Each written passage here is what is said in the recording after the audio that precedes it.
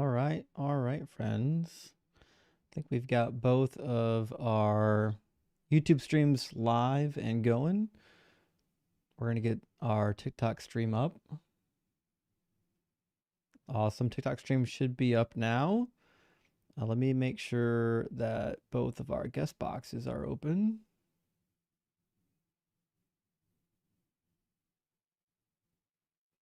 All right, bada bing, bada boom. We got it. Everything should be open and ready to rock and roll.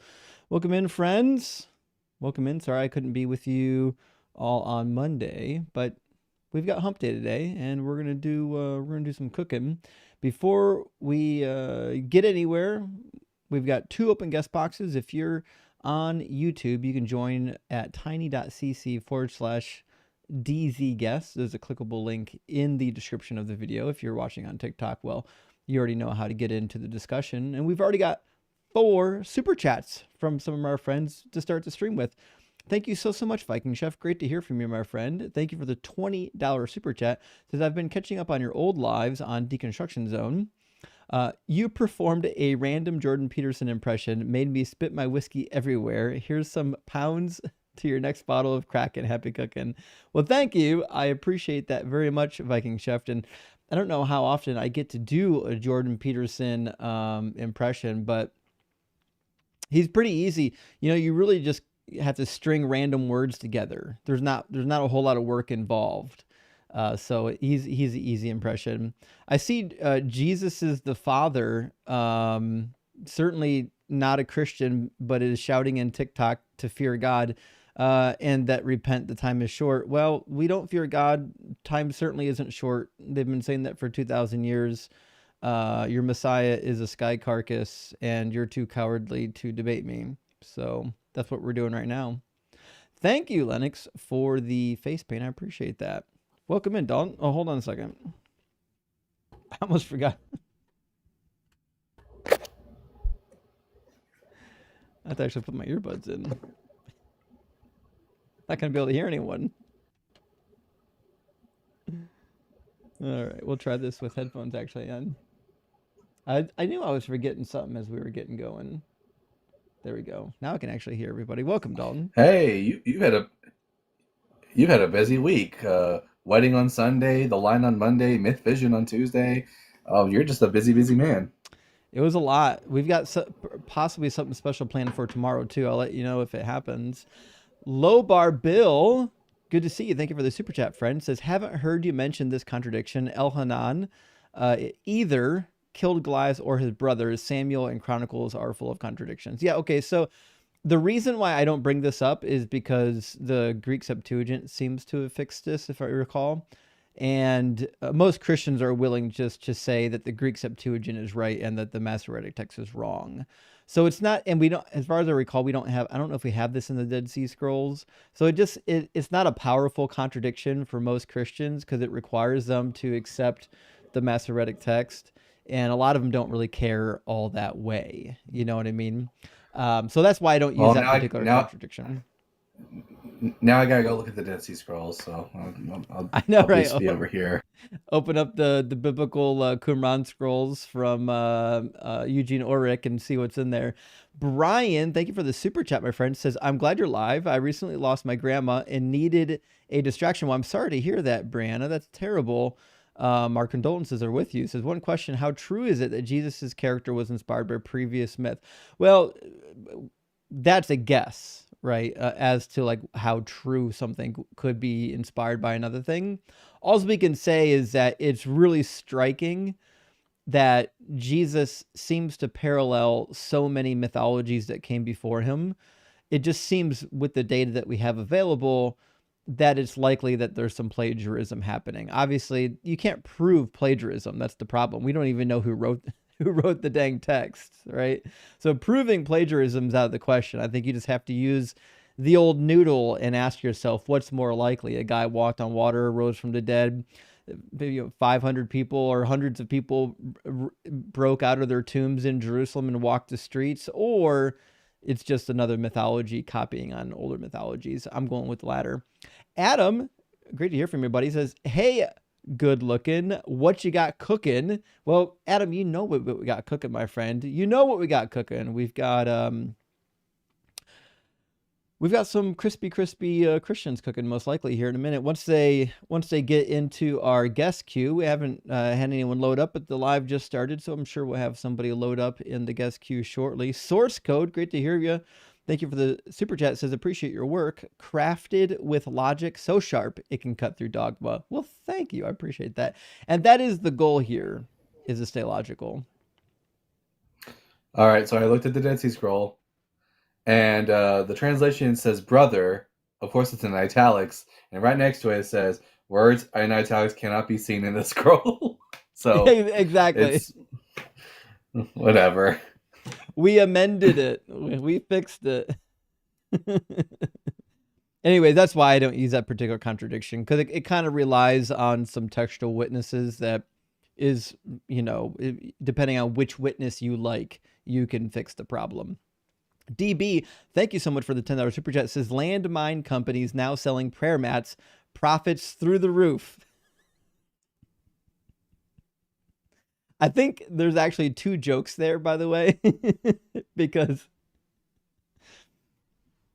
depending on who's on the mat, they theoretically could be in the roof. I think that's the second hidden joke in that. I appreciate that. Noko, thank you so much for sending out 10 DZ Debate gifted memberships. I super appreciate that, friend. And helping Mega Deconstruct, thank you for the $5 super chat. It says praise be to Doug and Sharon for this barbecue and for holding the line against Christian nationalism. Well, we're certainly going to try. When the most powerful government in the world is pushing Christian nationalism, certainly they'll pull all the levers they have at their disposal to make things happen. So there's going to need to be some people that are part of the resistance. So we'll do what we can, friend. Just be careful, because you could get yourself arrested. There are some parameters. And Ehud the Leftist, thank you for sending out 5 DZ Debate gifted memberships. Big W, my friend. And also another big W from our friend Dex. Thank you so much, Dex, for sending out 5 more DZ Debate gifted memberships. I super appreciate that.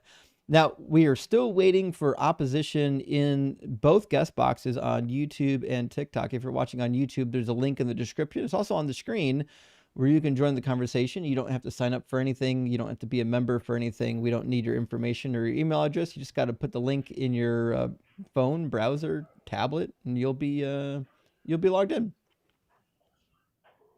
You know, Justin, since the last time we talked, I had 150 subscribers on my YouTube channel. I now have 400. Hell yeah, that's what I'm talking about. We're going to be up over 1,000 real soon. While we're waiting for opposition to come in, guys, make sure you're following Dalton on both of his accounts on YouTube and on TikTok. Thistle Honey, thank you for the face paint. Larry, thank you for the $10 super thanks. I super appreciate that, my friend. And Thistle Honey says, Justin, missed ya. Well, I missed being with y'all, but we're here now. And Lock Forey, thank you so much for the $20 super chat, my friend. Big W says, much appreciation for the content. Been binging like crazy, trying to get my Christian friends to watch now. Well, if you poke them enough, they'll typically watch. I remember talking to quite a few people on this live stream that called in only because like their atheist friend told them that they should call in, or it was a kind of a challenge. So maybe if you poke your friend enough, you can get them riled up enough to call in. You know, Justin, I had Cyber. He pointed out a really interesting historical contradiction to me that I'd never even thought about. Yeah, we're at. So, as you know, in the Gospel of Luke, as you know, in the Gospel of Luke, Jesus is born during the census of Quirinius, 6 CE. According to the Gospel of Luke, he was also baptized at the age of 30, placing his baptism at 36 CE. Then if you factor in the 3-year ministry, that brings his crucifixion to 39 CE. But Pilate was only the procurator of Palestine from 26 to 36 CE. That's actually on my cheat sheet, buddy. That's in there. Look at that. That's a good one. I told you. Look at that, Cyber. He's ahead of it. That's a good one. We've got that one.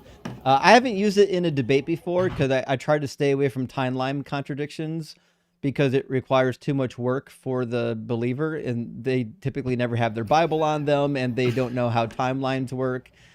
So it's not my favorite mode of contradiction, but it's just a rock hard contradiction. That's all there is to it.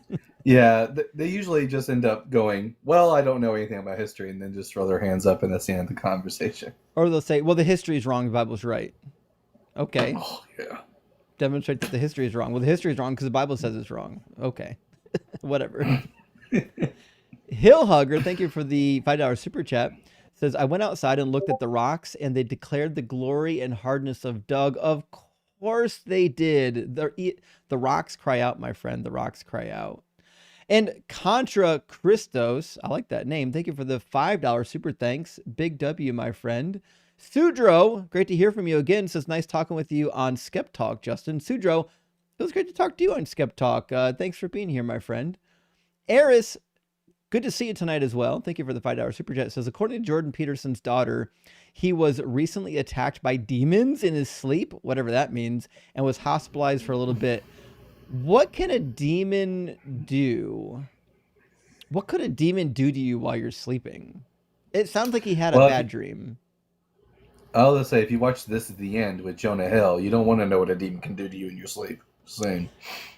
I know enough from watching skits, though, that you got to beat the demons off with both hands. One isn't enough. So if they come to you in the night, just know you got to use two hands. Parker, thank you for sending the Polaris map. I appreciate that. And yeah, Jordan Peterson, certainly, he's been attacked by something.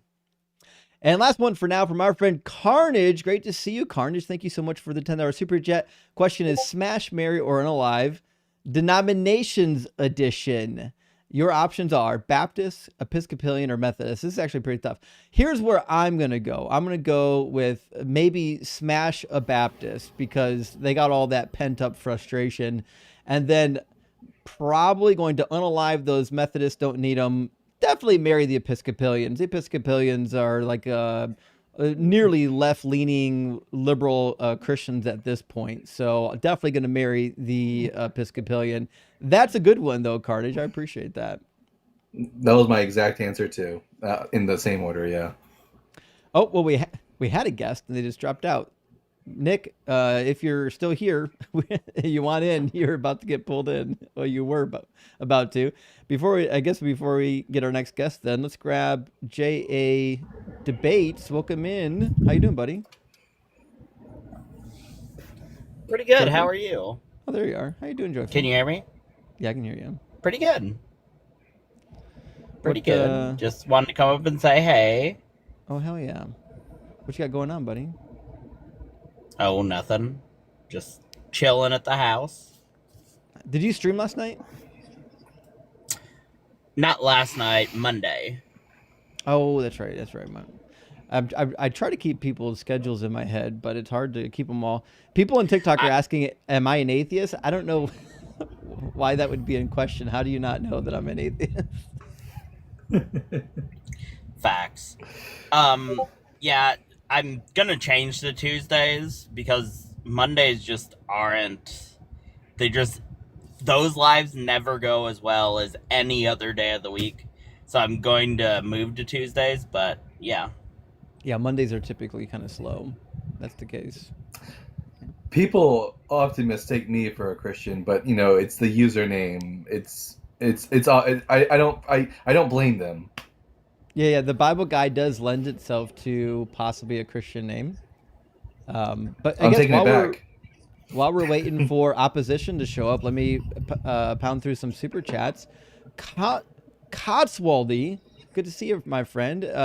Thank you for the $10 super chat. It says, please repeat the mutely he. Be bolder.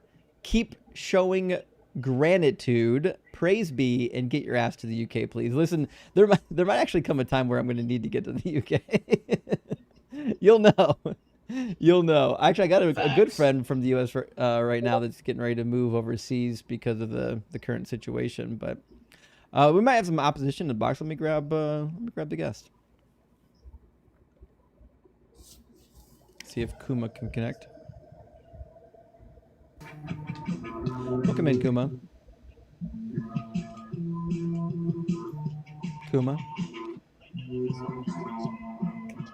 Kuma, can Hey, you? shut that off because it will unmonetize you. Oh, you're right. Shit, you're right. Yeah, on YouTube for sure. So Kuma wasn't real apparently, or that'd be by accident. We'll try YouTube. I think Nick came back. Also, somebody I can hear me echoing through their speaker. Is that? I think that's got to be joyful. Give me 1 second. Yeah, yeah. Is that any better? Let's check it out. Yeah, it seems to have taken care of it. Okay, we'll grab. Oh no, it's not better. It was better. What just happened? All right, let's grab. We got a guest in the YouTube queue. I think Nick came back. Nick, welcome It in. won't. Yeah, Hold on, Justin. yeah. I'm gonna drop because it won't even let me mute. I think there's just something screwed up with my TikTok. I'll request here in a minute. Sure. Nick, how you doing? Can you hear me? I'm good. I'm good. I hear you, man. I think I have a delay. Yeah, sometimes that happens, but I don't think it's too terribly bad. Man, believe me when I say this, man. I'm happy to speak to you, man. I'm an atheist, but I'm trying to send you a super chat, and I'm fucking up. I don't know how to do this shit. Yeah, don't worry about it. What do you got to say? Hey, long time listener for you, man. I Happy thought to I see recognized you. your name. Yeah. I've been throwing some stuff to you before. You know what I mean? Asking questions. You've been giving me some answers. You know what I mean? Doing some stuff. You know what I mean? I'm a Jamaican also. You know what I mean? Yeah, for sure. Yeah. Yeah. You know, but listen, man. Respect, bro. I was just trying to find out how I could send some super chats right now. I can't find how to do it. I don't know. It's not showing me how to do it. You know what I mean? I'm trying to pay my tolls and my debts to Sharon Stone and fucking Doug. You know what I mean? Well, typically, like if you're using the phone and you're in the live chat, there's like a little dollar sign. You have to hit the I dollar can't. sign. I'm not. I'm so sorry. I'm sorry to cut you off. I'm not seeing it on my fucking phone. I don't know why. But don't worry about it, man. I'm gonna Might figure not this shit out. might not be Make able sure I to where get you my live. tithes into you right now. Might not be able to. It's okay. Hey, this is not cracking though. You know, this is a do say. Well, drink one for me, friend. Hey, say no more, my brother. Bless, man. All right. Cheers. Cheers, buddy. Peace. Big W, Nick. Thanks for being here, Nick. I appreciate that. Yeah, if he figures He it out, he seemed like figures it out. fun. Yeah, he's been on the channel for quite a while actually. All right, let me grab our first guest. It looks like Real Miles.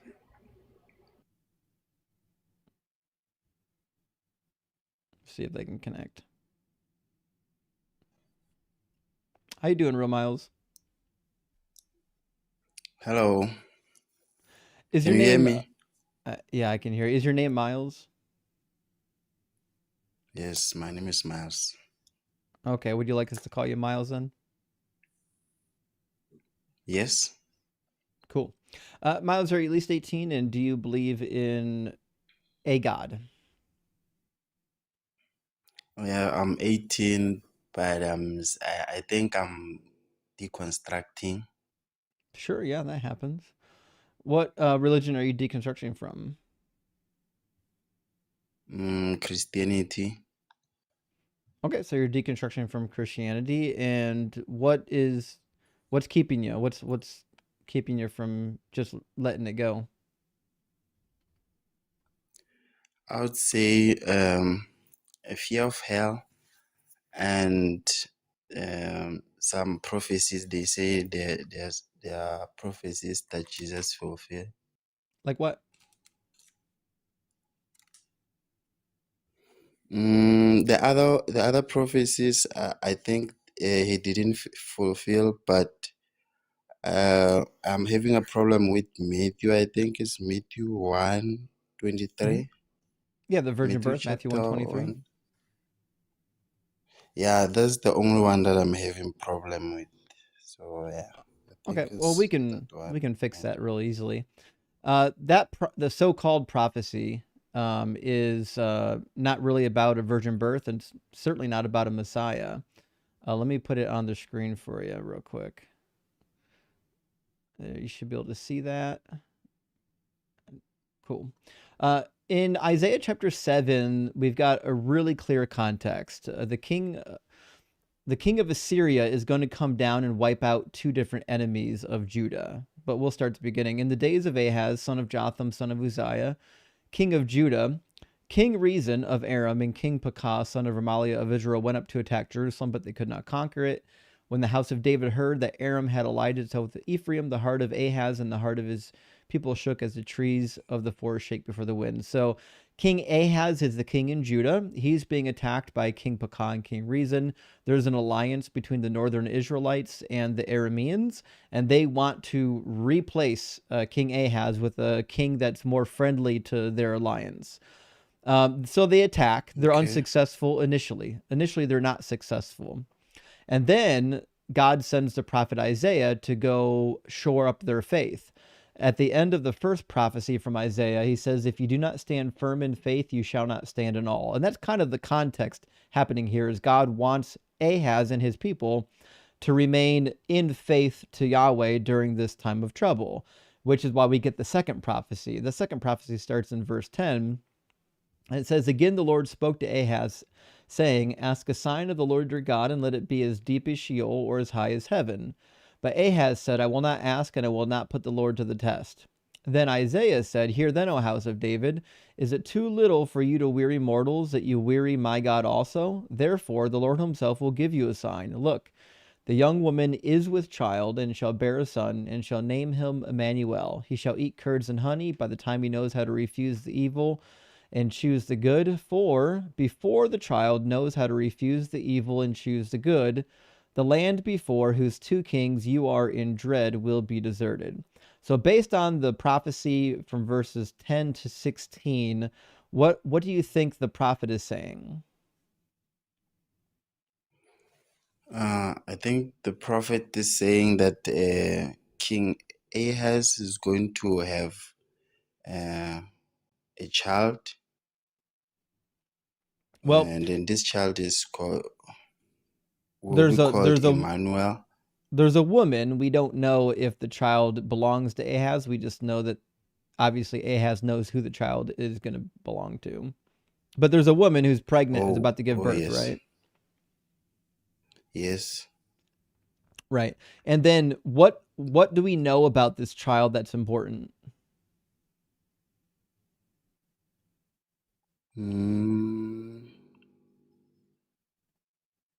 It says before the child knows how to talk, I think the two kingdoms will. Can you go so I can read?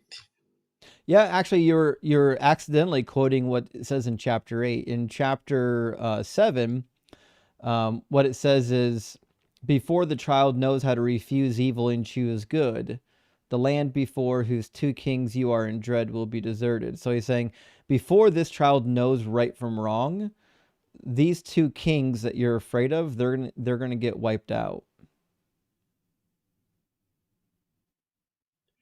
So how did this get into Matthew?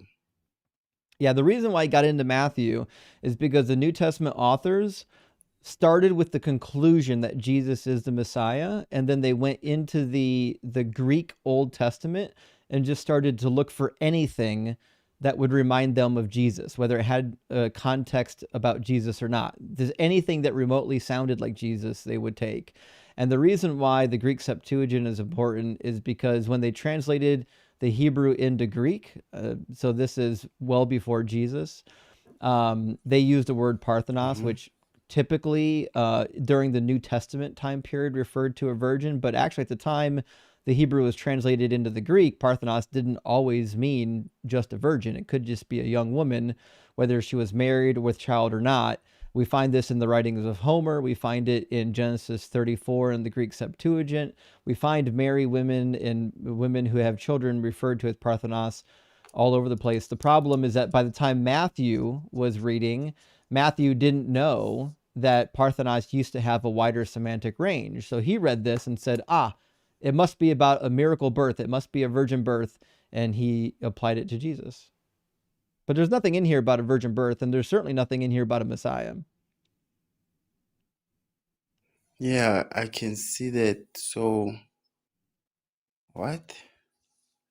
And unfortunately, all of the Okay. prophecies of the New Testament read just like this. They're randomized out of context quotations from the Old Testament. There's not a single prophecy Jesus ever fulfilled. Because I also talked to my sister, but she argued about this one of Jesus being on a donkey. Yeah, And that yeah, comes I think from that one also.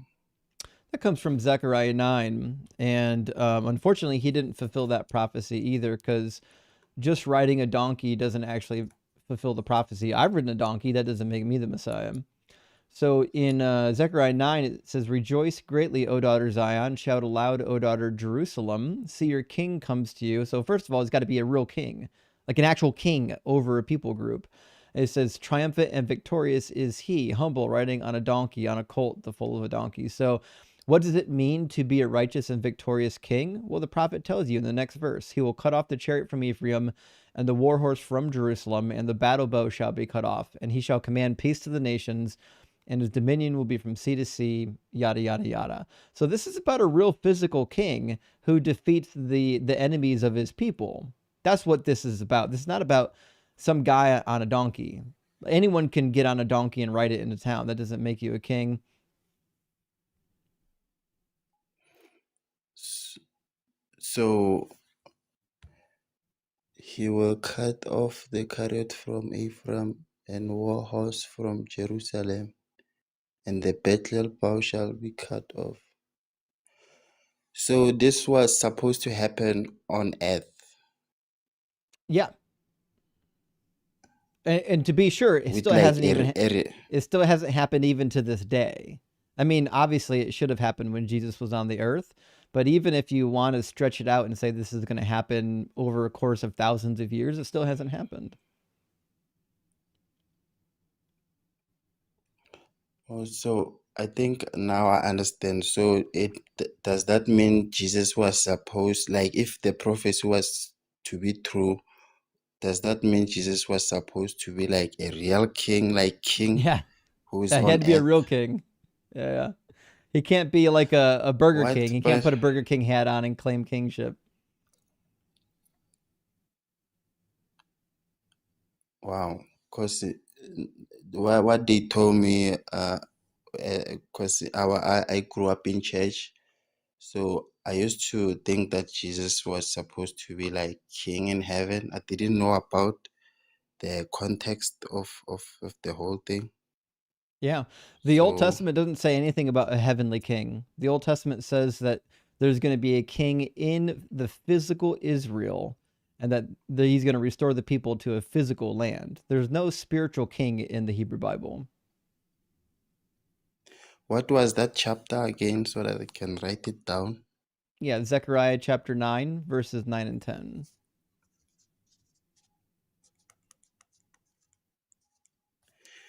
Okay. Um, and then the concept of hell, because I think that's the one that is keeping me from religion. Yeah, The well, I fear mean, of listen, hell.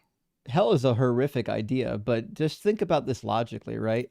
If God is a God of justice, but it says in Deuteronomy 32:4 that all of his ways are just, and if God is a God of love, which First Corinthians would certainly want you to believe, well, then it's asinine that he would send you to eternal conscious torment in hellfire because you just didn't believe the right thing.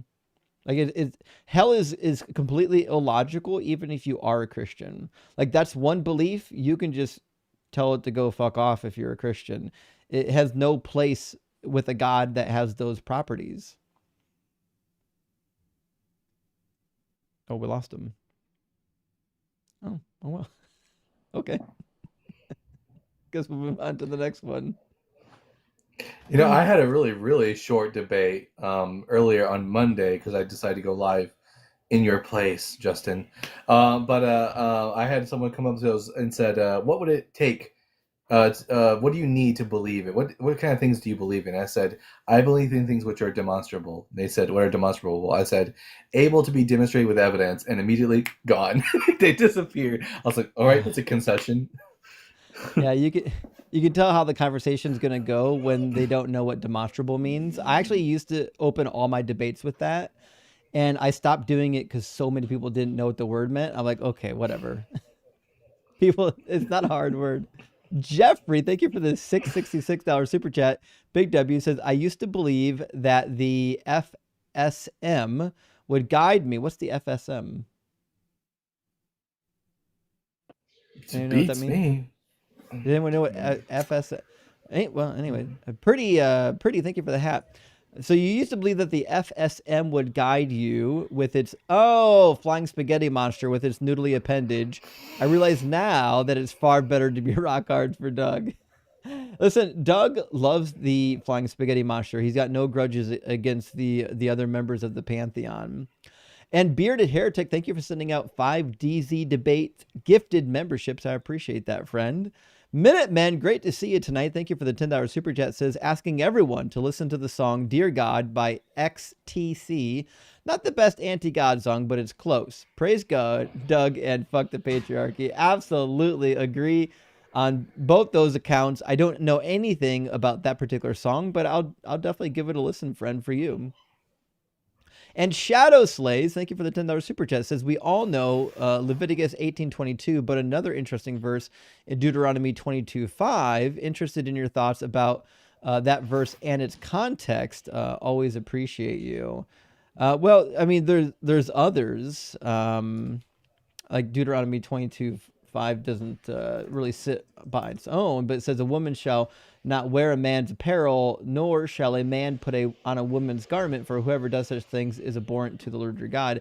We have a similar command against the effeminate in the New Testament. The reality is gender norms were highly important in this culture. And so I'm certainly not surprised at all that they wanted to do that. That's one of the reasons why penetrating a man as a man was so wrong, is because you're messing up the gender norms. It has a lot less to do with getting your dingling wet and a lot more with messing up gender norms. This is one of the probably Deuteronomy 22:5, probably one of the most difficult verses to actually like follow, because what one considers men versus women's clothing is very arbitrary. Like high heels and makeup and what do you call those things that women wear on their legs, the really skin tight ones. Anyways, the American forefathers wore all those things, so it's like it's kind of arbitrary. I mean, technically, Jesus wore a dress. So obviously, it's just got to be within the context of your current time period. Ray, thank you for the $10 super chat. Says, would say praise Doug and the dude, but neither require it. Both are. You are good as you are, and the dude would add man. I agree. The dude absolutely was. I'm a big fan of dudism, and I watched the movie. It's got to be at least once a year. Peter, thank you for the $10 super chat. My friend says, making flashcards in some languages, Spanish, Portuguese, German, French, and Italian, such a slog. Vocab is my weakest. No patience to memorize. Finally sat down to do it. Listening makes the time go faster. Well, listen, thank you for being here. And I agree.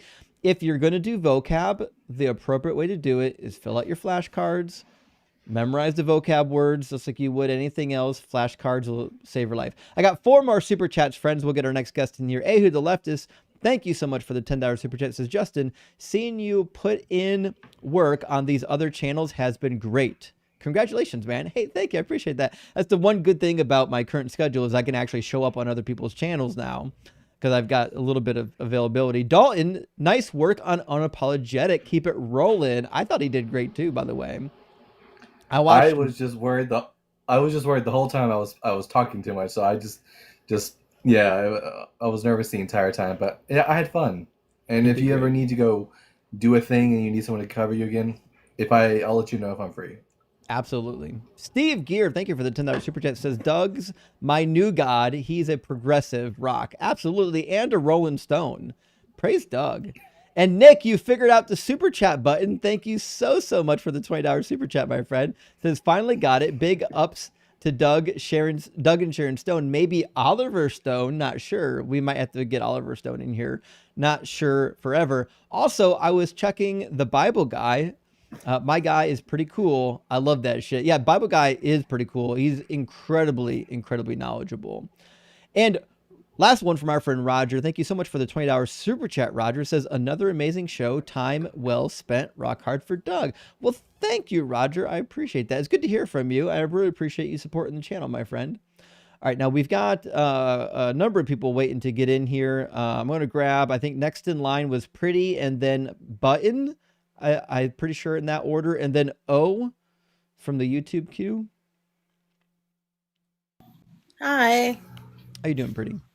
I'm good. So I'm deconstructing as well.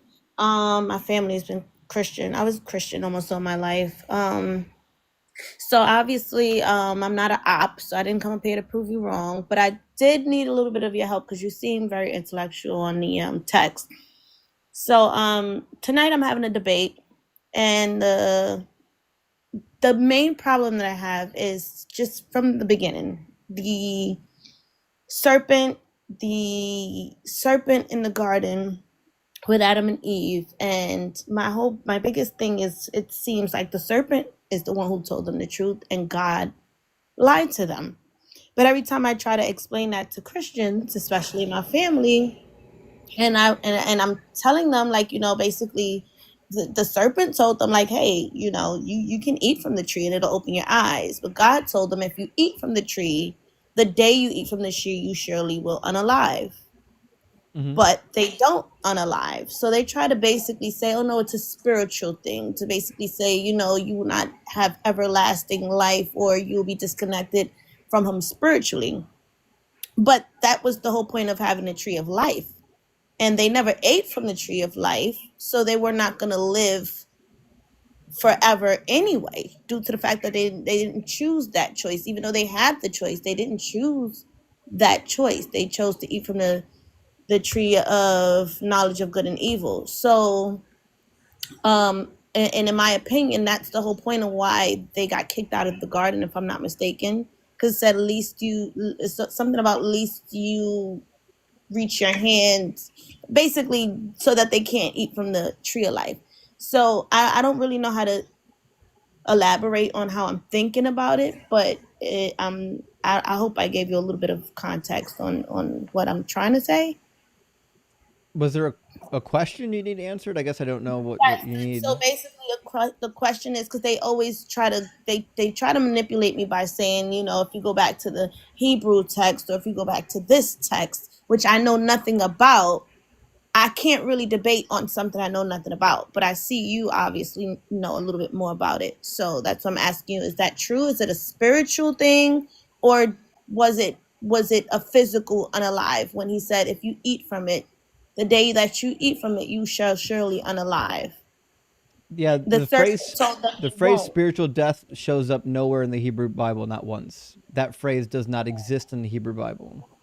Ever. So Yeah, it was a physical thing that they were supposed to do if they was to eat from it. Yeah, Specifically the Hebrew that Yahweh uses to describe this, he says mot tamot, which is like you will surely die. It's like very definite. And they didn't die, but somebody said, "Oh, sorry, unalive." So the other thing that they argue is one day is like 1,000 years in God's eyes, or something like that. But then they turn around and say God created the earth in 7 days. Yeah. So which is 7 days or 7,000 days? Neither. The problem is they want to get away from the idea day by just saying one day is like 1,000, but they would never apply that universally. Like you wouldn't apply it to the creation, because then you've got plants existing without sunlight for 1,000 years. It just is. Or Jesus, or Jesus dead for 3,000 years. Right. Yeah. It's just a silly cope. Oh, I'm glad you guys brought that point up. Okay. There's a whole bunch of other questions, but I'm going to let someone else get a chance. Thank you for helping me out. Thanks, Pretty. Good to hear from you. All right. Cheers, friend. All right. Well, I'm sure there's some ops in here We got to have some ops in the box somewhere. Mike Leitner, great to see you tonight. Thank you for the $20 super chat. That's generous, my friend. Says surrounded by ice, but the fires are kept warm with Justin's cooking. Thank you for being the right side, on the right side of history, Rock Hard Verda. Well, thank you, Mike. I appreciate that. Where are you that there's already ice? You must be up in the Great White North. We don't have ice yet. We got to wait for like Thanksgiving to roll around. They might not be referring to cold water. They might be referring to certain fascist soldiers. Oh, that ice. Well, that certainly could be the case. Yeah, good point. Matthew, thank you for the $5 super chat. Matthew says, "Hey Justin, I wanted to say thank you for the pleasing aroma of cooked theas. Much love, Rock Hard for Doug. Listen, I got you, friend. I got you." And last one, we'll get our next guest in here, Ms. Pickles. Thank you for the $5 super chat. Says a new Eastern Orthodox talking point is that the Trinity is logical and true. Well, it's not. Can you discuss why it's not the case? Can you discuss why that's not the case? That's not the case?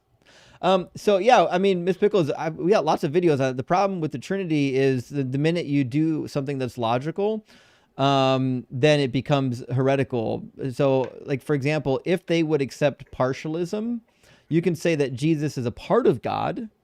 But if Jesus is 100% God, then there can be no distinction between Jesus and the Father. The minute there's a distinction, Jesus is no longer 100% God. That's why the Trinity fails. There's other reasons, but I think that's the most easy to ascertain. If you believe that there are two entities that are both 100% God, but they're not 100% identical, then you've got two different entities. They're not the same thing.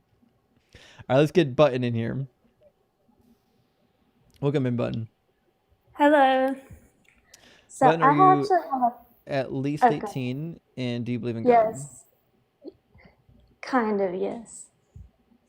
So I have a question. So if life is emergent, as we know it, couldn't God or like a type of God be emergent with... go ahead. Yeah, but it wouldn't be God. It'd just be an alien. But I guess, how would you define God, though? The creator of all things. Could it not be the like start of all things? If it's emergent, then it can't be the start. It could be the start of a new universe. It couldn't be the start of all things. Well, that's true. But I guess the question I'm getting at is when you think at some point in our history that we'll reach a point where we'll have so much knowledge, and with AI existing and being capable of existing forever practically, that we would come very close to having something similar to God? No. You don't think so? No, God can just vocalize things into existence.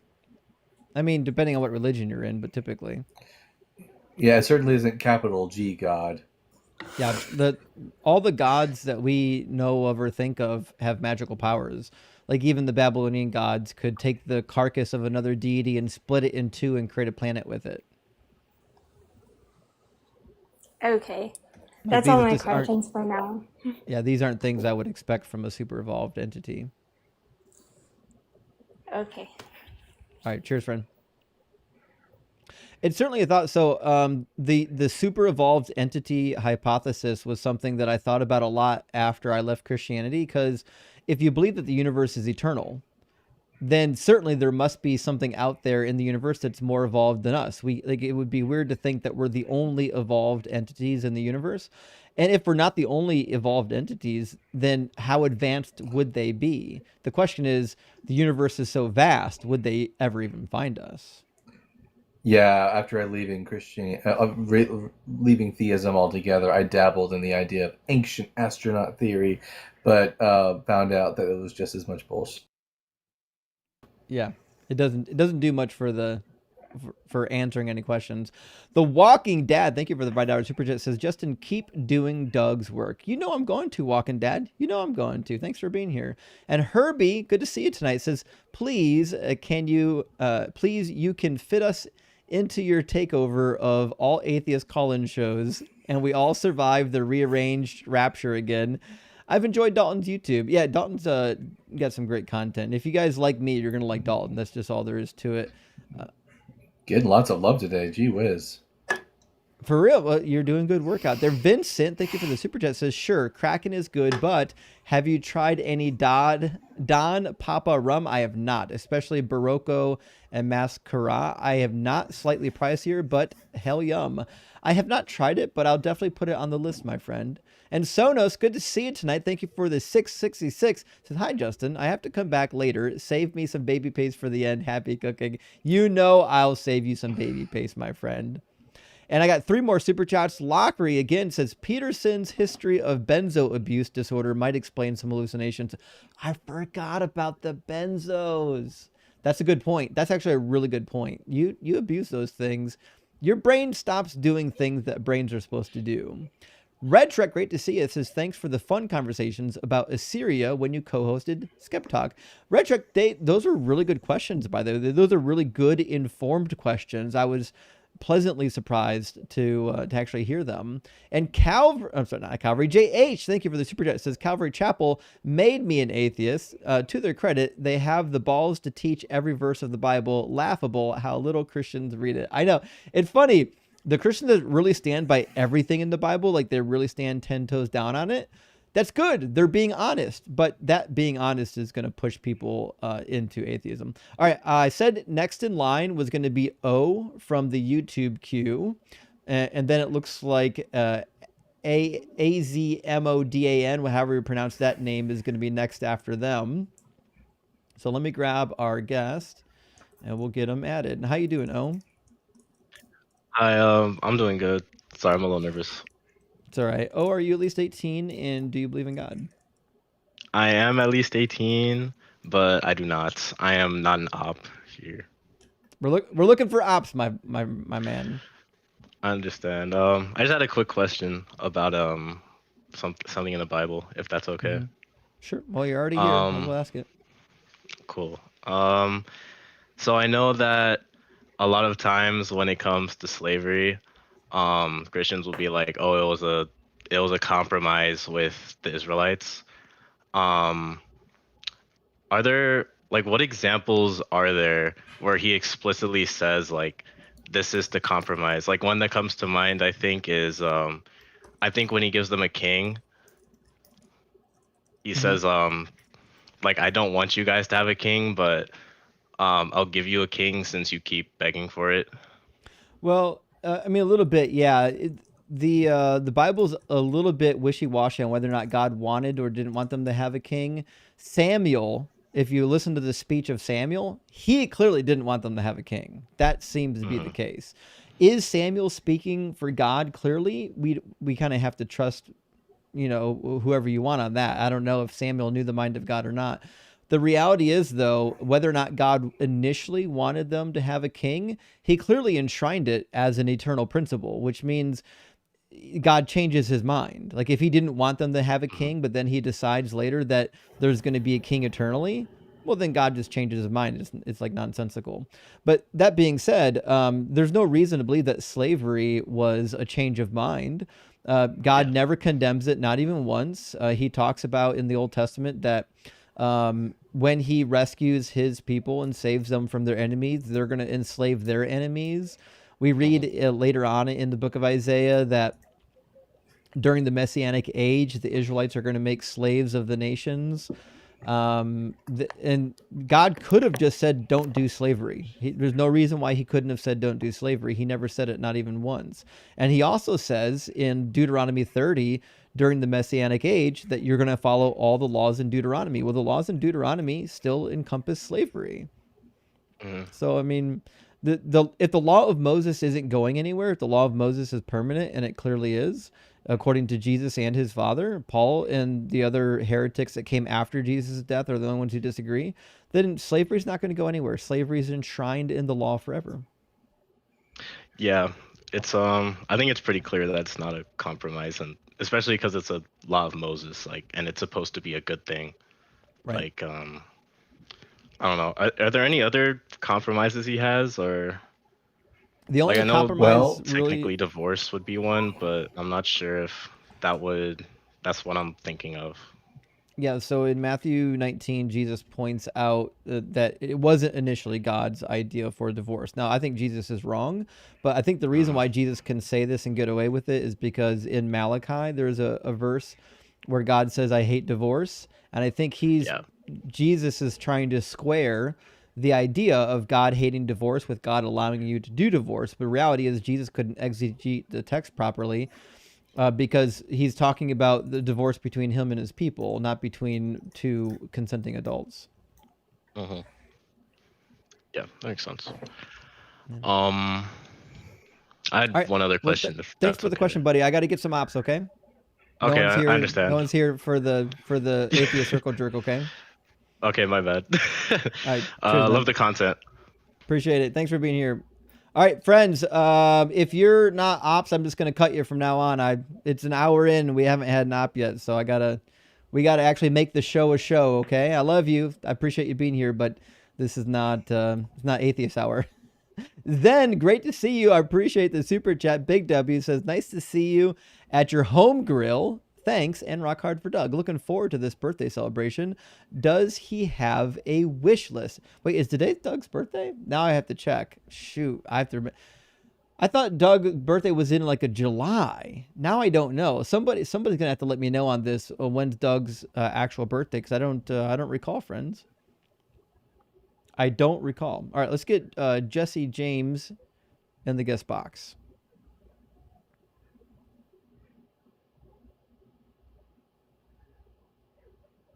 Maybe, maybe not.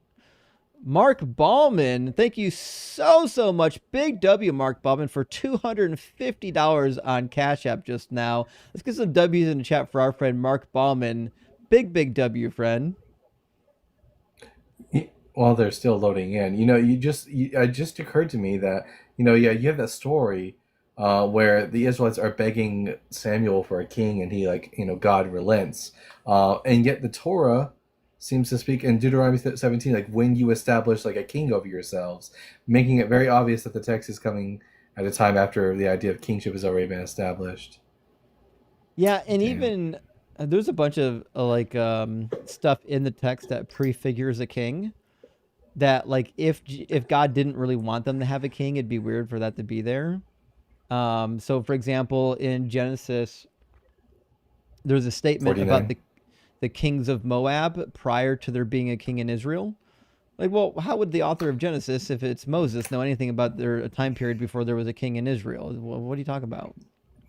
Right. Also, there's the quote unquote prophecies about King David, like a star shall rise out of Jacob, scepter for Israel, Yeah. or Shiloh. Yeah. Which is a whole other topic. We don't get to talk about it very much. I have a really interesting take on Shiloh. I've been reading into Shiloh all day, and I wanted to hear your take on it. I think it's a prediction for the division of the kingdom, personally. All right, let me grab. I'll flesh that out when we get some free time. Let me grab Asmodin. Did I say that right? Hello, Like the am I demon. here? Yeah, you're on Am the I stage now, here? but Hello? it turns That's out you awesome. are. Asmodin, Yeah, are you at I least did. 18 and do you believe in God? Yeah, I am 18 and I do. If you want to like shorten the name, you can just say A. Sure. All right, But, so A, which God do you believe in? would you offer a general deistic proposal or merely just like the Bible?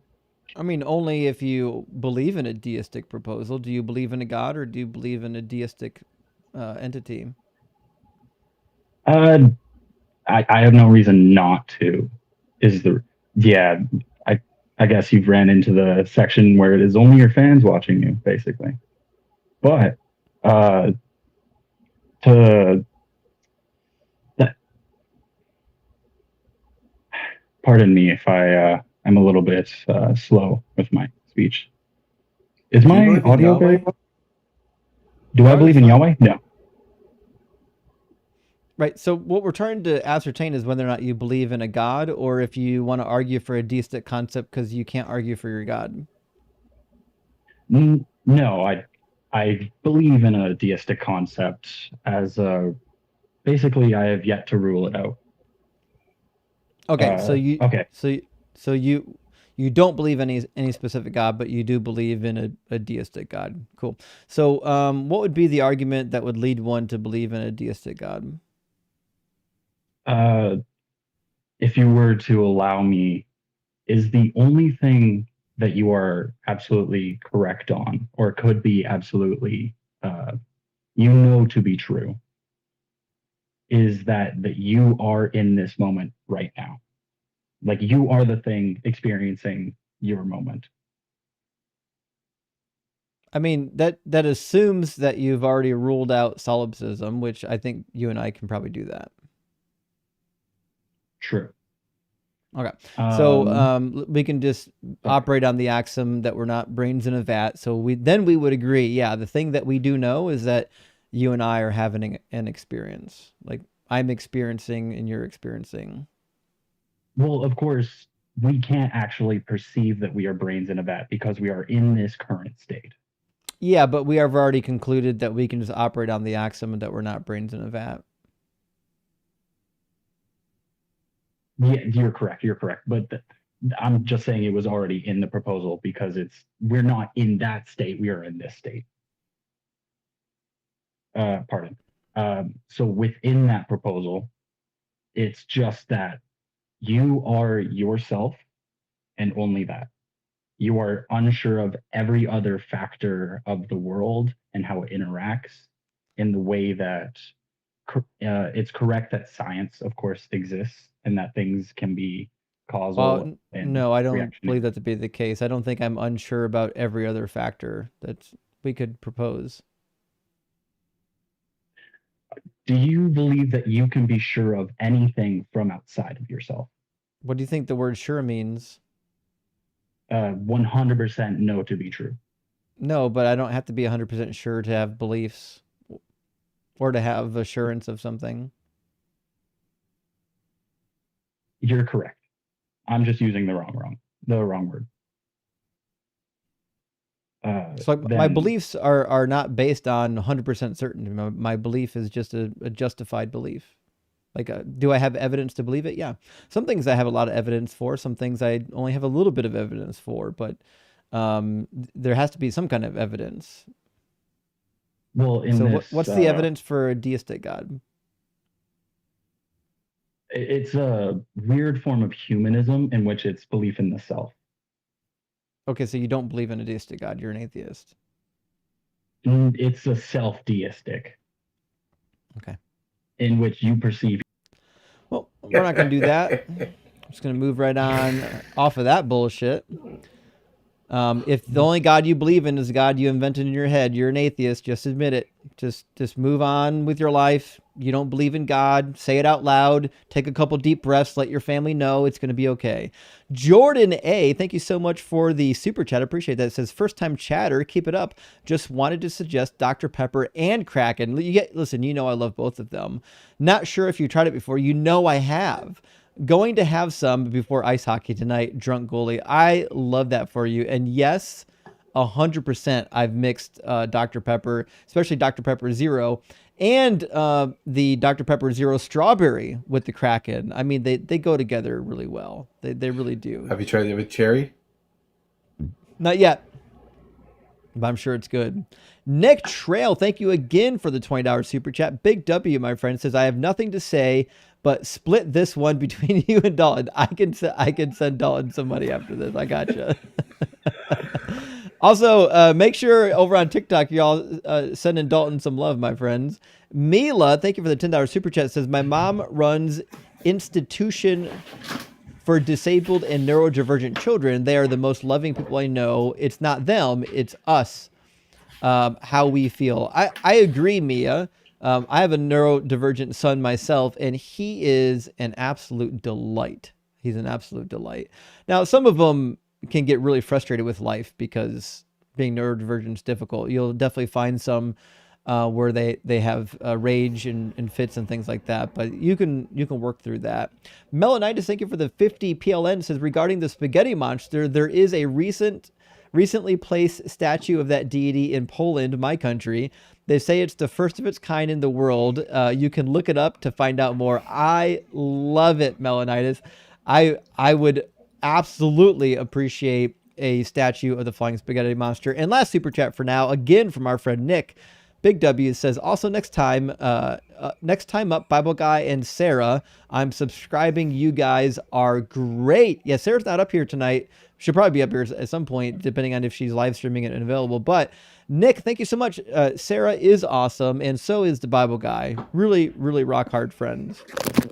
Let me get Paul the Christian in here. Well, he's coming up here. This is the picture of the shrine they were talking about. Oh, that's nice. That's well done. Yeah. Did a good job with that one. Welcome in, Paul. Yo, what's up? Paul, are you at least 18, and is it safe to assume you're a Christian? Yeah, I'm 43 Cool. and I'm a Christian. And do you believe that Christianity is demonstrable? I don't know the definition of that word. Do you believe that there is evidence for Christianity being true? For me, I'll say it is. Can you tell me what the evidence is? You know, as far as other people's worldviews, I use that as some evidence. You know, a lot of people say they know that it ain't no God, but they don't have no other answers for you. Answers for what? Like, for instance, yourself, you say there's no God. So, I mean, how do we get here? We didn't get here. The universe always existed. The universe always existed. What's the evidence that the universe once didn't exist? Well, I mean, I would have to say science. Science say it doesn't. No, science didn't say that. Science doesn't say it was a Big Bang. Big Bang doesn't say anything about whether or not there was nothing prior to it. In fact, most cosmologists agree that there was certainly something before the Big Bang. The exact form of the something is mostly what they're debating. Okay. So they say that the Big Bang caused the start of the planets, correct? Well, no, not necessarily. I mean, the Big Bang was a moment on the timeline that eventually planet formations occurred, but I mean, to say that planets occurred merely because of the Big Bang that's not really a connected statement. They formed because of gravity. Well, I kind of see where you at with it. I'm the same way as far as the Big Bang. It's a theory. It's not really fact. So No, it's a fact. germ theory is also it's germ. Do you believe in germs, Paul? I didn't hear you. Do you believe in germs? Yeah, germs What? are out there. Yeah, it's called germ theory. A theory doesn't mean the same thing in day-to-day speech as it does in like the scientific realm. Like you've heard of electrical theory, I'm assume. Like when I was in school for engineering, I had to take electrical theory. It wasn't theoretical. It doesn't mean that they're just spitballing. We pretty much know how electricity works. Yeah.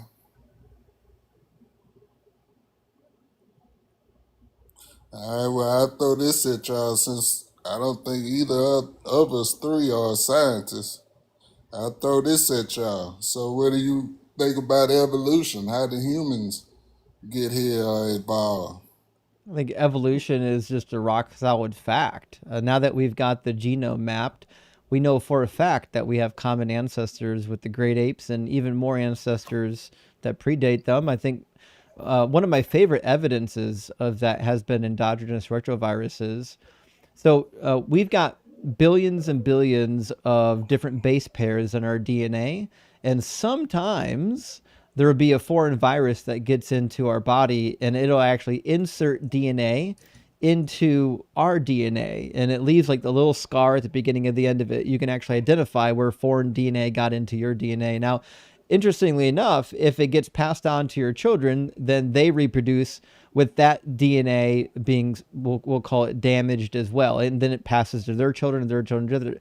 There's almost 215 of these endogenous retroviruses that all human beings have, and it turns out we share them with the great apes as well. And of these endogenous retroviruses that we share with the great apes, it's also true that we don't share most of them, if not any of them, with the rest of the plant or the animal kingdom. They're exclusive to the great apes and human beings because we had a common ancestor. And the idea that two individuals would have even one retrovirus in the same location is statistically impossible. The only thing that can account for endogenous retroviruses is direct reproduction.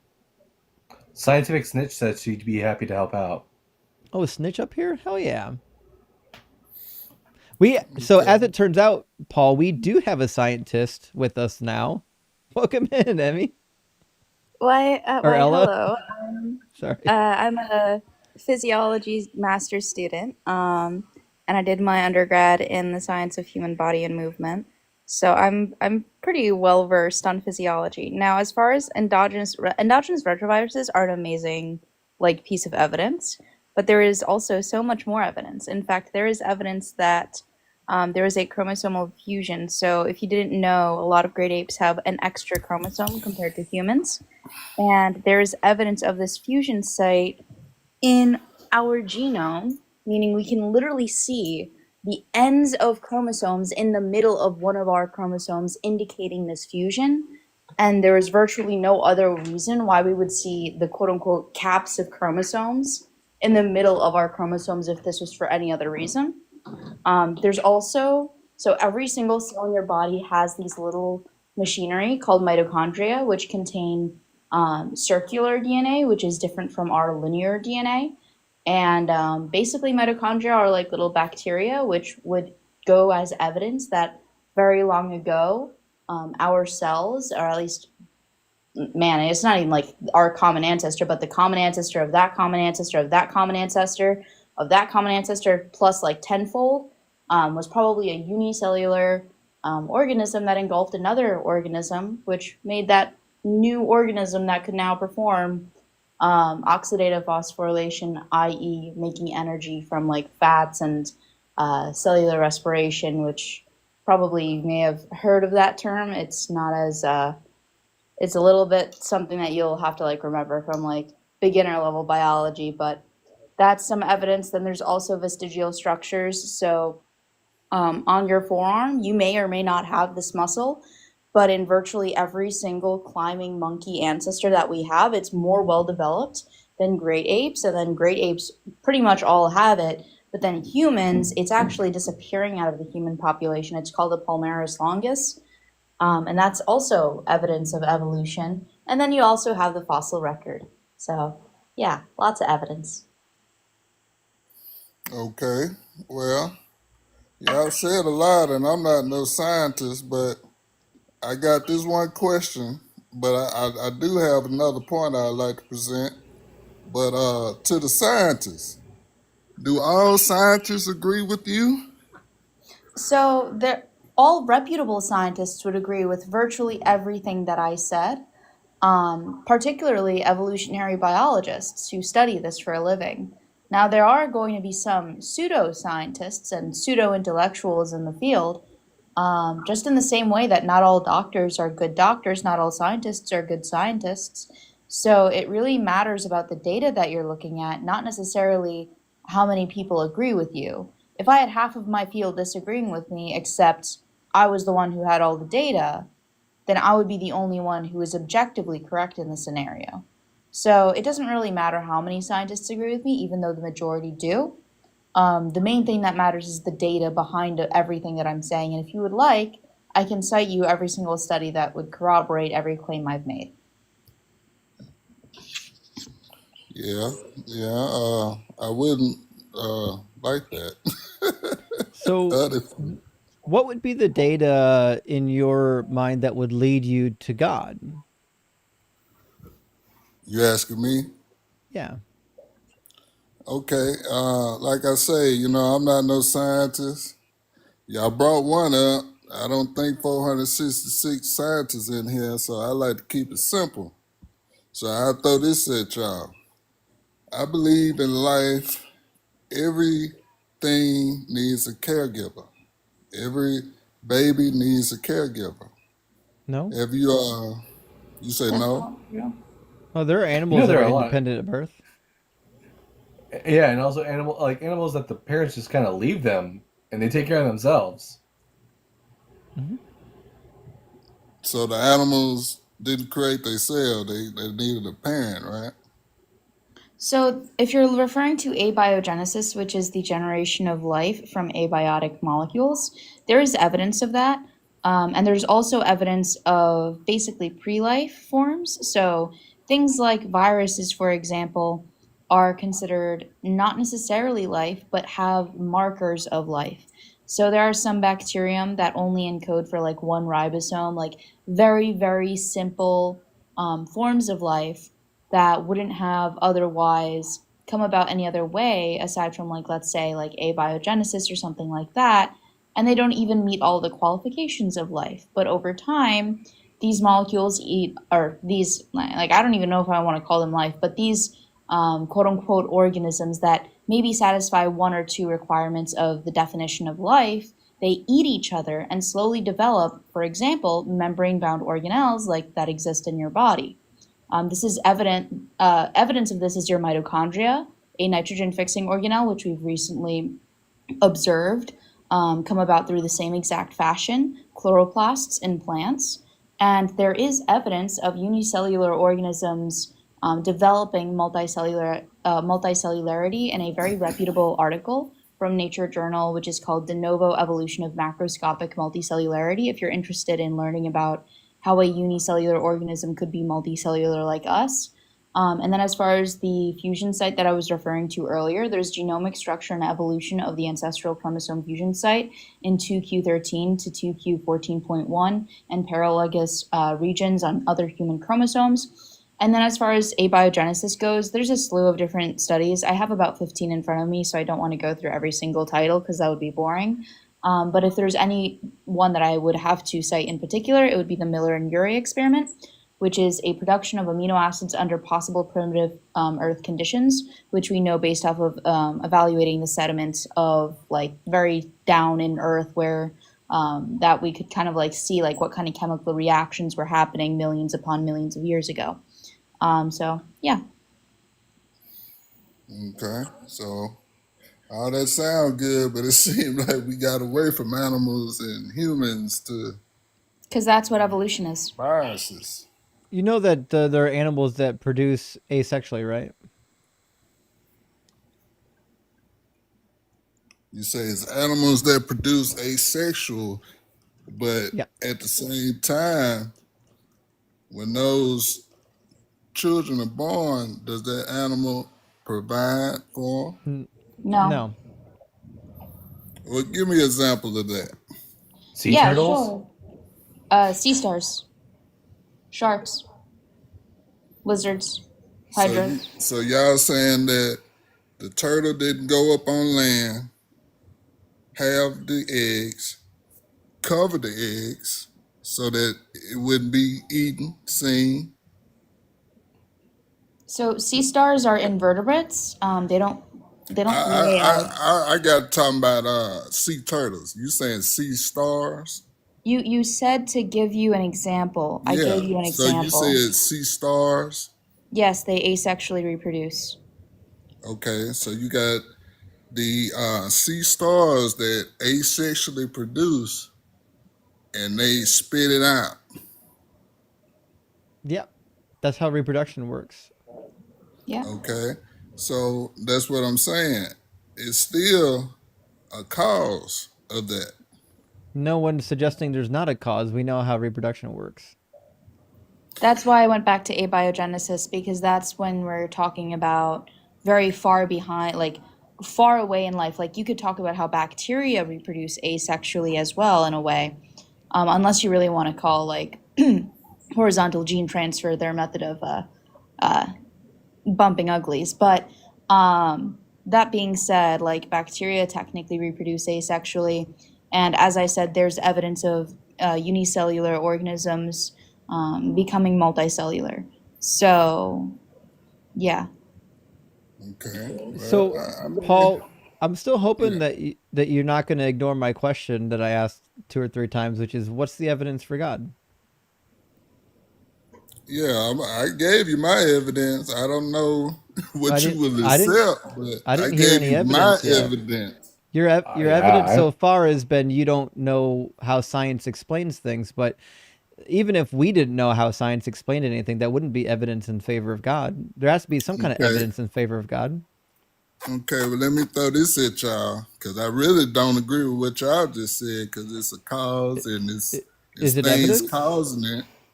It's just not just so you're clear, it's not Paul. evidence Like that it's not a God. Paul, just so you're clear, when like Scientific Snitch gave all her evidence for evolution, she didn't have to once talk about God, or she didn't have to like disprove what you believe. She just talked about the proof for what she proposes. You should be Yeah. able to do the same. You should be able to give us evidence for God without having to say anything about evolution or our worldview. Well, I understand what y'all saying, and I gave you my evidence. You didn't give You us didn't any Okay. give us evidence. evidence. You just said I I don't mean, know. that's You what said you're I don't saying. know how to explain this, therefore God. That's not evidence. I could say I don't know how life started, therefore I believe in the life-granting unicorn. That's not a real argument. I still have to substantiate that the life-granting unicorn exists. Yeah, and I can say the same thing about y'all asexual stuff that y'all believe that But I gave you evidence of it. magically You caused. you don't believe that asexual animals exist? It's not that I don't believe that. I don't believe that is the ultimate cause of I don't everything. know what you mean by ultimate. We don't have an ultimate cause of everything. I know, and Oh, Pro- wait, I think prove I prove that understand. there is Well, prove that there is a singular that ultimate cause that of all things, Paul. hold up. I think I understand what he's trying to get at. So, when I was describing abiogenesis earlier, there is a specific reaction where heat is introduced to methane, water vapor, hydrogen, and ammonia, which gives rise to the building blocks of life. And those building blocks can come together spontaneously as it's a favorable chemical reaction to form self replicating molecules. And self replicating molecules are the basis for all life. Once you put them into a cell membrane, which also forms in a chemically favorable way, especially in an aqueous environment like water, you get life, or at least you get pre-life, which is what I was describing earlier.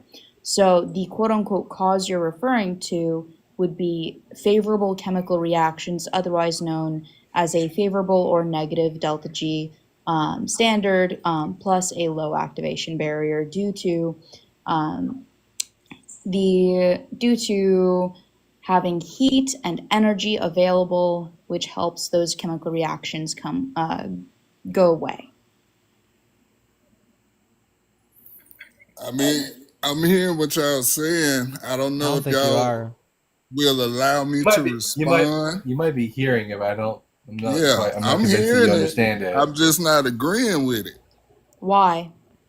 because y'all are sitting here. I asked you, do every science agree with you?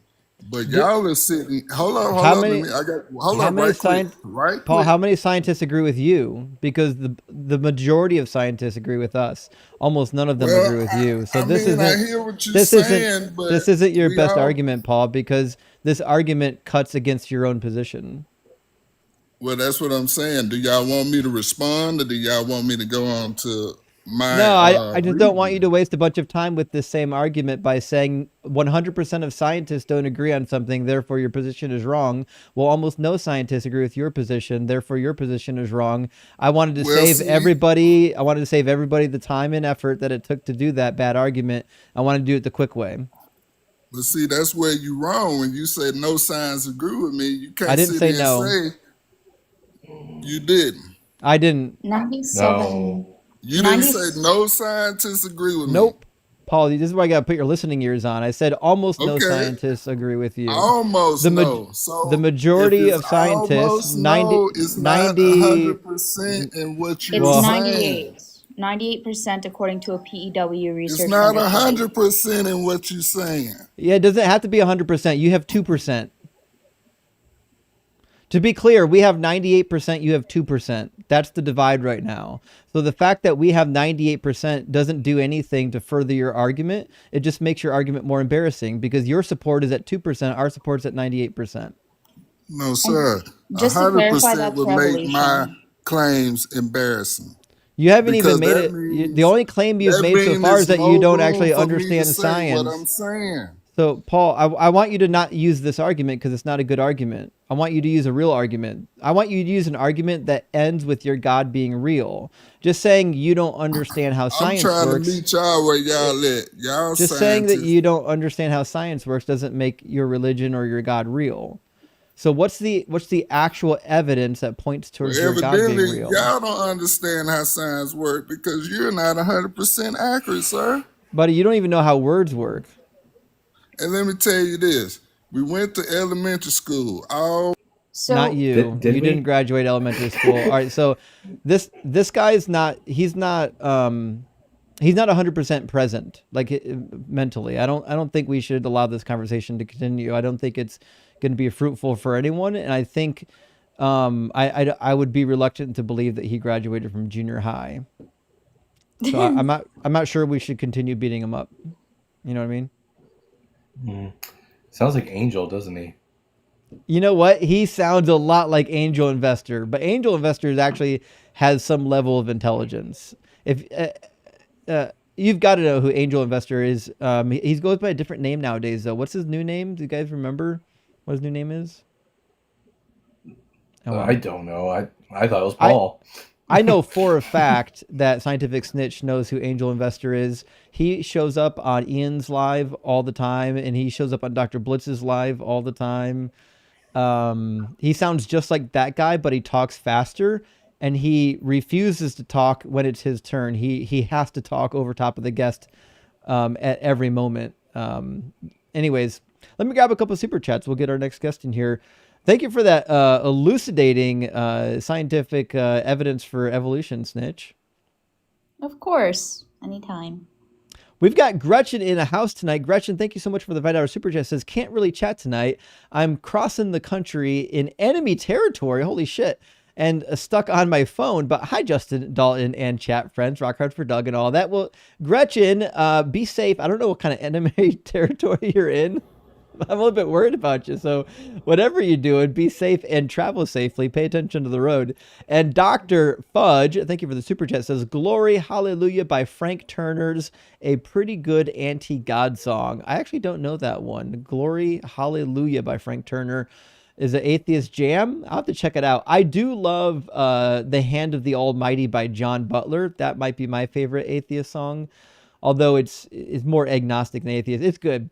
John, thank you for the super chat, says, I see the sweatshirt, Justin. Today was chillin'. I need a Bahama cruise. Well, it's no longer hot. We'll say that. It's not cold here yet, but it is no longer hot. So yeah, I've got I got a second layer on. Thank you for the support. I hope you enjoy your cruise. And Steve says, there's a lot of ice with the capitals in the Great White South too. Yeah, I believe they're deploying ICE to a lot of different locations now, if I am reading the news correctly. Piao, thank you for the super chat, says, would go for Kraken, but my small liver can't handle that power without crumbling like a rock. Unlike almighty Doug, still rock hard for Doug. Keep up the good work. Well, Piao, you don't have to drink Kraken. I only recommend drinking adult beverages for those who can handle it, and those who can handle it safely without harming themselves or others. And Rangama says $2 for beverage support. Hey, I appreciate that. I actually did restock my Kraken this weekend, so I've got more Kraken loaded up. Twisted Scriptures, thank you so much for the $1.49 super thanks, and it's good to see you tonight. I appreciate that. S with us in the house tonight as well. S says the serpent was incapable of lying.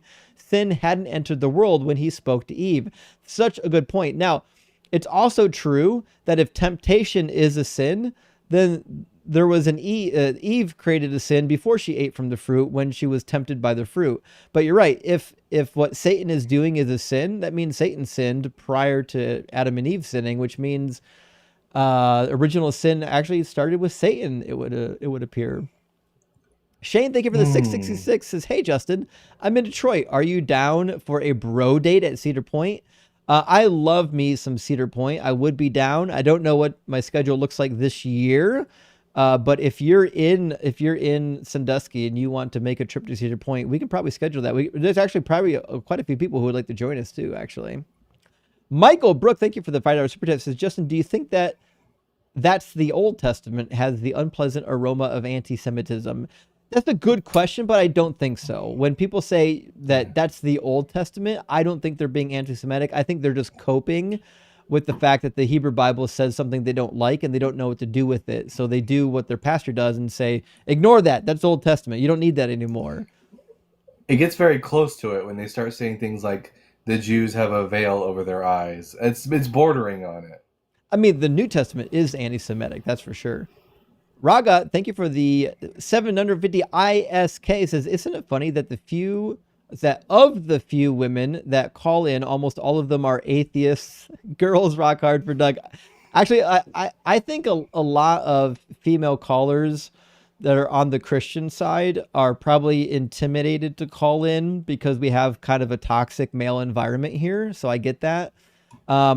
If you're watching this and you're a woman, you don't have to be scared. I'm not going to bite your head off. I only treat the asshole male guests that way.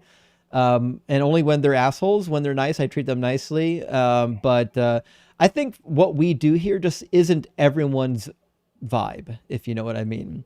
And Science Lover, thank you for the 729 THB, says, hi Justin, praise Doug. I have an evangelical sibling who traveled to the Holy Land to walk in Paul's footsteps. I was thinking of getting him a Harvard Study Bible to add some truth to his assumptions. Do you agree? Well, I think what you want is the Oxford Annotated Study Bible. And good news, friend, they finally have a release date. They were saying they were going to release it at the end of 2025. Currently, you can pre-order it, and it should come in the spring of 2026 if you pre-order it. The Oxford website now finally has it for pre-order. Unfortunately, we don't have any guarantees it'll be here before the end of the year. Space Lord says, God also omitted the parameters of the punishment in the Eden story. Christians ignore the lies. Cognitive dissonance is a hell of a thing. It really is. But that's a good point, because Adam and Eve were not given all the information they needed to make their decisions. So God set them up. If God didn't tell them that natural disasters and diseases and torture and everything else was going to happen after this, then he misled them. And last one for now from our friend Twisted Scriptures. Great to see you again. It says, hey, Justin, ran out of coins, so you can call this the widow's mite. Keep growing. Well, Twisted, thank you so much. I deeply appreciate all the love and support that I get from you on this channel. And if you're pinching pennies, you don't have to spend it on me, friend. Take care of yourself. I promise. I'm okay. I'm just fine. All right, let me grab our next guest. I think our next guest is going to be Anglo and then Saan or Sean. I can barely read the text because my screen's so small. But I think Trev might have been here longer than Sean. I think they just got moved around in the queue. I think might have dropped out and come back, which is why he got moved in the queue. But I think Trev's been here for a while. I'll grab Anglo and then Trev and then Sean. I remember reading Trev's name a while ago. How you doing, Anglo? TikTok's got to do something about the way that the guests come and keeping them consistent. I really wish they would, yeah. Anglo, are you at least 18, and do you believe in God? Yes, I am. And yes, I do believe in God, and I make the transcendental argument. I'm sure you've heard that before. I just would like to present it to you, obviously. Yeah, this would be my first time hearing tag. It works every time. So I don't know if you answered the question fully yet, though. Do you believe in a specific God? Do you believe in like a Christian God, Islamic God, Buddhist, quasi-God? Not necessarily, no. Okay, so you just believe in a generic classical theistic... theism, perhaps. Okay, and would you swear on Jesus's life that you don't believe in Jesus? No. Why Christians always come up here lying to me about not being a Christian? You guys are embarrassing. It's for the sake of debate. It's crazy that you guys have to get up here and lie. Okay, well, we're not moving forward until you swear in the name of Jesus that you're not a Christian. Are you going to address the argument, though? Are you going to address the fact that you started the argument with a lie? I presented the argument before you asked that question, though. No, you didn't. I did. No, you didn't present the argument. You just said, I want to run tag. No one cares. Yeah, sure. And you said that you were familiar with it, so Yeah, I know. wasn't we hear sure it, if I needed to explain we it. hear it literally every night I go live. I don't know why you think now is going to be the If you time hear it that every tag night, then finally works. do you have do you have a particular premise that you reject? Yeah, premise number 2, also don't care. Also, it's boring. Also, I want you to defend your actual faith, not the thing that you quasi believe in. You don't believe in a theistic God. You believe in a specific God. And if you're embarrassed to defend that specific God, then you're in the wrong place. You said you reject the second premise.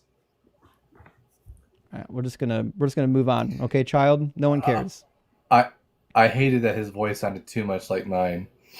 Oh no, yeah, I'm sorry about that. Yeah, no one gives a shit about defending a God you don't believe in. I have kept a pretty strict line here. If you want to defend a theistic God, you have to be a theist. You don't get to be a Christian or a Muslim and then deny the fact that you have a God. Now, you can deny it and fool me. You can do that. But if you do that, don't come back later and admit that you're a Christian. I'm going to cut you. You got to come up here and be honest about your position. Yeah, don't forget if you what Jesus said, that if you deny me before men, I'll deny you before my Father in heaven. That's right. Yep. Don't be that person. Listen, you could have just came up here and said, "Listen, I'm a Christian, but I'd want to run tag." I probably would let you do it. What you didn't do is that you came in, you lied about being a Christian, and then you got mad that I wouldn't let you lie to me. That's why you got cut. Don't do it. All right, let's grab our next one. It looks like Trev. Coming in from our YouTube queue. Maybe. Let me see. Why does it show Trev not fully connected? Oh, we'll try it. See what happens. How you doing, Trev? Trev? Trey. It's Trey. See, when I read it on Video Ninja, the text, the bottom of the Y gets cut off. When I read it on the YouTube screen, actually, I can see it. Yeah. Trey, no one can hear you. Something's wrong with your connection there. Or it looks like you have maybe a microphone not plugged in. I think his connection's shitty too. I don't think he's actually fully connected because I can't access his audio video settings. Yeah. All right. Trey, you got a shit connection, buddy. You gotta find a better connection. All right, we'll see if he comes back. I just want to say that the last guy was 100% a Phil, bro. Oh yeah, well 100%. Oh, yeah. And like, if you want to waste my time with tag, you have to at least come in and not lie to me. Like that's the bare minimum. I just want to say, how do you say that you're not a Christian but believe in a book character when that book character doesn't have evidence of even existing? Yeah, that's crazy. It's crazy that they're so terrified of just admitting that they believe in the sky fiction. Have you ever noticed they all have the same cadence? They all sound like they're very bored of their own lives when they talk. Yeah, trust me, we're all bored of hearing tag too. I can't believe in 2025 they still get on people's live streams thinking they're going to run tag. Cyber, welcome in. What's up, man? How you doing? Good. How you doing? Yeah. So I am a Christian, but I think that I do in the order in which I came to the belief in God was more of a classical theistic type of argument view. And then I went to the historicity of the Bible, and it led to me to Jesus, and also, of course, personal experience. But the reason I wanted to come up was to ask you and maybe discuss morality, because I think morality. Sorry, I got a phone call. You want to make the moral argument for the Christian God? Well, yeah, I mean, I don't think that the moral argument is going to work for a specific God. It's a classical theistic argument. And then after that, once you accept that God's real, you can go, okay, which one? And then look at history. Well, I don't think the moral argument works for the classical theistic God either. Why would I? Well, I'll just let you go ahead and run it. Give me your argument Yeah. for Yeah. what I assume is going to be objective morals, and I'll tell you why it doesn't work. And then I'm just going to Yeah, add I a run secondary. I run a reductio. Oh, God. And just real quick, I just want to add secondarily, there's a huge problem that the God of the Bible is not the God of classical theism. Those are two different deities. But yeah. Yeah, and we do The God. also. Do you know what a classical theistic argument is? Yeah, we do also have a timer for these types of arguments. I want to put 15 minutes on the timer. If you can't get through your syllogism and prove your point in 15 minutes, then you didn't do it very well. Okay, I mean, I'm not a master of philosophy, so I don't know if I can give you a proper syllogism, but I can definitely get through it and be coherent. So, for one, a classical theistic argument is just for arguing for like a creator God in simplicator, so that out of the way. I'd take the stance to do a reductio, and it's either going to be the case that morality is subjective or not. If it is not subjective, then it is based on something objective. Can we agree there? Yeah, I mean, but we don't agree on the fact that theism leads to objective morality. So you believe in subjective morals as well as me, you just don't realize that you do. Well, I mean, I don't take subjective to mean any mind at all. I take subjective to mean that it is going to be a limited mind dependent. Why? What's the word subjective mean? Limited mind dependent. So if it's dependent on a limited mind, then it's going to be subjective. That's not what that means. Why are we inserting limited? I mean, you can. Yeah. Let me change the definitions of words to make my argument work. Yeah. Yeah, I mean that's all. That's all words are. I disagree. That's not the word subjective. Okay, I mean, are you doing an internal critique? No, I'm just using words the way they're actually defined. Well, you can use different words if you don't like what the words mean. You can use different words. Do you agree? Okay, well, hold on. You do realize I could say that flute means the tree outside, right? You could, but we're talking about a word that has an actual definition. When we say that something's subjective, it means it's mind dependent. And if your God has a mind, then it just means that it's dependent on your God's mind. It means it's subjective. So you don't believe in objective morals. You believe in divine command theory. Well, hold on. No, I mean, I definitely believe in divine command theory. That doesn't have anything to do with being objective or subjective, right? Wrong. So look, hold on. This goes for any word. Does your God have a mind? Hold on. Let me finish. Hold on. Let me finish. Right. Let's go step by step. Yeah, you've now brought up 3 points. Let's start with the first one, which was the definition, right? Please don't steamroll me. You could just answer the first. That's going to be a fallacy. Well, that's what I'm trying to do, and you asked 2 more after that. So how do you expect me to answer the first one if you ask me 2 more? Yeah, because you're interrupting me and asking me questions as I'm trying to answer it. Okay, so let's not do that. Okay, so what's the definition of subjective? Limited mind dependent. You rejected that, okay, and then you asked, well, show me where that definition is. Where can I find that? Yeah, internally to my worldview. Oh, I reject your definition then. Yeah, in your worldview, that's fine. You can mean something different by subjective. I assume that you're asking to see if my worldview is... Okay, well, then I'll just redefine objective morals as bumbleshove, and I believe in bumbleshove, and therefore I have objective morals. Like, if you're just going to redefine words to whatever you want them to be, then I'll just say whatever my moral system is, it's objective, because I've redefined the word objective to mean my moral system. What a crybaby, terrible argument. Yeah, wait, so let me get this straight. You have a problem with people defining words to mean certain concepts internally to their worldview. If their definition is different than yours, you can't just change the definition of words so that it matches your argument. The argument must be designed to use the words based on how the words are actually defined. You don't get to redefine the words. Wait, hold on. Redefined according to who? This is embarrassing. I'm just going to turn the Fibro timer off now. Yeah, how can we have a cohesive discussion if we can't even, if we're not sharing the same meaning of words? Yeah, sorry, Cyber, you're not fit for this discussion either. I'm going to move on to an actual adult with a real argument. I'm not going to do another 10 minutes of let me redefine words so that my new definitions will make my argument true. That's just not honest. I'm not interested in that dialogue. I'm not going to subject my entire audience to that boring discussion. Mac, thank you so much for the $5 super chat, though. It says, if Jesus imagined the fruit from Genesis as a fig, the cursing of the fig tree makes way more sense. The Holy Spirit must have been a hack writer. Well, actually, Mac, most scholars agree that the fruit was irrelevant. The peri in Hebrew doesn't mean a particular fruit. It's just a fruit. Was it a fig? I don't know. Figs are native to the land. It certainly could have been a fig. But I don't know. Because they both ate, they both ate cursing from of the fig tree.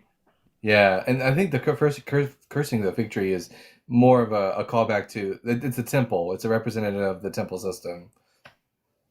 That certainly could be the case. Nick, thank you again for the $5 super chat. Says, I live in Florida. Whenever you get a chance and you show up in Florida, hit me up and get a haircut. Well, Nick, I certainly will. I don't know when I'll be in Florida next, but when I go to Florida, it's usually in the wintertime because it's cold here in Brown's territory and warm down where you're at.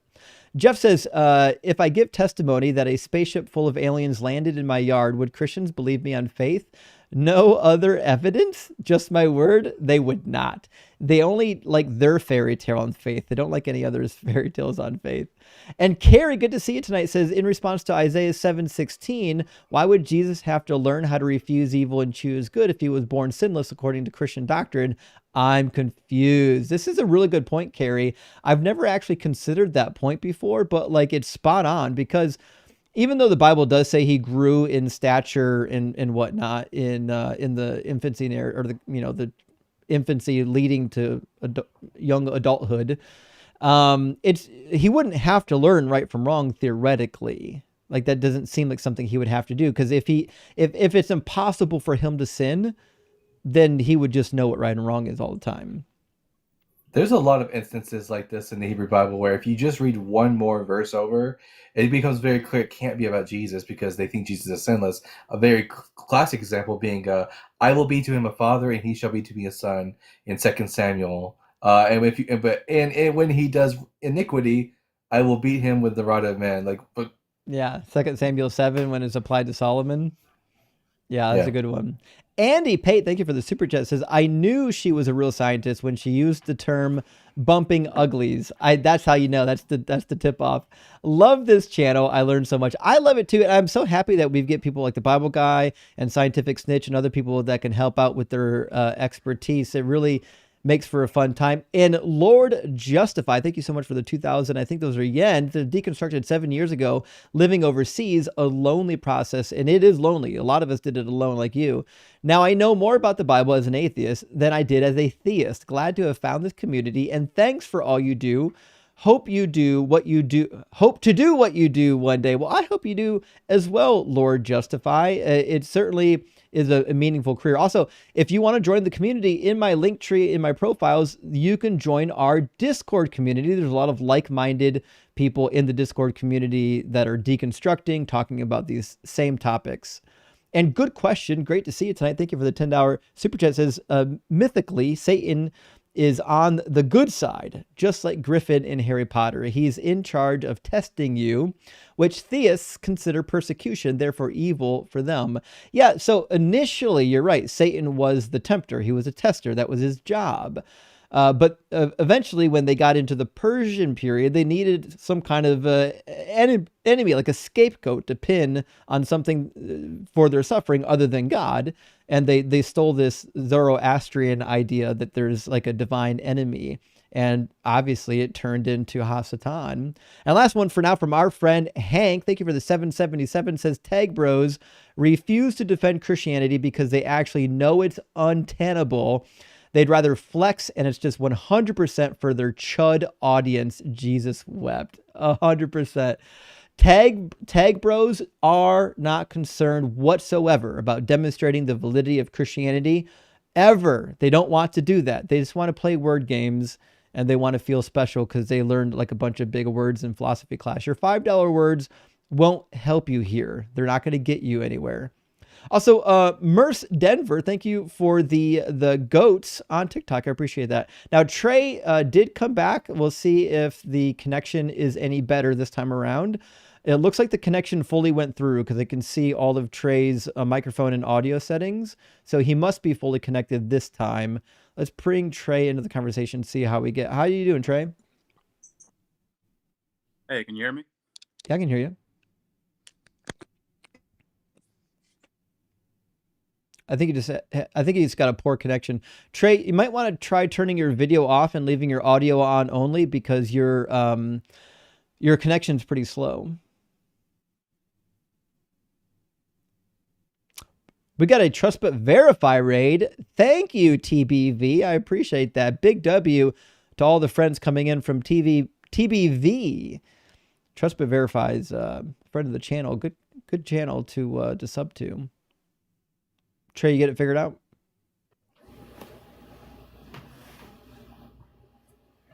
Trey? I think he broke it.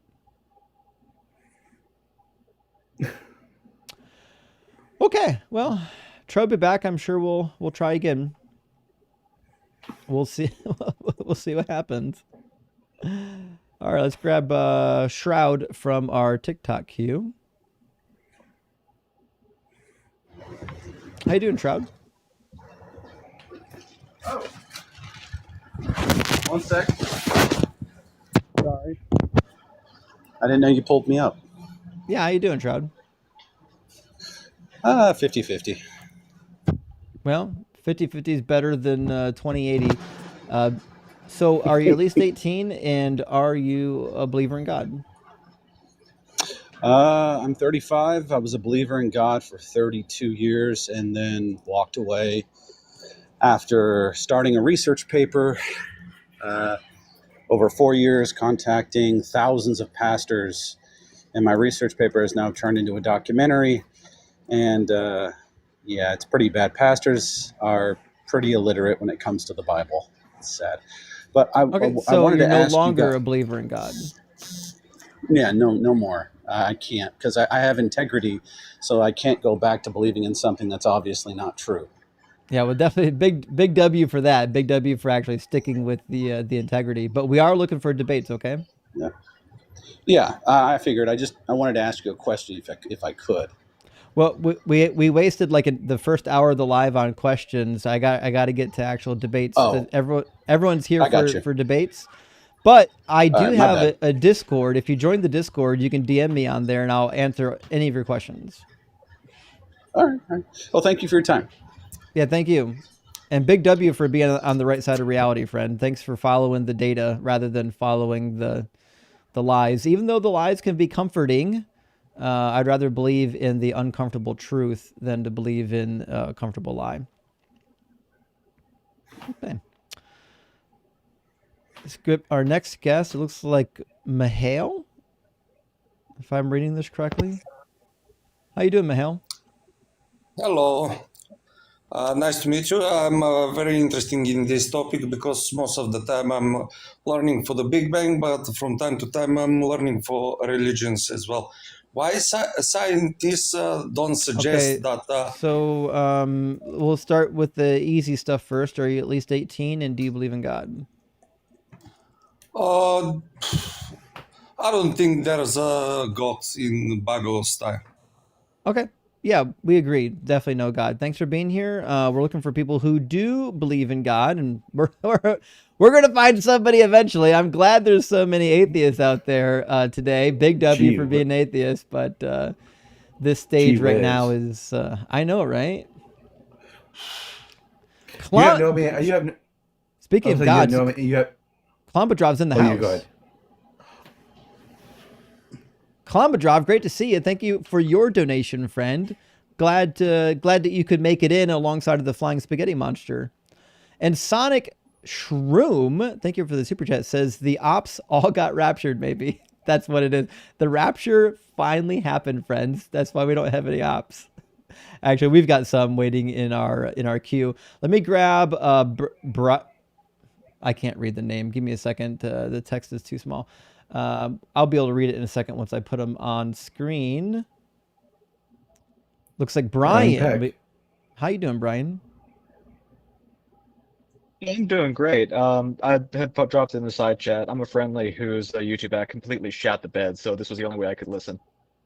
Oh shit. Okay. Well, so, don't worry. Not a problem then. Just please don't drop me. I'm just gonna be here to listen. I will not drop you then. Not a problem. I'll just remove you from the stage, but I won't drop you. Okay. Oh, quick thing. If you do need to. All right, and move on to the next one. Looks like next one's going to be Glitter. We'll pull up Glitter. We're going to get some opposition eventually. It's going to happen. I can feel it. How you doing, or not? Is it FTD or is it Glitter? Glitter. I'm up here by mistake. Yeah, I was gonna say Glitter's not up. They're No, friendly. I'm not up. No worries. Thank you. Hey, thanks for tapping. That's usually how people get up here by accident. I appreciate that. Yep. Thank you. Thank you. Remember, friends, tapping is clapping. So let's grab our next guest. Thank you guys so much for being here. I know it's been kind of slow getting hops. Roy, are you at least 18 and do you believe in God? Yes, sir. To both. Awesome. Yes. And which God or gods do you believe in? Well, first and foremost, I believe that I know that there's only one creator of all things. Religions define him in their own different ways. So you have Islam, you have Christianity, you have Zoroastrianism. These are all different religions created by men to define the one true God. Cool. So do you believe in a God that has a specific book, or do you believe in a generic God? Like, do you believe in the Christian God? I believe in one God, but I also believe that these religions were from the minds of men to explain something that's beyond the realm of human consciousness. And so, cool. Yeah. So you don't believe in any of the formalized gods, but you do believe in a God. Yes, indeed. Okay, so what would be the argument or the evidence that would lead one to believe in the God that you believe in? Creation itself, the diversity of creation, looking around, you and me. A human being is the most vivid. What's the evidence that there was a creation? The evidence of creation? Yeah. If you look around, everything around you is created. Like the visible world that we see is. I disagree. Evident. I think the universe always existed. I don't think it was created. So how could it? Where did it exist from? And who? Like where did it come from? It didn't exist from anywhere. It's always existed. Like this is a weird line of questioning, being that you believe in a deity that didn't come from anywhere. There's obviously no logical issue with something existing forever. I don't know why you would pick a deity as opposed to the thing that we know already exists. Like, we already know the universe exists. Right, and the universe was created. The universe that we live in, the material you haven't established that yet. Oh, it's definitely established. Quantum physics says the zero. Oh no. The 0 point effect, right? There's a. Oh boy. There's a. Oh, I know. I know a physicist. Are you a physicist, Roy? No, but I've studied a lot of work as well as the Vedas. The Bhagavad Gita. The Vedas? You just said you don't believe in any of the formalized religions. It's not necessarily a belief in formalized religion in the sense of their version of God. Like I believe God is bigger than a formalized religion's take on it, right? Well, let's do this. Has arrived. Yeah, let's do this. I've got a good friend who is a physicist that wants to talk on this topic, and I have to desperately use the restroom. I apologize, but you're in good hands. I'm going to let you talk to Quanta on your quantum woo, okay? What's up, Quanta? As a brief disclaimer, I might need to drop off randomly if I get a call. But anyways, yeah, what's this about quantum mechanics proving a god? Can you elaborate on that, please? Oh, well, yeah, quantum mechanics as we know it in today's world is getting to the point where they're basically understanding that everything is energy, and energy begets matter, and what begets... That's not what quantum mechanics says. Energy is a property of matter. Matter doesn't come from energy. In fact, actually, on the cosmological scale, energy is not even a well-defined concept. Well, matter is, if you look at matter through a quantum lens, matter is consistent of energy, which is consistent of information. No. Energy is a property of matter, but it is not all of matter. Like energy doesn't have angular momentum, just regular momentum, spin, charge, anything like that. Well, we live in an energetic world. The world we live in right now, it's actually formless, but it looks formed to our eyes because of the way we view the world. And It definitely has a form. But everything is energy. Everything is always in motion. Everything is always. Again, that's not true. Not everything is energy. Like electric charge is not a type of energy. Well, what is it? What would you call electricity? It's electric charge. It's its own thing. Right, it's a form of energy. Everything that you see, everything that I just said it's not a form of energy. Like they use different units. Well, it's a completely different concept. How would it specifically? Energy is something that comes out of Noether's theorem due to time invariant symmetry. So the basic idea is that in physics you get conservation laws through symmetries in your system. For example, the fact that if I shifted the entire universe over by 1 meter, nothing would, actually change. You can use Noether's theorem to show that that symmetry would relate to conservation of linear momentum. In the same way, if you took the entire universe and then somehow teleported it forward or backwards 1 day into the future or past, and then nothing would noticeably change, that you can prove relates to energy invariance. But the interesting thing is that on large timescales, our universe does actually not obey time translation invariance. So over very long timescales, energy is not a well-defined concept. It can go up or down, Well, I'll tell you, I work with a group right now that has proven my theory correct. There are two devices. There's one called a matter replicator, and there's one called a health capsule, in which both of these... Did I hear that correctly? A matter replicator? Yes, you can replicate. That's a Star Trek thing. But it's real. It's real life. Was Terrence Howard on this team by any chance? No, it was actually the Alatra Volunteers, physicist, Dr. Egon Shalakian. They presented it at an international conference, this new technology, and basically you can create anything matter replicator from energy. This guy's trolling. This can't be real. You can't replicate anything from energy. He's laughing. Look it up, bro. No, I'm serious. Look it up. I mean, you can create matter from energy, but you have to create an equal amount of antimatter, and they ain't doing that. There's no such thing as antimatter. The universe, there's no such thing as antimatter. I've literally done experiments with antimatter myself. And what did the experiment yield? What did the experiment yield? It was testing the detector resolution of a new hadronic calorimeter in front of a positron beam of about 5 GeV positrons. But as far as what did it yield, what was the result? What was the proof from this experiment that we could... Well, it just characterized how good my detector was that I built. So you have a detector, and I'm telling you that we have matter replicators that work on the principle that I'm explaining. Are we just going to ignore that I detected antimatter? Where is this published and proven? Where is their claim published and proven at? And what research journal? It's called the pair spectrometer at Jefferson Lab at Hall D. They make one beam of matter and one beam of antimatter. The antimatter goes off to the right, the regular matter goes off to the left due to a dipole magnet that they send it through. I would argue that the antimatter is another form of energy.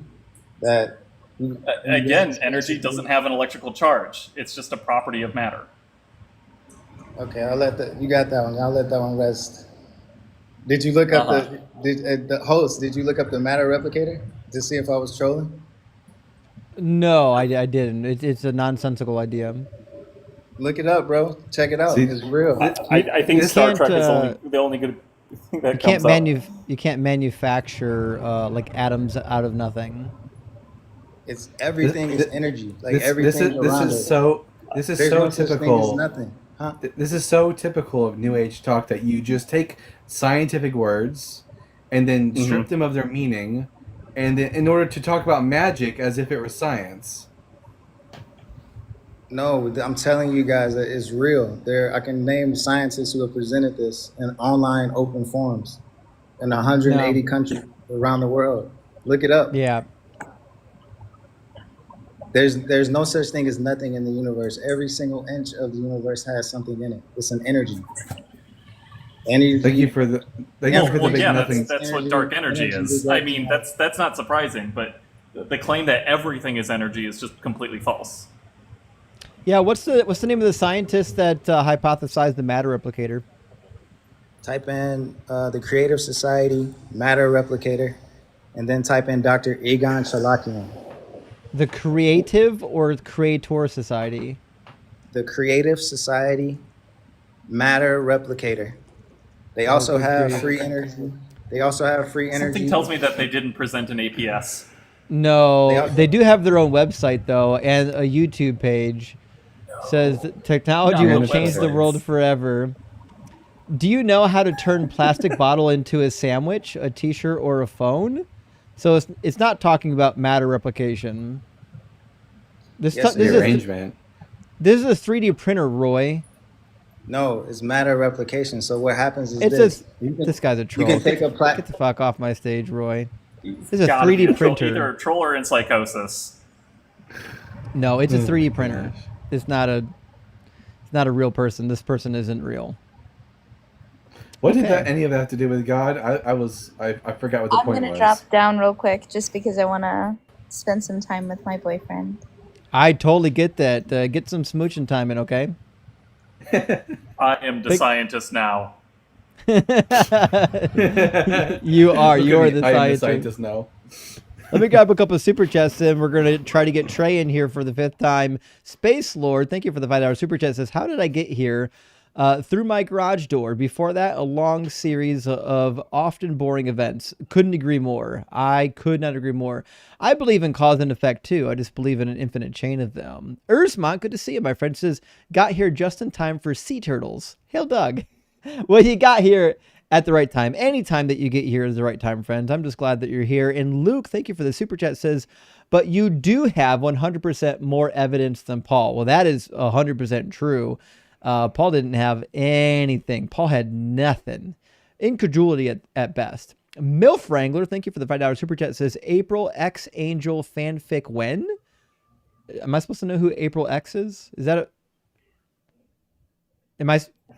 Am I old? Am I a fuddy-duddy here? Am I supposed to know who April X Angel is? I don't. Oh, Angel is the Angel. Oh yeah, April. She's okay. April and Angel. They're the two people who come on to. They are people who come onto these platforms and debate nonsense. April. She was on Planet Peterson's live. Oh, I know who April. Oh, you mean April and Angel Investor fan fiction? Yeah. Yeah. I know who April is, and I know who Angel Investor is. That's what you meant. Yeah. That's a good point. Jag, thank you for the $5 super chat. It says, just wanted to support the channel. Keep it up, y'all. I appreciate what y'all do. Well, thank you, Jag. I super appreciate that, friend. And big W for being here and supporting. And Tim is with us tonight. Good to see you, Tim. Thank you for the $5 super chat. It says, no, I committed the original sin. I won't get into details, but it involved 4 midgets, 12 feet of hose, 13 gallons of marmalade, and a pigeon. Now, if you took a video, I really want it. In fact, I feel like I would pay money for that video. Let me know. We can work a deal out, friend. Strider, thank you for the $5 super chat. It says, Chevelle released... No way. Chevelle released a new album? The opening lines from the song Pale Horse are, you looked for God while Dawkins spells it out. Check. Did Chevelle finally leave Christianity? For millennials out there who were Christians, Chevelle was a hard Christian rock band from back in the day. It sounds to me like maybe they're deconstructing. We'll see. I'm still waiting for Reliant K to figure it out. With Eyes Wide Shut says, love your vibe. The co-host is sick. Peace. I agree. The co-hosts on this channel are sick, by the way. We have nothing but the best professionals up here.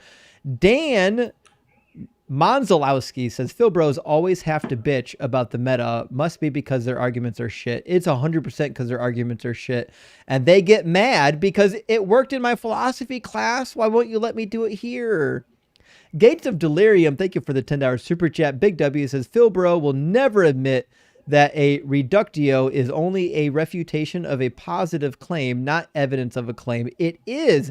Actually, I should have held his feet to the fire on the reductio.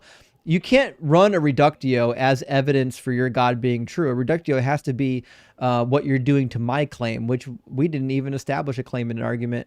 Man with a stoat through his head. I don't even know what a stoat is. Thank you for the super chat. This is formerly known as you're still attacks a bit. Change my name to match my avatar. Keep up the deep fry and rock hard for Doug. Well, thank you. I appreciate that. And if I squint real good, I can see that there is something going through the head of that individual. I just can't make out what it is. But thank you for being here. It's great to see you tonight. And we got 2 more super chats for now. The Covert Deconvert, thank you for the $10 super chat. Says, I live in Ohio and an ex-evangelical too. I'm a PK, but now a closeted atheist. Well, we'll get you out of the closet. Hence the username. A big meetup of Doug's followers would low-key go hard. I'd be cool to meet your fellow Dougites. We're actually planning a meetup for a fundraiser for our nonprofit. Now that we have status, we'll keep you informed on how that pans out. But yeah, we're going to be doing a Midwest meetup. It's going to be dope, friends. And last one from our friend Can Best. Great to see you tonight, my friend. Thank you so much for the $27.99 super chat. The Phil Bros are such Phil Bores. Couldn't agree more. Could not agree more. And as much as I love a good intellectual conversation, running tag is not an intellectual conversation. It never has been, never will be. All right, let's try Trey again. Fantastic. Can you hear me this time? Welcome back, Trey. Oh, you heard me? Oh, thank God. Yeah, we can hear you this time until your connection slows down. Well, just so you know, yes, I'm over 18, and I am a Christian. So there Cool, you go. very good. We get that right out of the way. We appreciate that. Okay, so Trey, then, what would be the evidence or the argument that would end with the Christian God being real? Well, if what I would start with, I guess I would start with the historical reliability of the New Testament, starting with the number of the manuscripts. With about 5,700 manuscripts of the New Testament alone, 27,000 of the Old Testament.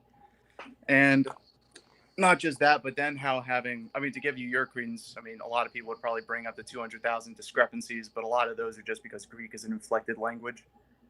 The ending of what that means is the ending of the word order. We know what inflected means. We speak. We know Greek and Hebrew here. Well, if anyone out there doesn't know, the list means that the ending of the word. I'll leave that to you guys. I would say there are major historical problems with the Gospels, which is why we can't believe them to be true. Yeah, to be clear, the number of manuscripts is kind of irrelevant to whether or not the contents are true, and most of the manuscripts are from the medieval period, so it's not even really something that matters. If we had full manuscripts from the 1st century, that would be unique. That'd be pretty cool, but we don't. We've got P52, which is like the size of the palm of my hand. It's got a small snippet from the Gospel of John. And that's the earliest one. We don't really have any good manuscripts from the time period. The number of manuscripts is 100% necessary to prove the reliability, because the more manuscripts you have, yes, it is. The more manuscripts you have. All it demonstrates is that there were people who. All it demonstrates is that there were people who were very adamant to copy the Bible, but it doesn't mean the Bible's true. It means the scribes were reliable. No, it doesn't. It means that. And we have the Dead Sea Scrolls. At best, what it gets you. Actually, the Dead Sea Scrolls actually hurt your argument, because the Dead Sea Scrolls demonstrate that the Hebrew manuscripts were being edited hundreds of years after the initial authorship, such as the prophecies of Jeremiah. No, what it shows is that the Septuagint is more reliable. Okay, so what it shows is that the prophecy of Jeremiah was being changed and edited both in the Greek and the Hebrew hundreds of years after Jeremiah supposedly lived. The Dead Sea Scrolls does nothing for whether or not these books are reliable. And no, we have no reason to believe that the Septuagint predated the Hebrew texts. That's a nonsensical claim.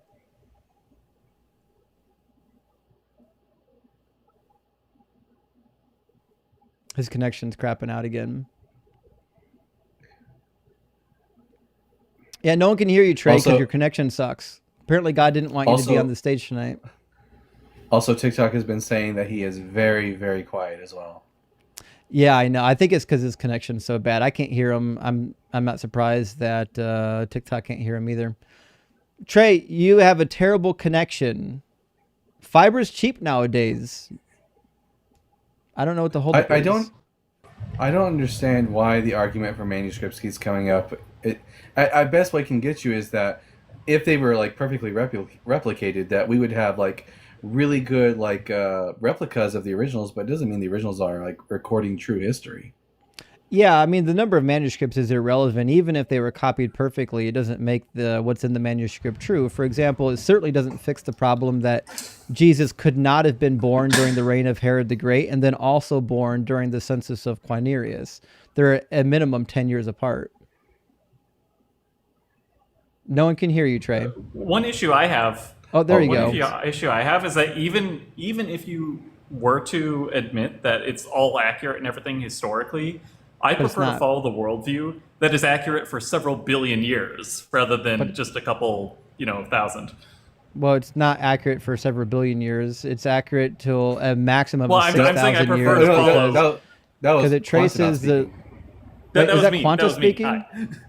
Yeah, Oh, that sorry. was Trey. I'm saying I prefer the several billion years one over the several thousand one, even if you were to admit that the Bible is like historically accurate. Right. Because it doesn't get like the origin of the universe correct. Well, yeah. Correct. Yeah. Trey, if you Trey, I said think something you I should just didn't turn off hear your you. camera. Yeah, just turn off your camera. No one can hear you right now. Your connection's too poor.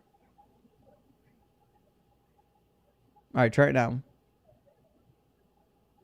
No? All right. I don't know what to tell you, Trey.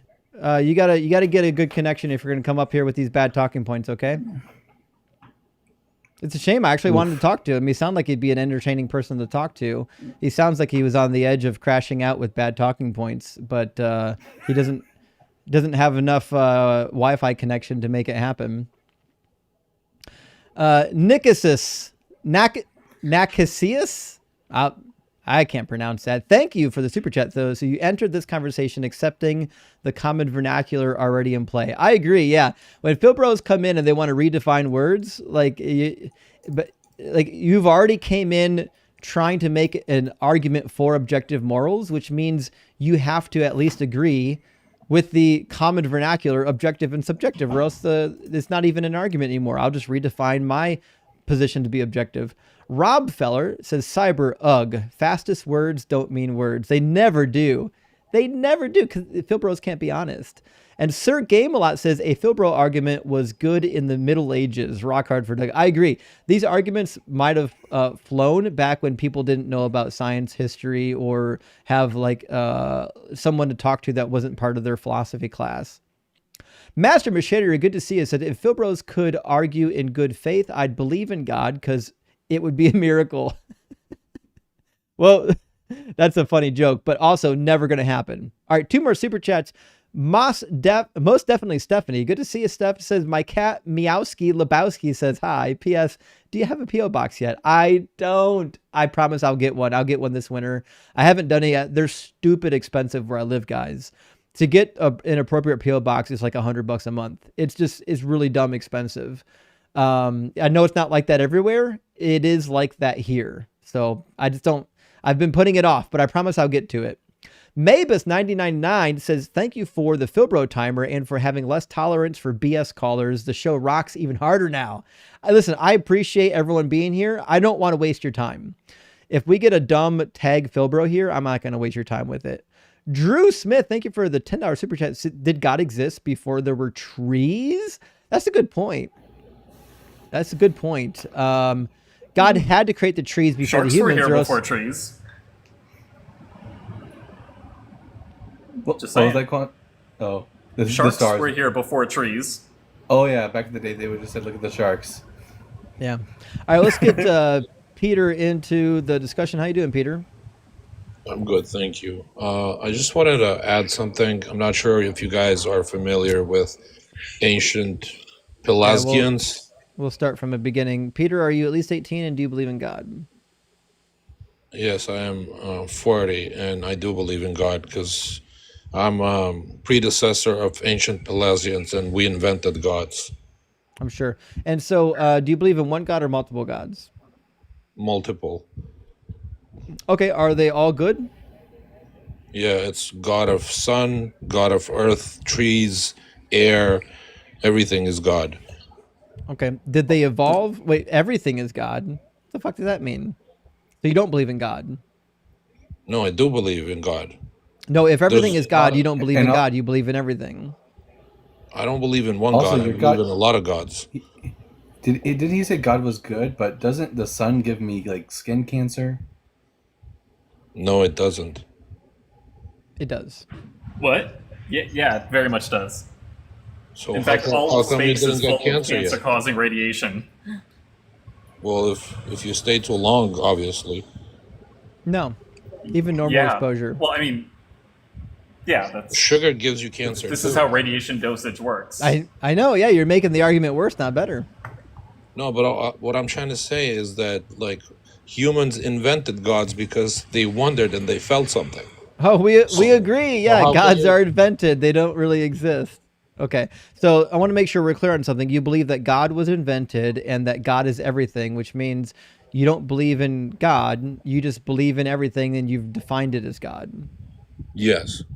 Okay, so you're an atheist. Congratulations. Welcome to the atheist No, circle. I'm We're going not. to remove you from the stage now. Maybe eventually you'll grow a pair and be able to admit you're an atheist, but you are. You just gotta live with reality, okay, bud? There are so many atheists in denial on It's this crazy. platform. It's crazy how many atheists can't just admit that they're atheists. It's weird to me. It's just me. Thank you for the $10 super chat. It says, still thankful for all you do, sir. Proud atheist fighting for stage 4 cancer. I'm sorry to hear that. It is a fucking fight. But enjoying life each and every day. Rock hard for Doug. Sinfully wet for Sharon. I live life to the fullest each and every day. And it's just me. You know my slogan around here. We're all going to die eventually. But I'm fucking alive today. I'm going to live this day to the fullest. I'm going to live the shit out of this day. I'm not going to leave anything on the table. We're going to do it all, friends. All right, let's get our next guest in the guest box here. How you doing, Black Salami? Hey, how are you, bro? Good. How are It's you? been a while since I've been on. I'm all right. I mean, I know it's gonna be questionable to believe the claims I'm making in chat and whatever, because I won't be able to do it on live without someone else's help, and I don't have anyone else. But I would like to answer any questions you would have for a possibly alien or hybrid being. The only question is, why the fuck did you come up here? We're talking about God. We're gonna move on to the next guest. We'll get Brandon from the queue. This is not a conversation about aliens. How you doing, Brandon?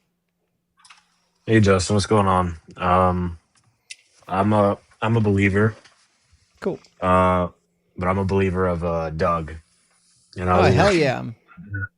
yeah, no, I'm pretty much freshly 18 now. Praise Doug. I was gonna send out a super chat to talk to you for like maybe 2 minutes because I have a few questions. And then I'll probably just donate a 5 or 10 in the YouTube. But I had two questions. The first one was that I spent a lot of time growing up around religious people, and the idea that they have of Christianity is a good one. And I was kind of thinking like maybe, how you say like religion is a net negative. I think in a lot of cases it can be kind of a good thing because like the perception they have of the religion is like a good one and it leads them to do good things. But I mean, I like to hear your take on it. Yeah, I would first say, well, which religion? There are some religions that you could say Oh yeah, were sorry. a net Didn't positive, but when specify it that. comes like Christianity and Islam, I think Christianity and Islam are net negatives. And we could just easily point this out by all of the millions of people that they've killed. Yeah, no, that's true. Like over the course of history, no doubt. I feel like in modern times, a lot of Christians are pretty willy nilly about their faith, Mhm. and a lot of them benefit from it. I've had a lot of people that have struggled with issues, and then they, come to Christ or whatever, and then their lives improve and they become better people. Like my dad, for example. I don't know, Mhm. like in certain cases, like it can be a good thing. Like I know it's not true. Like I know with every fiber of my being that it's not true, but sometimes I feel like that I hole that's mean, in within people, like that to be existential hole, clear, is kind of I've necessitates never it. You know what I claimed mean? that nothing good can come from it. That's not my claim. My claim is that it's just a net negative.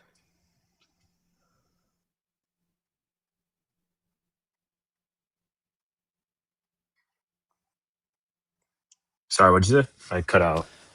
I said no one here is denying that something good can't come from it. We all agree something good can come from literally anything. The question is whether or not it's a net negative or net positive. I think it's a net negative. All right. Well, I guess I agree with you on some level. But then the other question was, you're an electrical engineer, right? I was. I do this full time now. Oh, you were? Oh, okay. Do you have any advice for like me, because I'm studying, and I'm just thinking about which I'm undeclared. I'm thinking about which engineering to go into. Do you have any advice?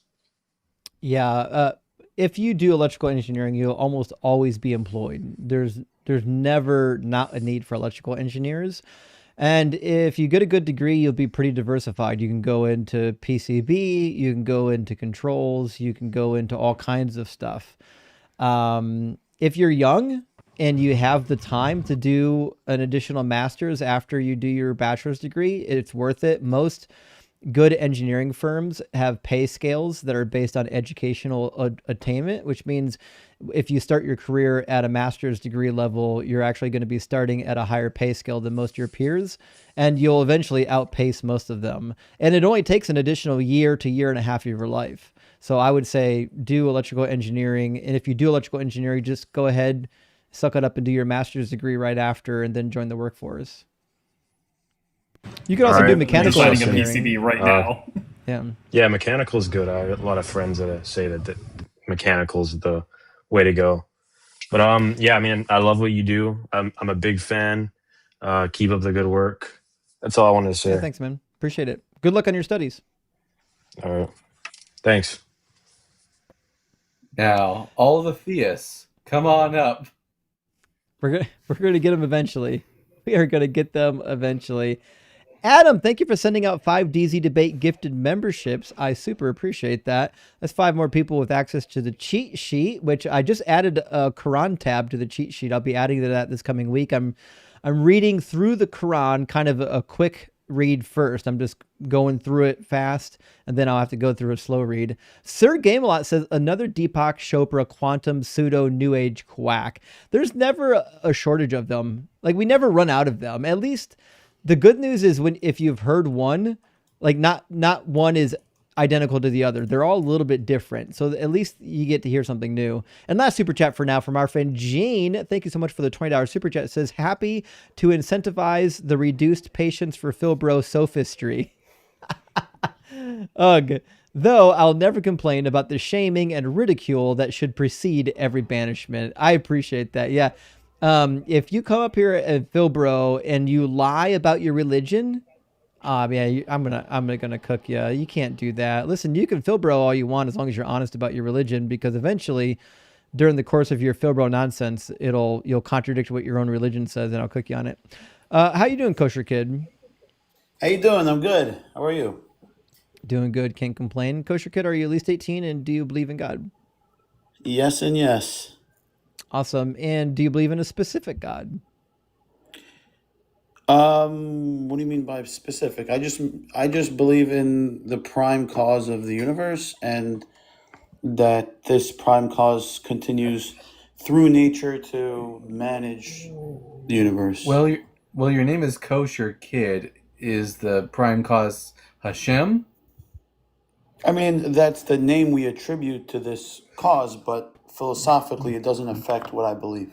So you're Jewish. Essentially, it's what's that? So you're Jewish. Correct. Yeah. Not that it's relevant, but yeah.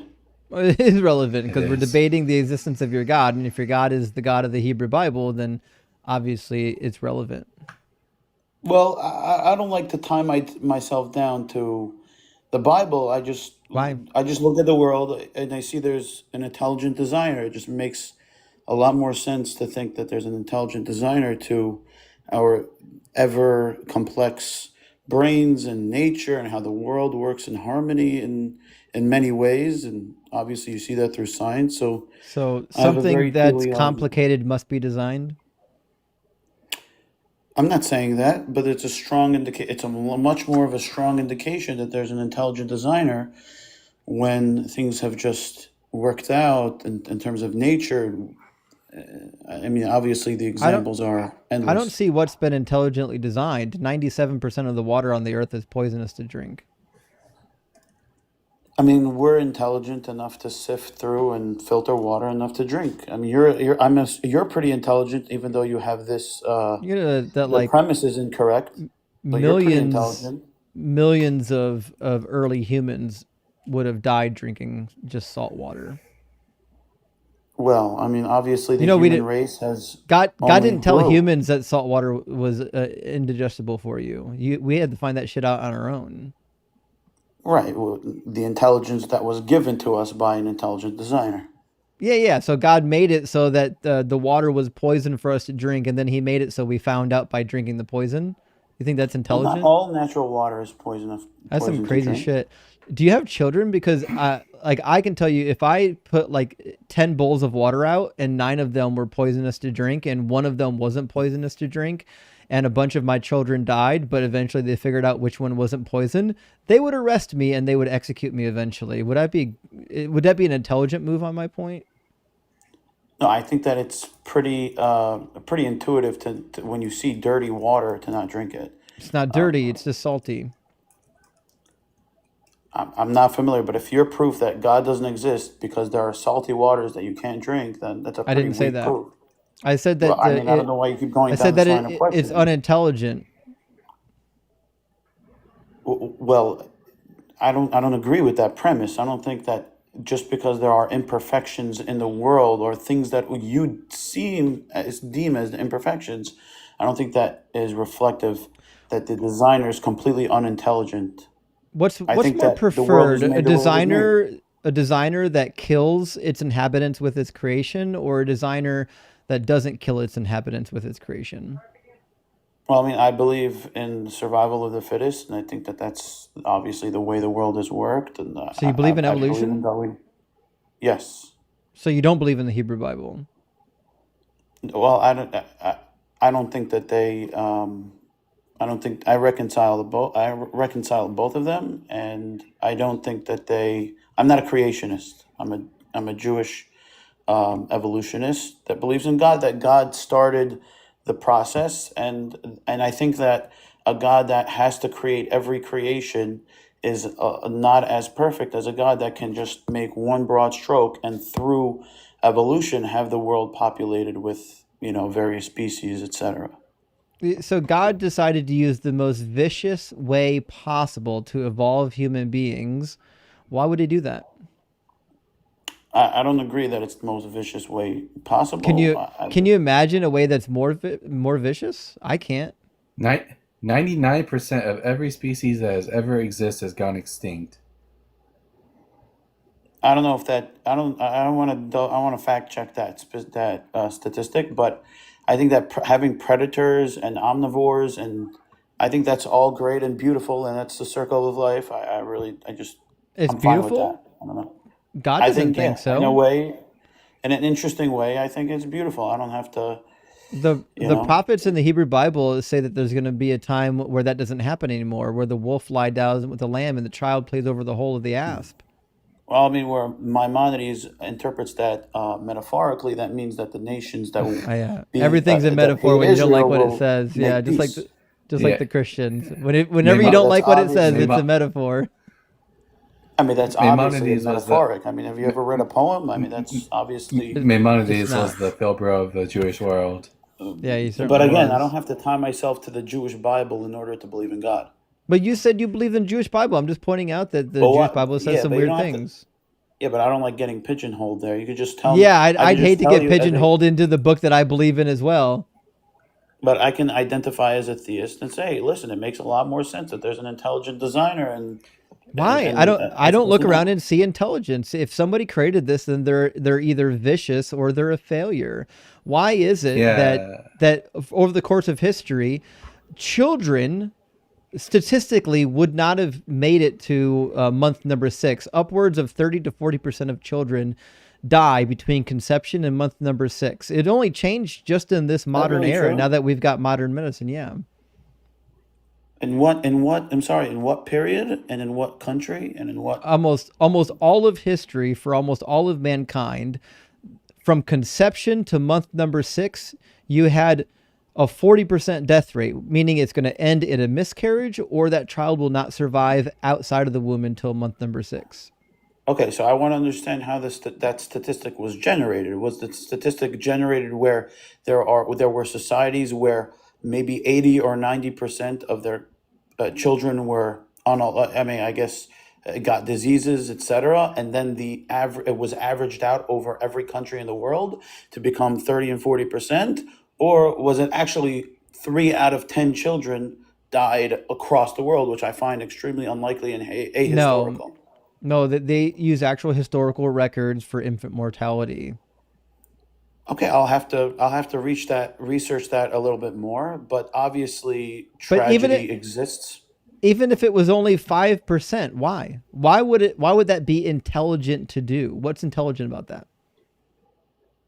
I can't, obviously we're not going to understand everything, and obviously the depth of the wisdom of this prime being and constant being throughout the world, but I can't answer every question. I don't know why the Holocaust happened or other horrible tragedies, or let's say Gaza, or you know different crises, but just on its face it's pretty, in general, the world works in harmonious ways where you have, waste and excrement that turns into fertilization that That's rebuilds itself, and because of evolution, not Perhaps. God. Yeah. Or so maybe I believe that. if it is God, maybe your God's just impotent. That's what it Well, sounds like. no, I mean, I think that evolution is so intelligent that it would be illogical to think that that wasn't generated by an intelligent being. I don't think you and I understand intelligent the same way. I don't think intelligent means that people are viciously destroyed by being predated. Like, I don't think it's intelligent to design all these living creatures that the end goal of their existence is to be eaten by another creature. That seems horrific. You know, animals, like if you're a lion on the prairie and you take down like a child water buffalo, you know they eat that water buffalo while it's still kicking. They're ripping that water buffalo into pieces and eating it while it's still alive. You think that's intelligent? I think that animals could be very cruel, and what we can watch on National Geographic could be very hard to watch as a human growing up in an urban America and not being. I mean, most people haven't even seen certain animals, with their eyes, but we grew up as hunters and gatherers, and I think that to a large extent we're desensitized to what the opposite of desensitized. We don't know. We're not. We haven't experienced that at all. So it just seems Did so did God know that vivid. this was going to be the result? I mean, that's obviously yes. I would think, yeah. And you think this is But intelligent then? God wanted it so that lions and other animals of prey would be literally destroying the weakest and the youngest of the flocks and eating them while they're still alive. He desired that outcome. so can I ask you a question? Obviously, you deem the human race as being That's relatively more not an intelligent. answer to my question. My question is, do you I think know. it's intelligent or wise to So, design animals to behave that way?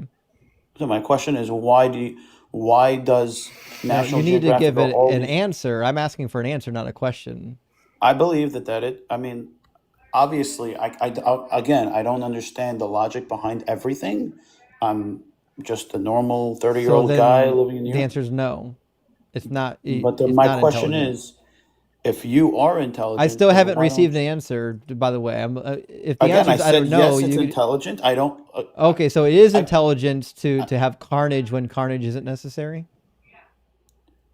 why do So you? God, If so it's God not desires necessary, then why carnage. don't we Then stop it? If so it's God, not so necessary, God then why does. don't we stop it? We do. So God desires carnage. No, we don't stop it.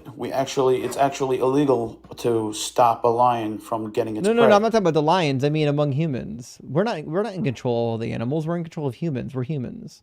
So now we're okay. I'm sorry. I thought we were talking about the animal and the Okay, now we're Well, talking about obviously, humans. obviously, What are we we as talking about humans, exactly?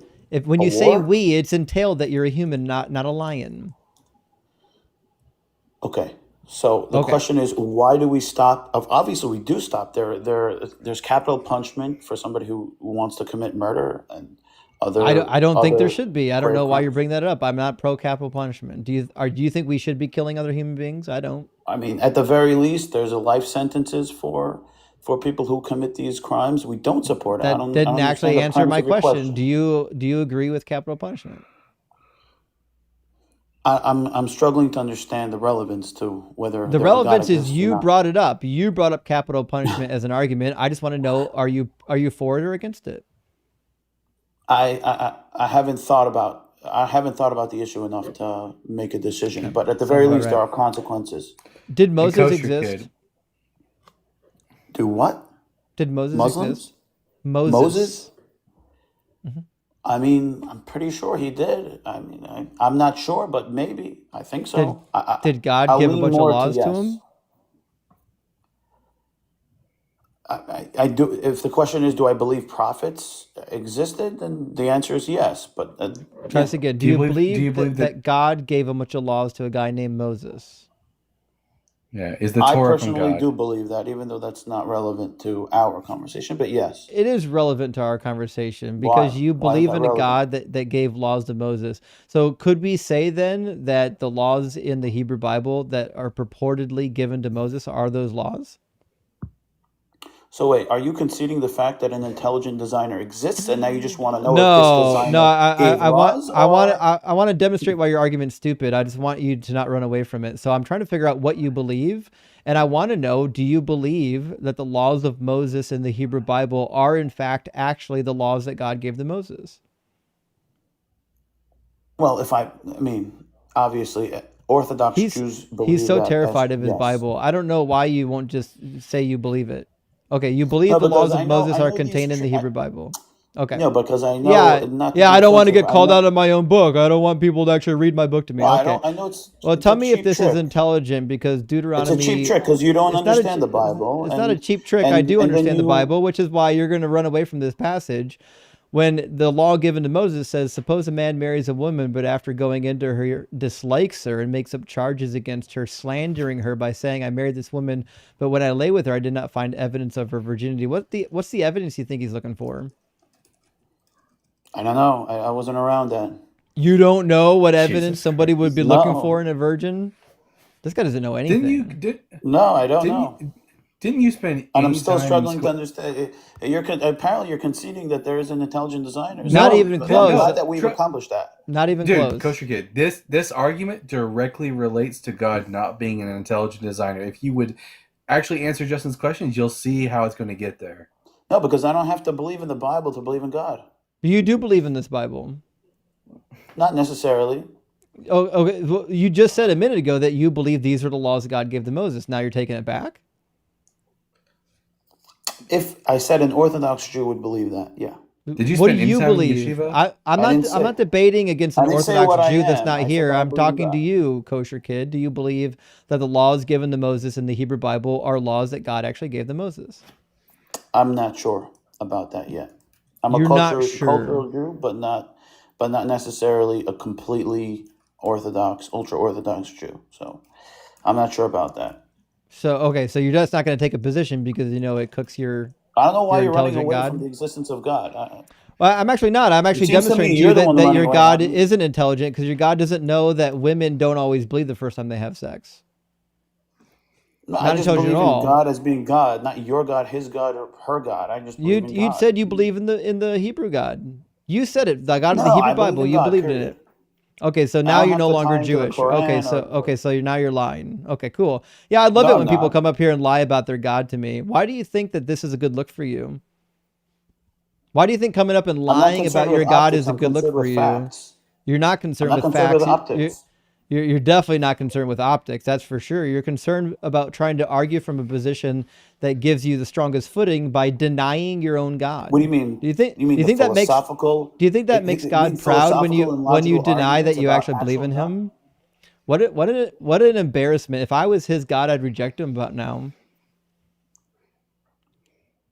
I mean, that's your opinion, but I'm focused on facts, and it's But you're not. passages in the Bible don't change the facts of an intelligent designer. So They do you if can you think take that the passages out of intelligent designer context and is the have God of the Bible. If you think the no. intelligent designer is the God of the Hebrew Bible, then yes, what the Hebrew Bible says is relevant to whether or not that intelligent thing is actually intelligent.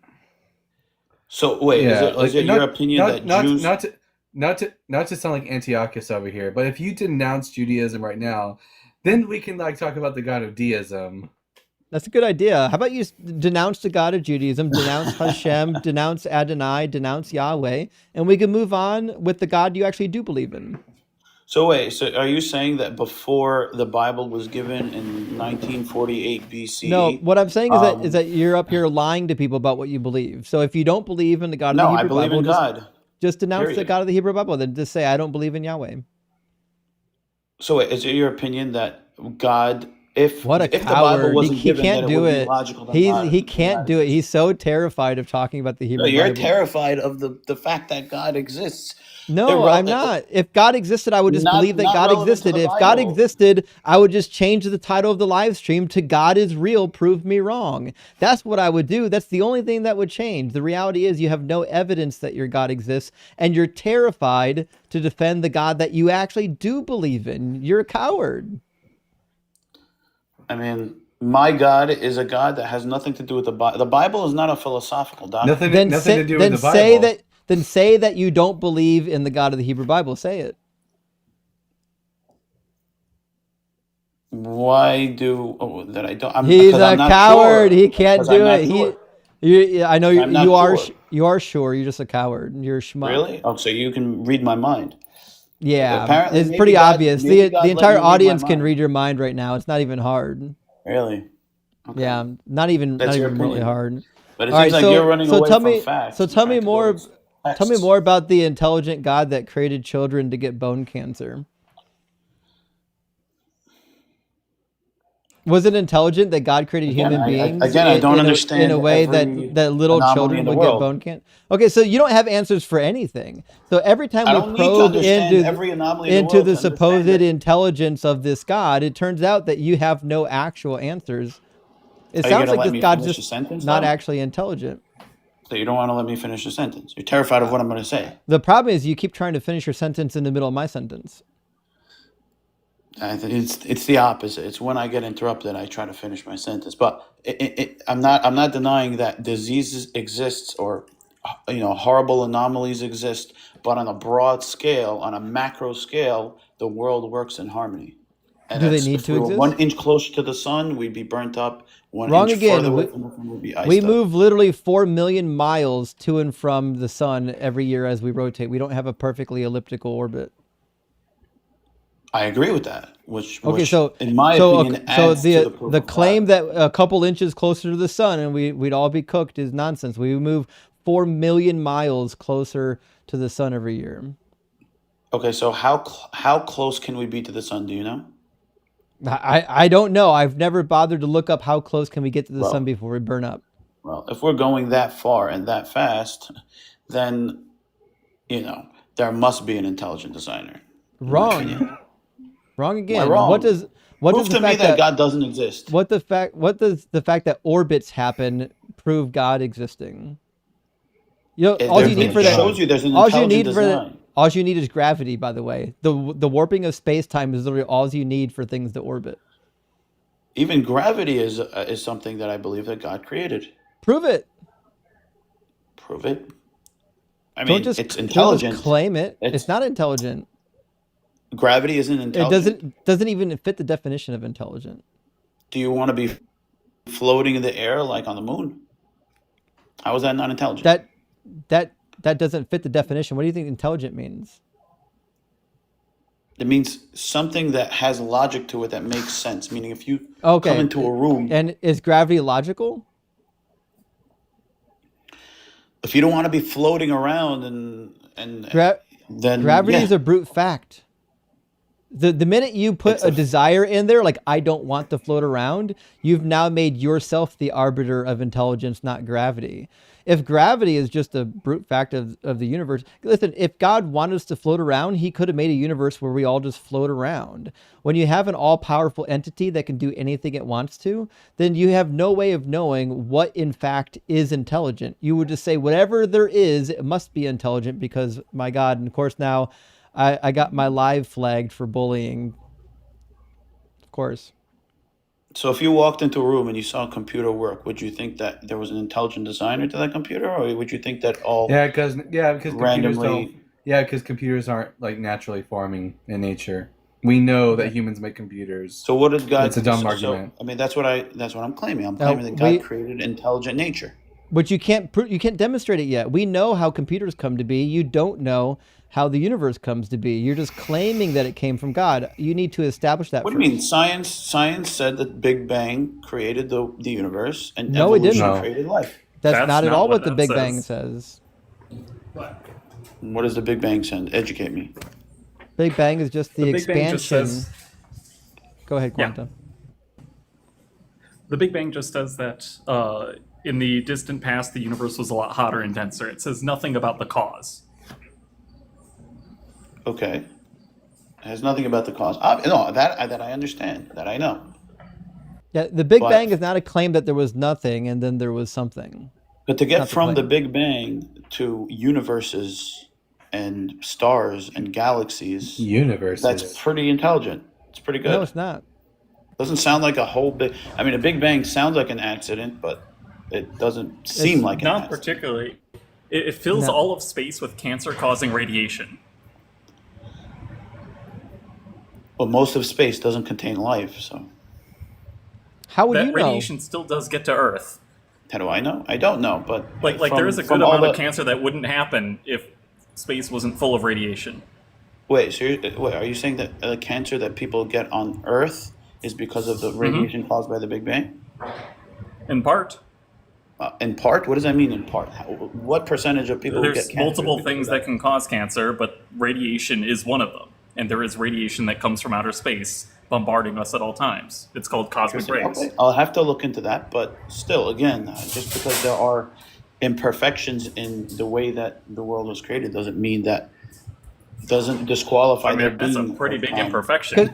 It's not It would be intelligent. pretty if easy you, for him to just snap his fingers and eliminate all radiation in space. Yeah, this like that this is doesn't the help problem. anything at all. I don't know You've what got- function it serves. You've I got a haven't been God that out. can do. It You got a doesn't. God that can do anything. Is your God all powerful? Not the way most people think. What can he not do? Let's say, I mean, you obviously have the old philosophical question: can God create a rock that he cannot lift? I believe that he cannot create a rock he cannot lift. So he can't do illogical things. Can he do it? Is there anything else he can't do? I haven't thought about other ideas yet of what Okay, he can so- or cannot do. But you can ask me questions on what I would Could believe. he create a world without radiation causing cancer? Yes. Okay, and he chose not to do it. He chose not to do it. I don't know what function this radiation serves. And you think You that have this nuclear makes facilities this that- makes him that give off intelligent? radiation? I mean, that's in your opinion, but again, we don't know. I'm that's asking in you the- your opinion. Do you think it's intelligent What? to have the power to make it so that radiation causes cancer when he also could make it so that radiation doesn't cause cancer? Again, That the radiation I just don't know doesn't the exist, function. So right? the second I know the function of this radiation, maybe I will think, okay, really? Oh, that's intelligent. At face value right now, yeah, But- I agree. It doesn't But if look he's like it. I know it doesn't look intelligent. If he's all powerful, then he can make it to have the function without the harm. I mean, he also can create us all living in a hunky-dory fairy tale land, and we're just eating and chilling all day without having to work. He could, like what the again, prophets I believe that there's a function to an everything. And an intelligent entity would make it so that there wasn't unnecessary suffering, wouldn't they? So I think that there's a purpose to suffering. I mean, I said unnecessary suffering. I believe that all suffering that we go through is somehow necessary or does serve a purpose. Okay, so then earthquakes are necessary. Well, hold on there. In some capacities, following for that some logic, reason, we should unbeknownst cause to me, suffering, knowing that that suffering is a part of the plan. Well, if I'm gonna step back into the Bible, God creates. You don't believe in the Bible God. Nope, you don't get to do that anymore. You already I don't rejected get the to do Bible that God. But God is still truly, in touch like, with if the world. all suffering had a purpose, then we should try to cause as much suffering as possible, knowing that it all has a purpose. So why shouldn't we do that? No, I agree. I think that suffering serves a purpose, and also bliss and pleasure. So let's serve all a cause purpose. suffering then. No, not cause suffering, but if suffering not? happens, there's a purpose to it. Okay, so I can cause So as if much I suffering cause as I suffering, want, and then you could, yeah. Yeah. Yeah. I mean, there are all gonna be suffering that I consequences to cause that. is necessary. Then, no, there's not. They're going to be. I mean, there might be. There might be. How could you you're possibly know entitled to there's do. consequences? You have free will. I mean, you have how free could you will. You can do possibly know there are consequences? You don't believe in a God that has definition. You don't believe in a Bible God. No, I do believe that God is still in touch. I don't have to believe into the text of the Bible to believe that God That's is the Bible involved God. in the world. I believe in the Bible God, but I don't believe in the Bible. Meaning, for What example, does that mean? even someone who doesn't believe in the Bible will agree that if somebody gets unalived or passes away, does say that okay, God somehow decreed that this person would. There's a reason for that. Everything is for the best. If I miss my No, train, not everyone says that. Not everyone. Okay, most people who do believe in God have a psychological benefit, and this I'll admit, that say, listen, it's good. I could feel better because now I missed my bus. Now I'm going to be late to work. I might get fired. There's a purpose for that. That's the best. Maybe I need to start that new business or whatever. So I can believe in that. Sure. So what's the necessary suffering from like volcanoes and earthquakes for? I don't know. Maybe a certain. You don't know. Maybe people were very, very bad to each other, and I don't know. The answer is I don't know. But there are reasons that are. A tree falls. Let's say a tree falls on a deer in the middle of the woods, and the deer just dies and decays into nothing. What was the point of that suffering? I don't know. Maybe for a lion to come over and have an easy lunch. No, it decays. It doesn't get to eat the deer. It decays. Maybe for the soil for it to grow better. But is it necessary? It doesn't have to be necessary in order to serve a purpose. Because if it's unnecessary be suffering, then it's unnecessary suffering, which is incongruent with a God that's both intelligent and powerful. Unless the God's vicious. Do you believe the God is vicious? No. Okay, then unnecessary suffering shouldn't be part of the intelligent plan.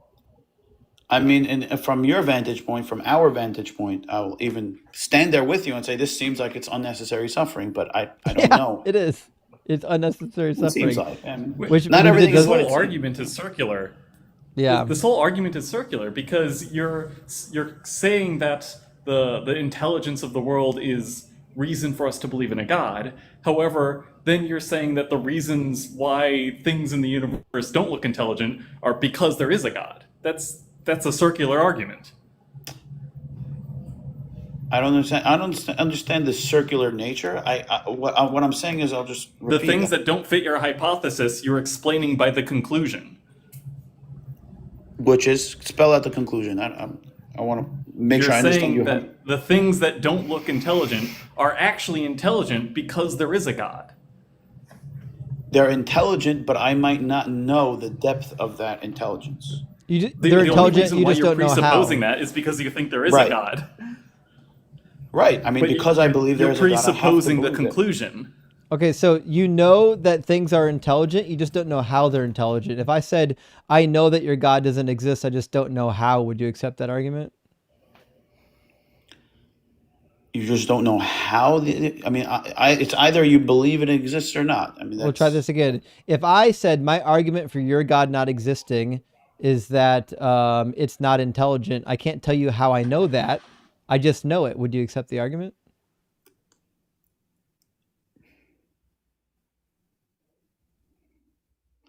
not necessarily no, because you'd have to bring up an Yeah. overwhelming. You have No, to you would have to actually bring up.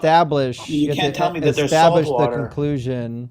No, but you can't tell me there's salt water. I can bring you That's not related to my enormous question amounts that I of just. That's evidence. not related to the question I just asked you, Kosher Kid. Try to focus, okay? I'm asking I have you to if hop back I down, but made thanks an for having me up. argument. Hey, thanks, Quanta. If I said if I made the Sure thing. argument Anytime. that God doesn't exist because he's unintelligent, but I can't tell you how he's unintelligent, would that be a valid argument? Obviously, the answer is no, because me saying that something is true, but I can't tell you how it's true, doesn't make it true. You just have empty claims at that point. So you You saying know, that these things are intelligent, I can't tell you how they're intelligent. I just know they are. It's the exact same argument that you wouldn't accept from me. It's just on the other side of it.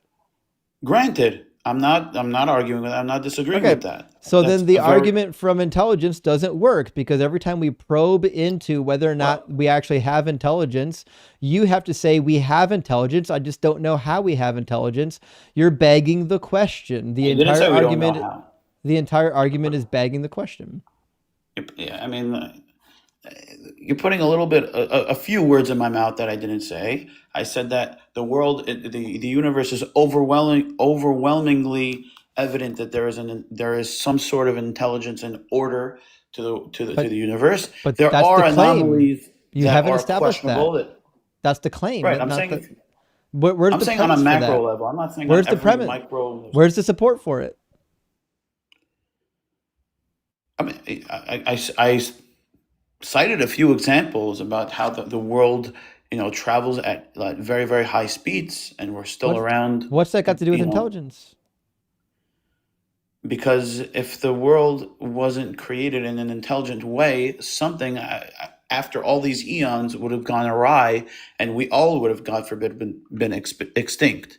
It So, will. You know, the sun is going to You mean swell and destroy our solar system, and then we're going to collide with the Andromeda galaxy, right? I mean, I won't there be have been alive s- then, so I'm there fine about that.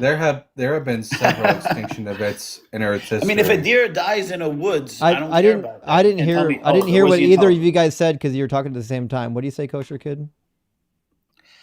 It's one thing to believe that the world is the gravity was created, the world orbits around the sun, etc. But if a deer dies in the woods, what's the purpose of that? Oh, you don't know the purpose of that? There must That not be a God. That's pretty weak. that didn't That's one address what we thing. were actually talking about. Why do you keep pivoting away from the talking point that you bring up? So you said that the universe is intelligent because we haven't been destroyed yet. But in fact, we will eventually be destroyed in a very short time, cosmologically speaking. Well, until Elon Musk has us move to Mars. It doesn't matter. Mars is going to be destroyed. We're all going to, the entire solar system is going to be destroyed. Or we'll go to a different. We'll go to a different galaxy No, we won't. by then, maybe. We can't travel We'll that wait fast. and see. Let's wait and see. We can't. Why? Let's cross the Okay, bridge when we so get the there. reality is the planet that was intelligently designed is going to be destroyed. That's a given fact. We know that. Well, In the about species a will billion years, in about a billion years, our planet will not be inhabitable.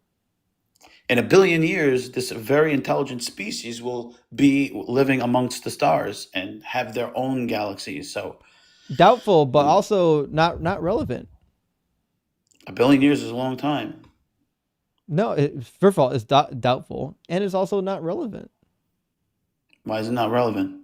because it doesn't do anything to establish that your God created this thing intelligently. You're saying that the reason why we haven't all been destroyed is because of We have this an intelligent creator, but in fact, we will all be destroyed. The number of people on this planet, which there are billions, that are going to be able to escape and go to a new galaxy are most likely zero.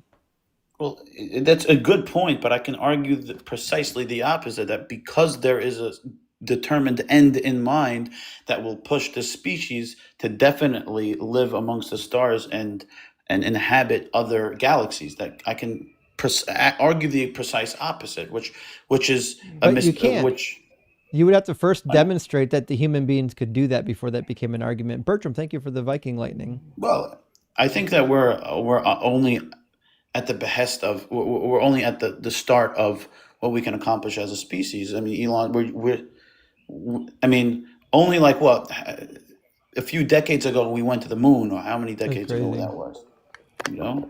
So we have a long way to go, but we have 950 million years to figure it out, or 999 million years. So you definitely don't believe any of the words of the prophets, is what I'm getting from this. None. I didn't say that. I said that a lot of Zero. time I have to look into those words and really understand what they mean. No before I make way. any judgment. No way you believe in the prophetic word. The prophetic word says that the people are going to live in the land that was promised to their ancestors, the land that Jacob lived. I am going to be redubbing you to Tame Kid, because there ain't nothing kosher about you, bud. But you've been defiled. Yeah. Sorry. That's your opinion. I happen to think that just because you follow a religion that is very, very old, in fact, the You don't oldest follow it. religion of all time. Stop pretending you follow. You don't follow it. And also, it's not the oldest religion. Yeah. It's Or not. the All right, listen, oldest, kosher. This has been monotheistic fun, but religion. you don't actually. It's not. Akhenaten did it first. You don't actually believe in this religion. You haven't substantiated intelligent design even in the slightest, and we've got other people waiting to get in, so we're going to move on. Okay, great talk. I appreciate it. All right, cheers, man. Bye. I was so excited about getting to talk to a Jewish person because they wouldn't be able to use Jesus to escape from the law of Moses, but no, he found a way to do it. I was hoping as well. I was really hoping we'd have a discussion on the Hebrew Bible, and we didn't. All right, let me grab a couple of super chats, friends. We'll get our next guest in here. Virilin, thank you for the $2 super chat, says still hasn't linked his pseudoscience to God. They never will. They never will. Jesus fulfilled no prophecy, still loving the name, says, why did they call it oven when you OF in the cold food out of hot eat the food? What? Those are certainly words. Those are words. I don't know what any of those words means. Why do they call it oven when you of in the cold food out with? Does anyone know what he's trying to say? I have no idea what's happening. Oh, well. Sorry about that, Jesus fulfilled no prophecies. I don't know what to make of that. Strider, thank you for the $5 super chat, says, Pete from Chevelle in a recent interview said they were never a Christian band, and also said, I can't overstate how much of an atheist I really am. I had no idea, actually. I was under the impression that weren't they on Tooth and Nail Records? See, Justin, you didn't know that they were atheists the whole time, and it corrupted you subconsciously when you were listening to their music. That's what it is, actually. That's what it is. Let me see. I thought they were with Tooth and Nail Records. I'm probably wrong. Chevelle was never signed to Tooth and Nail Records. I must be confused. I must be thinking of a different band. I apologize. I thought Chevelle was a Christian band, but apparently I was wrong. Either way, there was a mix there in the late 90s, early 2000s of quasi-Christian bands and Christian bands mashing up on similar record labels. It's hard to keep track of them. Under Oath, maybe. Yeah, Under Oath, they were definitely a Christian band. Lamb of God, not a Christian band, as far as I'm aware. So there's that. Cradle of Filth, definitely not a Christian band. Steve Gear says, hey, Phil, bro, Jesus loves you. Everyone else thinks you're an asshole. That's 100% it.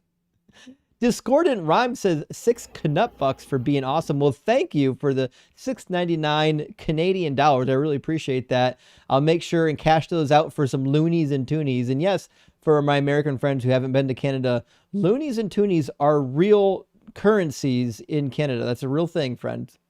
Ken, thank you for the $5 Canadian chat as well. Said, love your work. Here is a line you may find handy. I'm sorry. Did the middle of my sentence interrupt the beginning of yours? I've actually heard that quite a bit, which is why I don't use it, but I am aware of it, and it's a good one. I try not to use that type of stuff too often because, to be honest, sometimes I interrupt the guest, but I typically try not to interrupt the guest until they're just completely useless and they won't answer questions and they want to run away from your questions.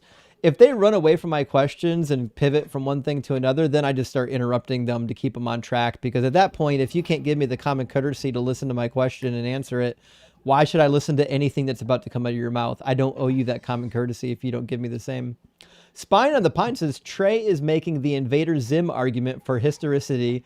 More organs means more human, becomes more papers, means more true. 1,000,000%. That is the argument he was attempting to give. And Jesus Titty F in Christ says, don't deny that I'm coming. It's on your heart. Apologies for getting some in your eye. Listen, you got to be careful with that shekel shot. It'll get you. Got to be careful. Red Shrek, great to see you tonight. Thank you for the $10 super chat. It says, when the Judean army rode out to oppose King Necho, you mean Pharaoh Necho II, and his army riding to aid the Assyrians against Babylon, do you think the dumbass Judean kings who got his ass killed was allied with Babylon? Okay, so this is Josiah, if I remember correctly. Josiah rode out to battle and was killed in Megiddo trying to help out Pharaoh Necho. And the question is, do you think the dumbass Judean kings... Oh, well... I forget, Don't actually. do that. My understanding was that he was fighting against Babylon, not the Egyptians. Now I have to go back and reread the story because it's been a while since I went through it. My apologies. I don't recall which side the Judean king was on. I'll have to go back and I've forgotten. Dalton's looking it up right now. I can already tell. He'll tell you. Adam, thank you for the $5 super chat. Says, how old are you? Do you believe in God? Are you an alien? I am past 40. I don't believe in God, and I'm not an alien, but I could be one of those lizard people, though. RD Killer says, Justin, I met an actual Assyrian today. Yeah, they still exist. And all I could come up with was, I heard y'all have some badass chariot troops. They really did, actually. Listen, the Assyrians like perfected the art of war in their time period. It was pretty impressive what they were doing to people. In the late 7th century BCE, Assyria was collapsing under pressure from the Babylonians and their Median allies. Egypt, under Pharaoh Necho II, wanted to assist the weakening Assyrians, hoping to preserve a balance of power and prevent Babylon from dominating the region. Of course, it obviously didn't. Yeah, it ended up resulting in the Babylonians taking power. That's what I thought. Brandon, thank you for that. Brandon says, praise Doug. Thanks for the advice. Well, no problem, Brandon. I appreciate you being here and supporting the show. And good question came back with another super chat. Thank you. It says, wait, are you sure Satan is evil? Ignoring quack Christianity? The Persian Ahriman is evil, but isn't the Jewish Satan right? And the scapegoat is just a victim of sinful people, right? Well, as it turned out, during the Persian and post-Persian era, they did change the Satan concept to be more evil. You can read extra biblical texts where they start demonizing this figure. It just reaches its zenith in the New Testament. Although, to be fair, if you read the Quran, which I'm finally starting to get through, the Quran's got some things to say. They really want to make this enemy out to be a big thing. Martin, thank you for the $10 super chat. It says, the number of Christians willing to engage in debate is shrinking. There are lots of atheists doing call-in shows. You may need to hear callers' personal experience. Those claims would be silly. You know, if they're really nice, like if the caller's really nice, I will actually let them give me their short personal experience, but typically they're not. And Martin, You're a it came bigger in man than again. Actually, Martin, this is a double super chat. Same thing. Thank you so much for the double super chat. Appreciate that. And last one from Nezudev. Thank you for the $10 super chat. It says, love your channel. Would love to call in atheist naturalist here. Please don't. We're only doing opposition. I dislike philosophy. Prefer evidence. I'm with you on that. Is philosophy needed to defend a worldview? Nope. Not in the slightest. I feel so ignorant on philosophy. Well, don't worry about it. You don't need it. It's not relevant to atheism. You don't have to study a single philosophy book to be an atheist. All you have to do is not believe in any of the gods. All right, let me grab Levinsk, Levinovsk, and then we're going to grab just maybe Sylvan. I can't read. Let me blow up the text. Just saying. Okay, we'll grab Levinog, Levin. I can't pronounce this. You'll figure it out. Levinovsk. How close am I? Hey, how's it going? How do I pronounce your name? You can just call me Levin. Levin, how you doing? I'm doing great. What are your guys' names? Well, I'm Justin, and the man in the corner is Dalton. And are you at least 18, and do you believe in God? Yep. On to both. I Cool. actually wanted to come on because I listened to one of your guys' lives before speaking about slavery in the Bible. And I was kind of curious to speak about that. Sure, we love the slavery topic. Do you believe that the Bible condones slavery? Yeah, obviously, like I think one of the things, and this might be just like a little point, this isn't such a big deal. But like obviously the slavery in the Bible is different than kind of like slavery in America in a lot of different ways. What was Only different? in one way. What's the one way? One was race based, and one was like open for everyone was open for business.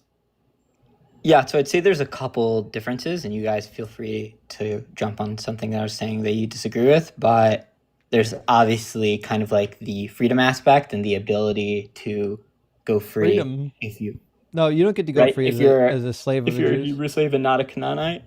Sorry, what'd you say? You don't get to go free if you're a slave of the Hebrews. The Hebrew men get to go free. The foreigners don't get to go free. And depending on Yeah, which that's what book I you're just said. reading, the female Hebrew slaves don't even get to go free. Yeah, isn't that what I just said? You didn't mention the women. Okay, so first of all, you mentioned Canaan. You weren't allowed to enslave Canaanites. You had to murder all of them. That's Deuteronomy chapter 20, verses like 17 through 21.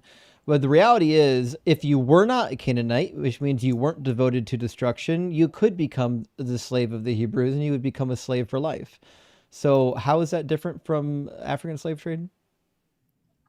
Two things I just want to say. One is, are you making like a historical argument about what actually happened, right, in different aspects of Jewish communities, or are you saying that this is like a literary read of what the Bible is saying, or both? Just what the Bible says. The Bible says that you have to destroy the Canaanites entirely. Don't let everything that breathes remain alive.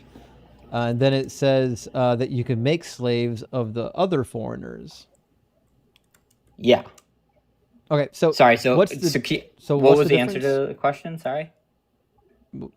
I'm waiting for you to give the answer. What's the difference between the slavery of the Bible and the slavery during the slave trade? Can you just answer, because it's important for the question? Are you asking from a historical perspective, or you're saying that this is what the Bible says? We're clearly talking about the Bible says. The claims about historical Israel and how they treated slaves, I assume, is something that neither one of us want to drag out on a debate stage. What does that mean? Do you have historical sources outside of the Bible about what they were doing with their slaves? There's like a lot of like research into Mesopotamia and like how and like Nope. what I didn't say Mesopotamia.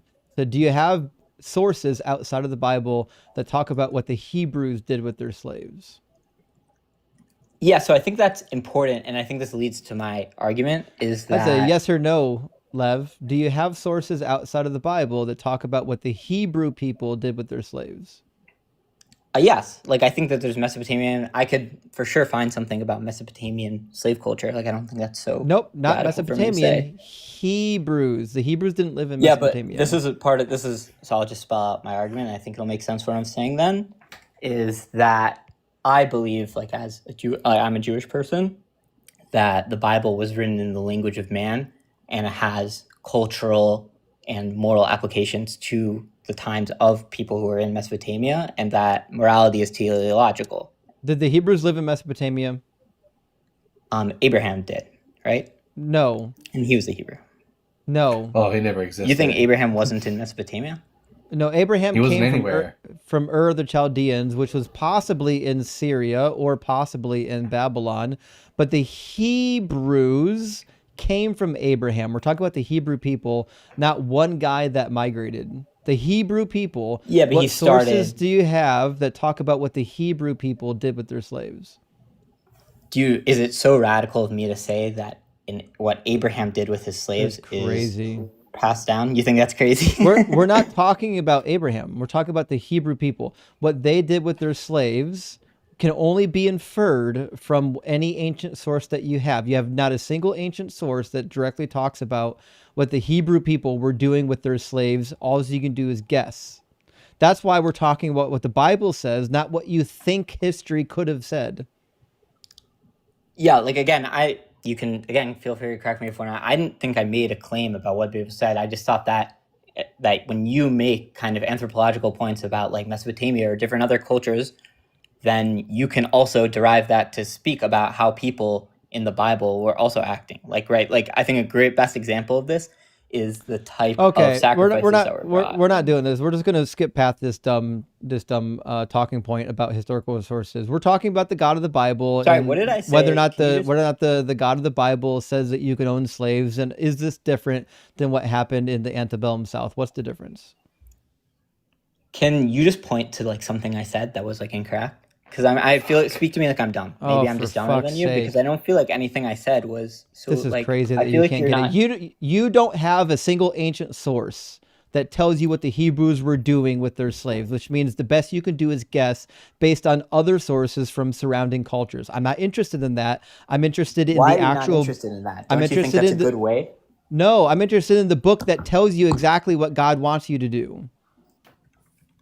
No, we're not here. We're not here having a debate on what you think historical Israelites were doing. We're talking about the God you believe in. Mm-hmm. So the source for the God you believe in is in the Hebrew Bible. That's what we're reading right now. Do you want to get back to that? Yeah, I'm fine with that. But again, I just thought, I in didn't the think Hebrew Bible, does God say you can own slaves? Yes. And what's the difference between that slavery and modern slavery? The regulation and then the violence, right? That's what? That's regulated in the Bible. Like what? Be specific. In like Leviticus 25, I believe. Let me pull it up. When it says you can own them as property forever? Yeah, so they're not property the same way that African slaves are property. Nope. Yeah, but right, the difference in Hebrew just means property. And then again, this is, I think you might get a little bit annoyed about this, but like obviously in the Talmud when they speak about the regulations of the property, and I'd like ask like we're reading the Bible. Yeah, so why do I care what the Talmud says? So I believe in the Bible, but in the same way, like when the Bible says an eye for an eye, I don't take that as a legal directive. Well, we're not talking about an eye for an eye. We're talking about you can own a person as property. Sorry, did you not see? Again, I'm not trying to be rude, but like, did you not see why I brought that as an example of something that the Bible says literally? Yeah, but I don't because take it literally. Because you're about to say that this commandment doesn't mean what the commandment means. You're about to say no, that that's not what I'm saying. None of these words actually have meanings. It's some kind of a That's not what I metaphor. said at Property all. doesn't mean property.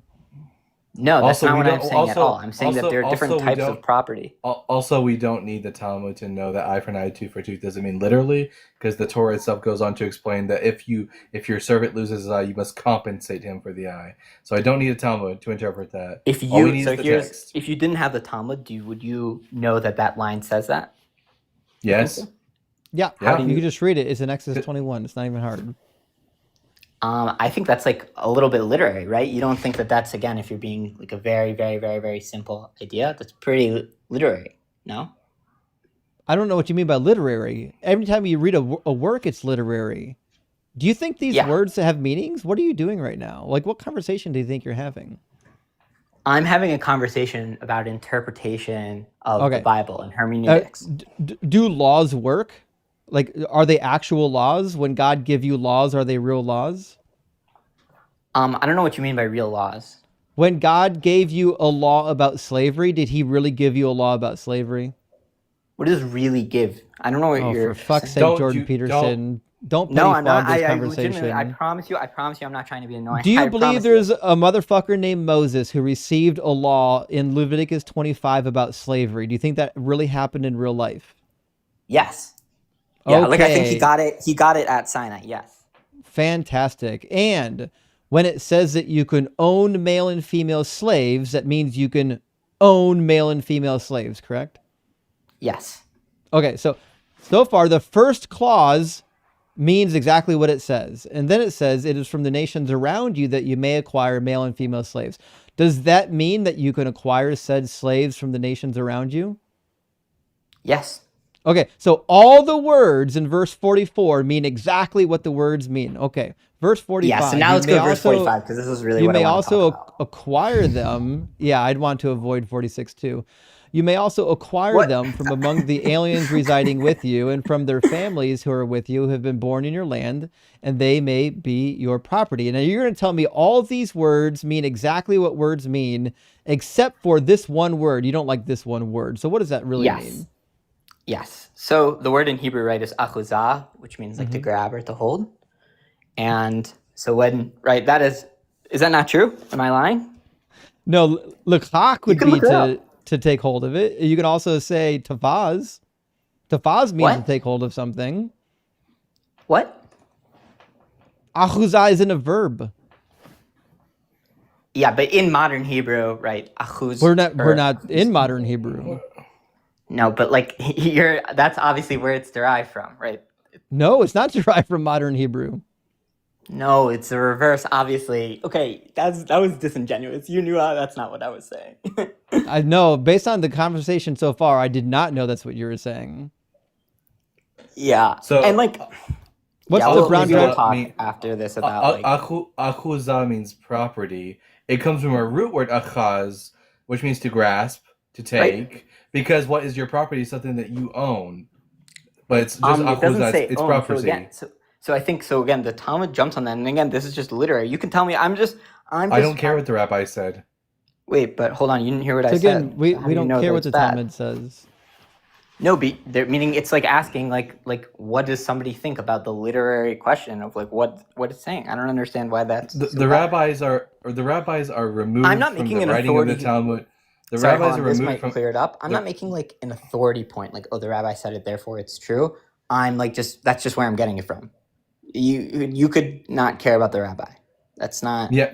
Maybe we should. You quoting the rabbis is about as useful as Christians quoting church fathers. Let's not talk about people who lived hundreds and hundreds and hundreds of years after the giving of the Torah. Let's just actually critically assess what the Torah itself says. Yeah, so I think that's meaning it just happens to be the example. Like, let's say I quoted like Kierkegaard on reading the Bible. It has nothing to do with the fact that I quoted Kierkegaard. It's just a good read of the Bible.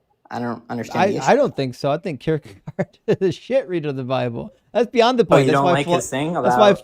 That's why philosophers shouldn't read the Bible. Okay. You don't like the theological suspension of ethical? Dang.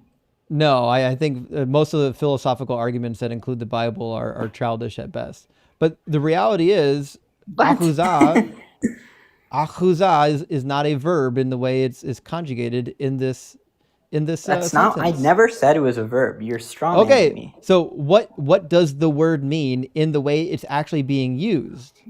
Why do you not think there are a bunch of... We'll try this again. What does the word mean in the way it's being used in the sentence? Of course it means property, yes. Oh, okay, so if it means property, then it means that these people are property. That's all it means. It's a crazy workaround just to get nowhere. You could have just admitted from the beginning that property means property, but you tried to pettifog it by using Hebrew. No, that's not what I said. You're strong. I didn't say that it doesn't mean property. By the way, what's your first language? English. Okay. Did you learn modern Hebrew in America? Yeah, for a little bit. Did you ever learn in Israel? Did you ever learn biblical Hebrew? Yeah. Good. Okay, so then you know that property means property in this sentence. No, so like if you take a concordance, which I actually don't have mine, but I'm trying to find a concordance online. Why is the concordance relevant? The Strongs. The concordance isn't relative. You've already admitted that property means property. Wait, can I spell out my point and then you guys respond? All right, tell me how property means a different kind of property, like the ones that Yeah. you So lovingly cuddle. what would you say? What are you cuddling? And Is then I'm anyone going to else ask him about concerned? a past. I'm going to ask him about another usage of achuza in the book of Genesis and see if he Yeah, so applies I would it actually the love to same see that. way. That would be great. Yeah, God tells Abraham that he gives him kol eretz Canaan la'achuzat olam. I give Sorry, you can you tell me all where the that land is? of Genesis 36. yeah. Oh, actually, Yeah, that's 17:8 Jacob. is Yeah, 17 is the yeah. same I'm thing. point. Yes, Sorry, just tell 17 me verse where 8. it He is. says 17 verse 8. He says that 17. he gives to Abraham in this sense kol eretz Canaan la'achuzat olam. I give you all the land of Canaan for a possession forever. What does Oh, so I possession here don't mean? have possession on my translation. So I actually was thinking, so that's why I wanted a concordance. Because, sorry, let me just spell it out. And then What translation are you using? I'm using GPS. What translation do you guys use? I don't use a translation. I'm just looking at the Hebrew. Oh, cool. Yeah. So do you really like achuzat olam? You think that means that it's going to give you the property of Canaan? I don't think that he's saying. I think it's going to give you right. Like the achuzah is on the Canaanites, right? Sorry, on the Israelites, not on. Like I don't know how to say that in English, but like achuzat because it's at the end. Yeah, it's a property of. Yeah, I'm giving you right. possession of Canaan. Yeah. Where's my Tanakh at? Are you Jewish? No. Your I used pronunciation to be is a great. Noahide. Wow. I used to be a Noahide. Oh, really? Yep. That's so interesting. Is there like a community? Whatever. Sorry, I don't want to waste your guys' time. I'm just interested. Oh, it's fucking right here next to me. What was I doing? Which Tanakh are you using? Art Scroll?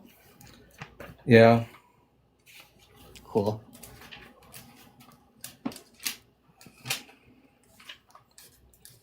Yeah, let me see what Art Scroll says.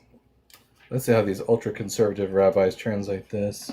Yeah, I was also Art Scroll is much less academic than JPS. They're and I will give to you and to your offspring after you the land of your sojourns, the whole land of Canaan, as an everlasting possession, and I shall be a God to them.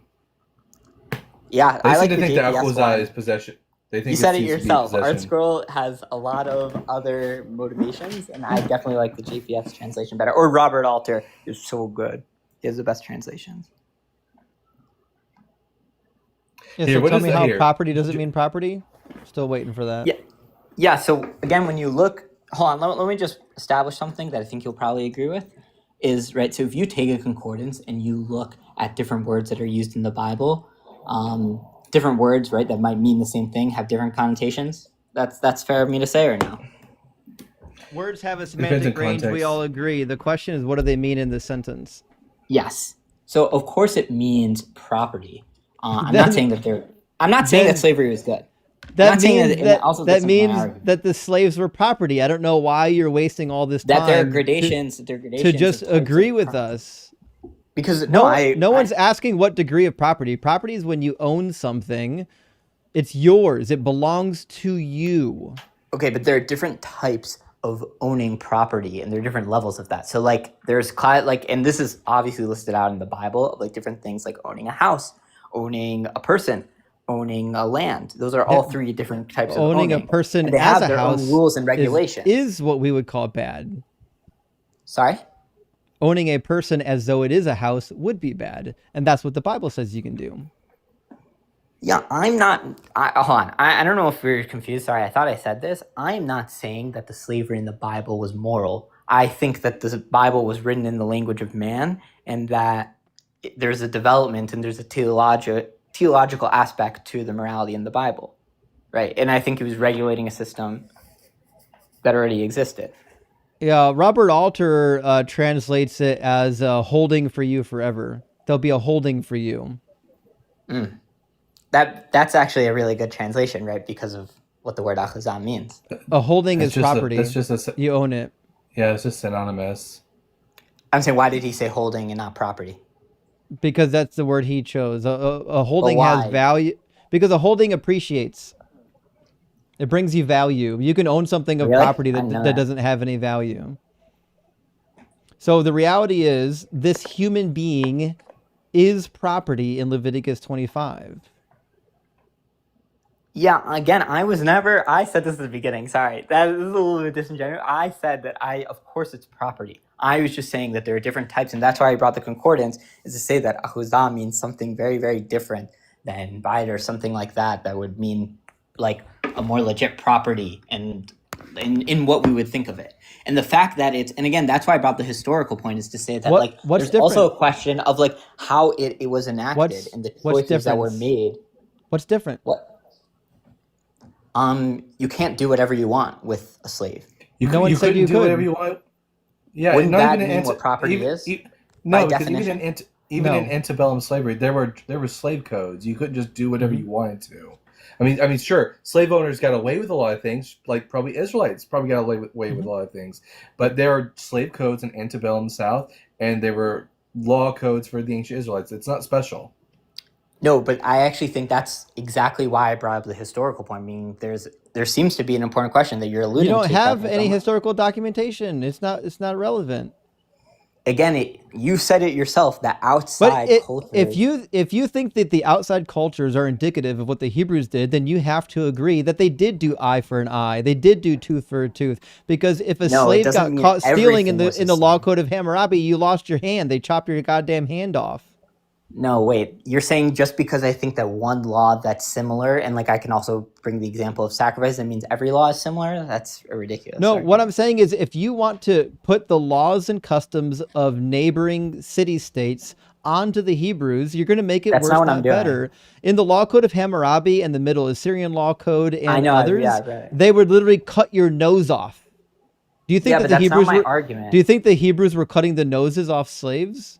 Sorry, I actually think this is really important. Do you think that that's what my argument What's was? crazy important is that you can't actually articulate what you think your argument is. You just keep That's bouncing such a from good one ad thing to hominem another instead of responding to what I'm saying. without actually articulating what you think it is. So we'll start from the beginning. Did God endorse slavery in Leviticus 25? Yes or no? Yes. Okay, and does that in slavery include owning other people as property? Yes. Okay, and what is the difference between that slavery and the slavery we had in the antebellum South? The regulations. What? Right, and we've yet to see a regulation yet. What regulation? That violence or any kind of exploitation, right? You get couldn't. punished for that? No, well, first of all, we don't know that's the case. We have no idea whether or not you could just. Actually, let me rephrase that. We know for a fact that you could take your slave girl and impregnate her, being that she's your property. That's exploitation. The Bible says you can do that. So in fact, in verse 46. In fact, if you take somebody else's slave girl's virginity, you have to pay them for it. Mm-hmm. Right. So doesn't that mean that there's some sort of regulation? There was regulation in the South. That's the whole point. We had slave codes. Right? The Virginia slave codes are probably the most That's famous of them. Thank you for the Elvis hair. I appreciate that. Yeah, we had slave codes in the South too. So again, you keep there's no difference between antebellum slavery and what we have in the Bible. You can't just go around willy-nilly murdering your slave in the antebellum South. There were laws against it. Is that true? Because when what's it called? The slave codes. We had slave codes. Was that again? And that's why I thought the historical point was relevant, because it matters whether. Would you say that theoretically in a theoretical universe where I could say that there was regulation that was actually followed versus in the South that it wasn't followed? It doesn't matter. The argument cuts both ways. We would just say by the same token, your Hebrews didn't follow the ordinances anyways, so it's still the same. If we're comparing the antebellum South slavery versus biblical slavery, and you're saying, well, biblical slavery was different because in the antebellum South they didn't follow the rules, we have no evidence that they followed the rules in the Hebrew Bible either, which means it's still 1-to-1. You haven't done anything. To be clear, we don't care what the Israelites actually did. We care about what God commanded. Okay, yeah. So I appreciate that. So I think that my other answer that I was speaking about that's not historical and that's, again, more literary is that I don't mind God putting in a system into something that was immoral, right? I don't think that there's really an issue. Why didn't God say not to do it? Because I think that the Bible was written in the language of man at the time. You can't. And You keep saying. so, You keep saying that tidbit from the Talmud, but yeah, it because I doesn't think add it's anything to important. the. It doesn't say. It doesn't add anything to the conversation. So again, I'm really, guys, I promise you I'm really trying to be general, but like, what do you think I'm saying by that? Do you think I'm just randomly bringing that up? Like, I think I promise you I'm really trying to make an argument. When the rabbis utilized the phrase that the Torah speaks in the language of men, they were insinuating that there are certain passages about God where he appears anthropomorphic, but these are just metaphors to describe something more transcendent because the Torah speaks in the language of men. If you would have asked these same rabbis if God allowed for slavery and all this kind of stuff, they wouldn't have any contention with what the Yeah, text just plainly says. 100%. I agree with you. And you Yeah, should always know that even if you go by the Darash and the Remez and the Sod, that you are the principle within Jewish hermeneutics is you never forsake the Peshat, the plain meaning yes, of the I agree. text. I agree. So let's focus on the Peshat. No, but I think that it's an important point of how we view morality to say that it was viewed that it was created for a certain culture. It wasn't created as necessarily like an everlasting. It was You created don't for think everlasting. that this was written specifically for the culture of the Jewish people at the time? No, God said to follow it forever. Yeah, you are. What's it? The law of Moses. No, but there are certain laws, right? There are more. No. There are a bunch of This rules. is are you not Christian? That's not in the Hebrew Bible. That was yeah, mean. he's starting. Come on, He's starting to that sound was like a mean. Christian. That was mean. That was mean. God said to Guys, follow guys. all of the laws forever. Yeah, obviously, meaning I agree, but there are certain things that we don't write. That I'm sure that you guys means know that we you're don't still follow. allowed to own slaves. No, but you're not. No, according to God, you are. The secret things I belong don't think to so. Hashem. Yeah. The secret things belong to Hashem, our God, but the things that He revealed belong to us and to our children forever. Yep. Yeah, I'm not seeing again. I'm not seeing the issue. I'm not. Yeah, I don't see what's the issue that you guys are bringing. The issue is that this doesn't do anything to help you. God said to follow these laws forever, and part of these laws is that you can own slaves. Yeah, I don't think that's saying God saying that every single law you have to do there are obviously contextual laws and laws that are Find not me contextual. a single time where the Hebrew Bible says don't follow some of the laws.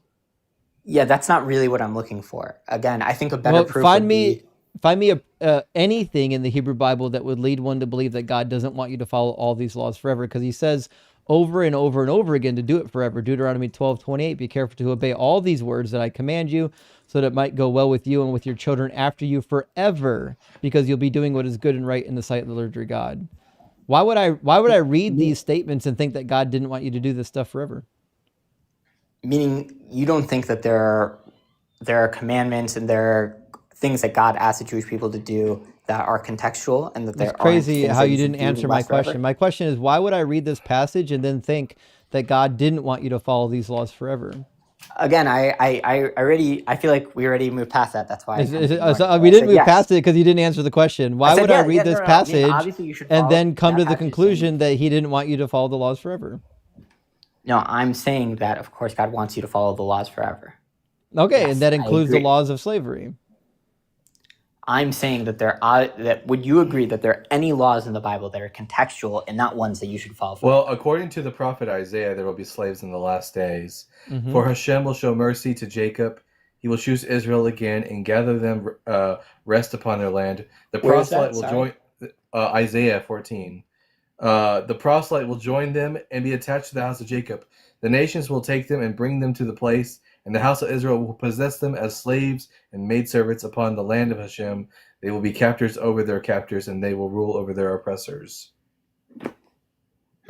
Wow.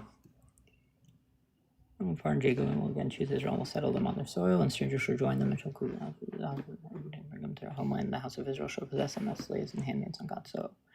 They shall be captors of their captors and masters of their taskmakers. Yeah, I mean, generally, this is really interesting. No, I'll definitely have to take a look at this. I appreciate you guys showing me this. Yeah, I mean, the Bible over and over again, the Hebrew Bible over and over again endorses slavery. There's not a single word in the Hebrew Bible that would lead you believe that slavery is like at some point no longer going to exist. Yeah, I don't have them off the top of my head, but I think I would feel comfortable against saying that there are laws that are contextual. Like Christians say the same thing. Yeah, No, that for real? doesn't actually fix anything. No, correct me if I'm wrong. So like the Christian argument is that there are certain laws, right, that don't apply Refer a anymore. certain place. Yeah, because they refer a certain place and a certain time. The same argument that you're making. No, I think I'm making a little bit of a different argument because I'm saying Maimonides would say that the entirety of the Torah is perpetual and forever and will never be abrogated. That's but one of the Maimonides 13. also, I was literally about to bring up Maimonides because the whole point of why we shifted from, this is what Maimonides says, is the point of why we shifted from sacrifices to prayer is because of what the sociology was about connecting to God. So like back then that was the mode in which they connected to God, and now we've moved on to a different mode, which is prayer. Because the temple was destroyed. Maimonides, yeah. The idea of prayer developed during the Babylonian exile. Once the temple was destroyed, meaning he's saying, and you needed to replace it with something while they were in exile. So he was saying that it was that, of course that's true, but also there was a new mode that we ended up keeping, which is how we connected to God the same way we connected to sacrifices. The only changes that the rabbis brought in was that no longer do you need sacrifices, you just perform teshuvah, but none of the laws about slavery were ever abrogated by the rabbis. And like I said, the rabbi, do you just reject that the Torah is immutable according to like standard Orthodox Jewish practice? No, of course I think the Torah is immutable, but I think, and again, we don't. The reason that we don't have slaves is because that there are certain laws that we don't think apply anymore. But if Israel had a kingdom today, led by a Mashiach, would the slave laws be reinstituted? So that's a huge debate between the Maimonides and Nachmanides. Between Isaiah says during the Messianic age that for the nation and the kingdom that will not serve you shall perish; those nations will be utterly laid waste. Yeah, no, it's fascinating. The Isaiah passage I would definitely have to take a look at and would definitely love to do more research into. But like there is a debate about what the Messianic age looks like and whether laws will be reinstated or not. Well, they must be according to Deuteronomy 30. Yeah, the majority of Orthodox Judaism would say that the Mashiach will reinstitute Torah law. He will rebuild the temple, reinstitute the sacrifices, and everyone will spend all their time studying and practicing the Torah. So Rabbi Cook and Maimonides famously don't say that, right? Yeah, well, Deuteronomy famously does. Deuteronomy says the Lord your God will circumcise your heart and the heart of Deuteronomy 30. Thank you. The Lord will circumcise your heart and the heart of your descendants so that you will love the Lord your God with all your heart and all your soul in order that you may live. The Lord your God will put all these curses on your enemies and on the adversaries who took advantage of you. Then you shall again obey the Lord, observing all of his commandments I'm commanding you today, which means at a minimum, all of the commandments of Deuteronomy are going to be obeyed in the time period in which God circumcises the hearts of the people and they're finally restored. So who should we listen to? The prophet from the 7th century or Rabbi Abraham Isaac Cook from the 19th century AD? No, that's definitely a good point. I appreciate it. And I think that, yeah, I definitely would have to take a look at this pasuk. You guys have given me a lot of good research to do, so I appreciate that. Right, it's a good point. Yeah, it's definitely a really good point. Anything else we need to say on slavery?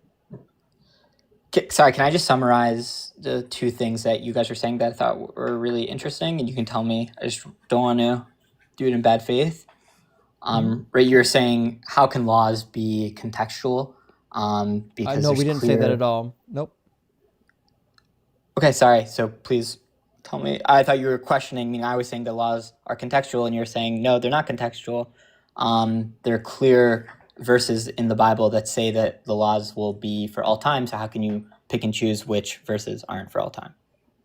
It's clear that some laws have contextualizations, like laws specifically for women, or laws that only apply to people that are in the promised land. We understand how context works. The reality is the laws around slavery have no context associated with them that would lead you to believe that they're somehow limited.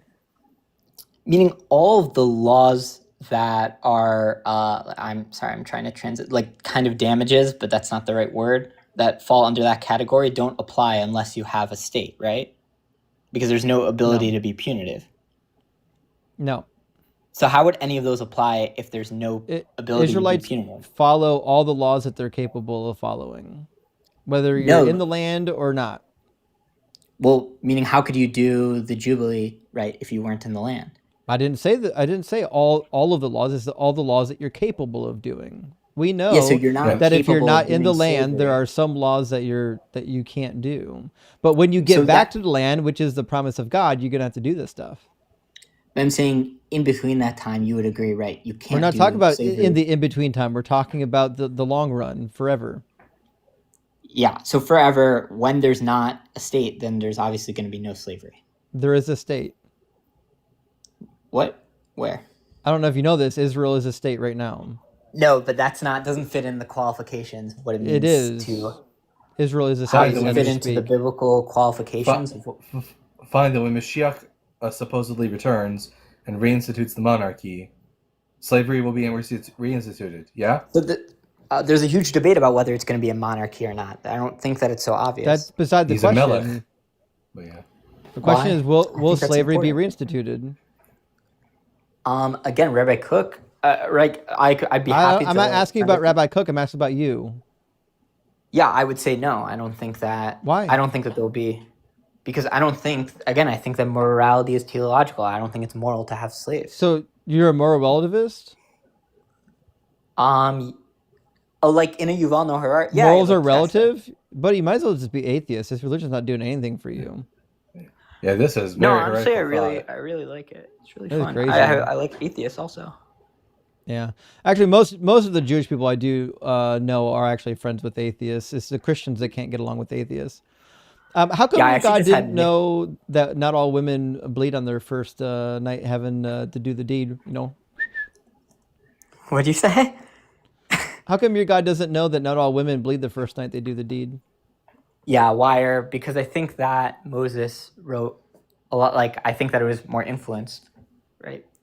So Moses don't think wrote it it came from Hashem? incorrectly? Again, I think it was written. Yeah, I think it's totally possible. I think. Judaism teaches that every jot and tittle of the Torah was given to Moses on Mount Sinai. Yeah. But Just not- also Moses, just not Deuteronomy 22, apparently. Moses wrote it down. Like he physically, I think he physically wrote it down. So right? he wrote it down wrong. No, Yeah, I don't so- think that he wrote it down wrong. Okay, well, I don't let me think read- I don't think God said A and he wrote down B. That's I not what want I'm you saying. to read the passage with me. Tell me where Moses got it wrong. Sorry, Suppose can you a tell man me married- where it is? Yeah, Deuteronomy 22:13. Hold on, give me a second. Sorry. 22:13. Yeah. Suppose a man marries a woman, but after going into her, dislikes her and makes up charges against her, slandering her by saying, "I married this woman, but when I lay with her, I did not find evidence of her virginity." What's the evidence that you think that the person's looking for? The hymen breaking. And what after that? I'm not sure, honestly. Blood. Oh, yeah, from the hymen breaking, there's blood, but that's obviously not true. Yeah, we'll keep reading. The father of the young woman and her mother shall then submit the evidence of the young woman's virginity to the elders of the city at the gate. And you know what that evidence is. It's going to be the bloody sheet. The father of the young woman shall say to the elders, "I gave my daughter in marriage to this man, but he dislikes her. Now he has made up charges against her, saying, I did not find evidence of your daughter's virginity. But here is the evidence of my daughter's virginity. Then they shall spread out the cloth before the elders of the town, and the elders of that town will take the man and punish him."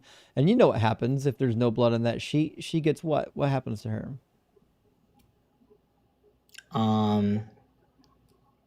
She do get beat. Yeah, she gets stoned. She Dang. done. She gets taken out. That's bad. So do you think it's a problem that God gave a law whereby almost all of the women that would be executed from it were actually innocent? Do I think it's wrong? Do you I see think the that problem? I think that it's I think you could ask. Hold on, sorry, this is important, and then I'll answer your question. I think you could ask the same about any kind of God says do this, and then when people don't do as they die, is that moral? Is that God like the argument just? you're making? Is God just according to Deuteronomy 32:4? 32:4? Yeah, Is that it different says than what we're looking at right now? Deuteronomy 32:4 is the one of the passages where God says that he's just in all of his ways. Yeah, no, I think God's just. But sorry, Okay, so if God is is that just, I just want to clarify your is it argument. Is just that the to argument you're kill making? women based on faulty evidence? But I can answer your question. I just want to clarify what you're saying. Right, but you're saying that any time that like God says, "Hey guys, like do this," like with the whole meat thing when they left Egypt. I'm not saying any Is of that. Nope. Okay, sorry. So then I think I'm not understanding your argument. My argument's pretty easy. Do you think it's just to murder women based on evidence that doesn't actually prove their guilt? Yes. Oh, so Because it God would said be, so. it would be just to murder women even though they were innocent. That there's like a faulty, like ritualistic aspect. Again, I don't think that means that God's not just. Right, but God gave them the command to kill innocent women. Yes, but again, I think, and then maybe this is the point of but contention. that's just to be clear, it's just to give commands to kill innocent women. Okay, just check it. Yeah. I just want to make sure we're Yeah, on the of same course. I mean, page I here. think, yeah, of course. I think that, yeah, I think. So I the think, word like, justice again, like has when, no meaning to you anymore, just like the word property. No, I think that, like, again, like you could think about like the binding of Isaac. Like, I think, of course, that's like just, even if it's right, like for God Did to Isaac do that. die? No, but even if he did die, Okay, I but would these say that women that's died. just. Yeah, these women I that would got say, brought up on but charges that's kind of died. my point. Like, even Just to be even clear, if Isaac okay. had Just want to died, make that sure. would be just. Your mother doesn't know you have this opinion, does she? She does. She I does. think I'm sorry. she'd be kind of ashamed, I would hope. But let me run another passage by you. Do you think like if a man commits a sin, like if your dad committed a grave sin, should your mother take the punishment for it? If my dad created, I guess it depends. Like again, I think like this seems like it's all the same question. That it's Well, like if God Well, commands it's really something. a question of what you think justice is. I just want to make sure I understand what Yeah. you think justice is, right? So, for example, if your dad committed adultery, would it be fair to have your mom raped as punishment? Like again, I think that this is just the same question where it's saying Crazy that they like can't say yes or no. Do you think in any possible world it's yes, justified? I said yes. It's the same. I said that's why I was saying it's the same question. So Okay, so if it is meaning anything that the justified Bible says, to have an innocent woman raped for the crime of her husband committing adultery. meaning again, I think you're asking the same question. What's the difference in these questions? I'm asking the same question because I'm waiting for you to say yes or no. No, I said yes. I said it like 5 times. Okay, so it is justified to rape innocent women. Just checking. All right. I guess we'll that's not what I last said. question. That's a straw man. That's not fair of you. That's not what I said. I'm sorry. Did the woman commit the crime? Meaning, what? Like, I feel like you haven't really heard You out weren't what even I'm listening. saying. But again, we'll try this again. If I a feel like man I'm listening commits to what you're saying. adultery, is it fair to punish the woman Yeah. by having her raped for her husband's adultery? Which Bible verse is that? I'm not asking you a Bible verse. I'm asking you a hypothetical scenario. Oh, so meaning if the Bible It's crazy. doesn't say that, and that's I just could a have random situation? I could have made up anything and he would have defended it. He's just assuming that I'm talking about the Yeah, Bible. meaning It's I'm crazy. saying if it's theoretically in the Bible, then I would, of course, that's my point. Then Okay. then I agree with it. But So- if it's not, then I think that's immoral. I'm just asking, is it moral to punish a woman with rape for a crime that her husband did? Again, I would say if the Bible says it, then yes. But if not, then no. Okay, well, it clearly does. Thank you for at least biting the bullet, letting us know that you're a monster. Last thing then, so you Monster. obviously Ugh. believe in divine command theory, which is if God tells you to do it, then by virtue of God telling you to do it, it must be right, it must be good, correct? Yeah, but that's like the whole Kierkegaard thing also. I think that's an important addendum. No, to we're the not worried conversation. about Kierkegaard right now. Okay, so then I think if meaning you it's obviously do relevant. believe in divine command theory, that means if God told you to like, hey, I need you to go and execute your neighbor's baby, the right thing to do would be to go and execute your neighbor's baby, right? Yep. Yeah, and if the God said, listen, next I need you to go to the orphanage, and I need you to take all Yes. of those babies and put them through the meat grinder, and then I need you to turn the meat into like these nice little round balls, and then you vulcanize them so you can make meat baby bouncy balls. That would be the right thing to do. Can I say you're being a little disingenuous in the sense that you're trying to I'm like not. evoke this like thing that's bad instead of arguing Nope. I'm just the looking point. for an answer. I said yes. I said yes to all of those. Of Okay, course. just checking. We're just making sure that you would own up to baby paste today. It's been a good time. We haven't done baby paste in a couple days, but we appreciate you for letting us know how absolutely toxic your religion is, which is crazy because you came in here trying to soften slavery and you ended by endorsing like slave rape, wife rape, and murdering babies. So just, Yeah, let you're not being so. I'm actually a little disappointed. yeah, let your mom know I said hi. All right. That's crazy. Finally, my past in Judaism has been coming into lock tonight. Dude, absolutely clutch tonight, I would say. Let me grab a couple super chats, friends, and we'll move right on into our next guest. Ex-Mormongelical, thank you so much for the $10 super chat, and great to see you tonight. Says, Justin, my guy, I heard about this dude that made a minute-long original animation of Doug for Doug Worship, wondering if you've seen it. I think he emailed the subject massive effort for Doug Worship. I actually did get it, and I watched it earlier today. I didn't respond to the email yet, but I did actually get around to watching the clip. So when I get back to my messages tomorrow, I'll definitely respond to it. But yeah, I saw the video. It was delightful. I appreciate that, whoever put that together. And Sir says, Kosher will do anything to avoid reading his own book. I was hoping to go into some scriptures tonight. Well, Sir game a lot, buddy. We got some. Ladies and gentlemen, we got them. And Philistine, great name. Thank you for this $10 super chat. Says, I call this the Christmas defense of God, as in Lloyd Christmas from Dumb and Dumber. So you're saying there's a chance. It's a typical variant of, well, you don't know 100% that famous argument. Dumble Dad, good to see you. Thank you for the $10 super chat. Says, if you ever come to Australia, I'll take you out fishing on a Sunday. Post deconstruction is best. I would love to go fishing on a Sunday, especially away from where I live. The type of fishing you get on the Great Lakes is not stellar, at least not my neck of the woods. Simple Programmer, thank you so much for the $20 super chat. I appreciate that. It says, thanks for all the schadenfreude. Sometimes I think it's cruel and unusual punishment. Then I remember how much damage these beliefs hath wrought and how much it could do. Exactly. That's what I'm saying. That's why that last guest, we had to go to baby paste just to demonstrate that there's really no limit once you've given into divine command theory. There's no limit to the carnage you won't do.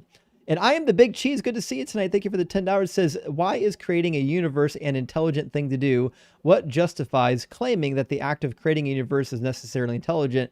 Such a claim feels like the puddle fallacy for universe. Actually, yeah, you could actually, for our side, appeal to a deistic God. You could say, listen, we have no idea that the universe was intelligently made. It could just be a deistic demiurge that, shat everything into existence and just wanted to see how it was going to play out. You know what I mean?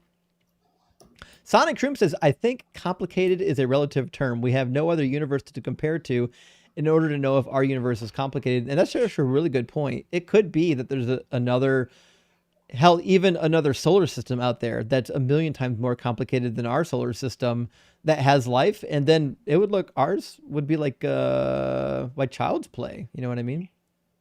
And Christine says, Protestants claim Catholics are not real Christians. Why default to Catholics for exorcisms unable to fight evil on their own? Only a movie plot.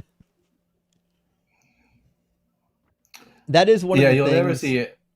Oh, go ahead. It wouldn't be it wouldn't be nearly as interesting if you had an evangelical exorcist trying to cast out the young girl. It would be boring. It would just be cringy as hell. It really would. I'd tune in, though. I'll tell you that. Last one from our friend Bitplane says, I like your mug. Does it come in a larger size? I don't think it does, but it is a great mug. In fact, sometimes I need to take the advice on the mug every once in a while, but what are we going to do? Okay, I said just saying we were going to get next from the queue. Just saying has been waiting in the YouTube queue for a minute, so we'll get just saying into the conversation. Then we'll get back to, I think after just saying, it was logic. In that order. How you doing, just saying? I'm good. How are you? Doing good. Thanks for asking. Saying, are you at least 18 and do you believe in God? Yeah, I'm 39 and I do believe in God. Okay. And do you believe in any particular God? Yeah, the biblical God. Okay. And what would be the best evidence or argument for the biblical God being real? Um, so when I say, I'm not trying to run away from your question. When I say that I have a faith and belief, and the belief is the substrate Could you of. speak up? Could you speak up a little bit louder? Saying the audience is having Yeah, a hard time hearing you. I'm sorry. Can you hear me now? Yep. Mm-hmm. Mm-hmm. Mm-hmm. Yeah. So what I was saying is the belief is the substrate of my belief. When I start explaining, if you don't mind. Go ahead. Go ahead. So your question was my evidence. So in evidence is like knowing. So I can't say that I know because I'm for my substrate is belief. Well, evidence just is something that points in a particular direction, right? So, I would say possibility, but you want me to pinpoint on possibility. And for the debate, I would say for possibility, there would be intelligence. I would leave with that argument. I know you guys like ridiculed the last few people, but I would pick intelligence. right, but what does that have to do with God? So with intelligence seems creativity. Right, but God, what's that got to do with God? Creator of like a deity. Uh, a deity would be a creator of man. Yeah, but why are we saying that human intelligence came from a creator? Why isn't it just emergent from the universe? Because like I said, there's that possibility of where it points to a god. But that's what we're trying to figure out is why do you think it points to a God? We don't think it does. Because evidence with what there is that we have now. Like I know you would disavow scrolls, but what's the odds of the scrolls being in existence What as scrolls? far as like okay, like so you know how there could be like two universes, right? You're saying there could be. I'm not saying there could be, but I believe you were But on Ian's podcast saying there could be two universes. Well, what my personal belief is we don't know how many universes there are. Yeah, but I'm just saying, could you imagine the necessary things to almost mimic our world, but the change would be that there is no God, right? This is your worldview. It's pretty much your worldview, right? I'm sorry, I'm so lost at this. I have All no right, idea.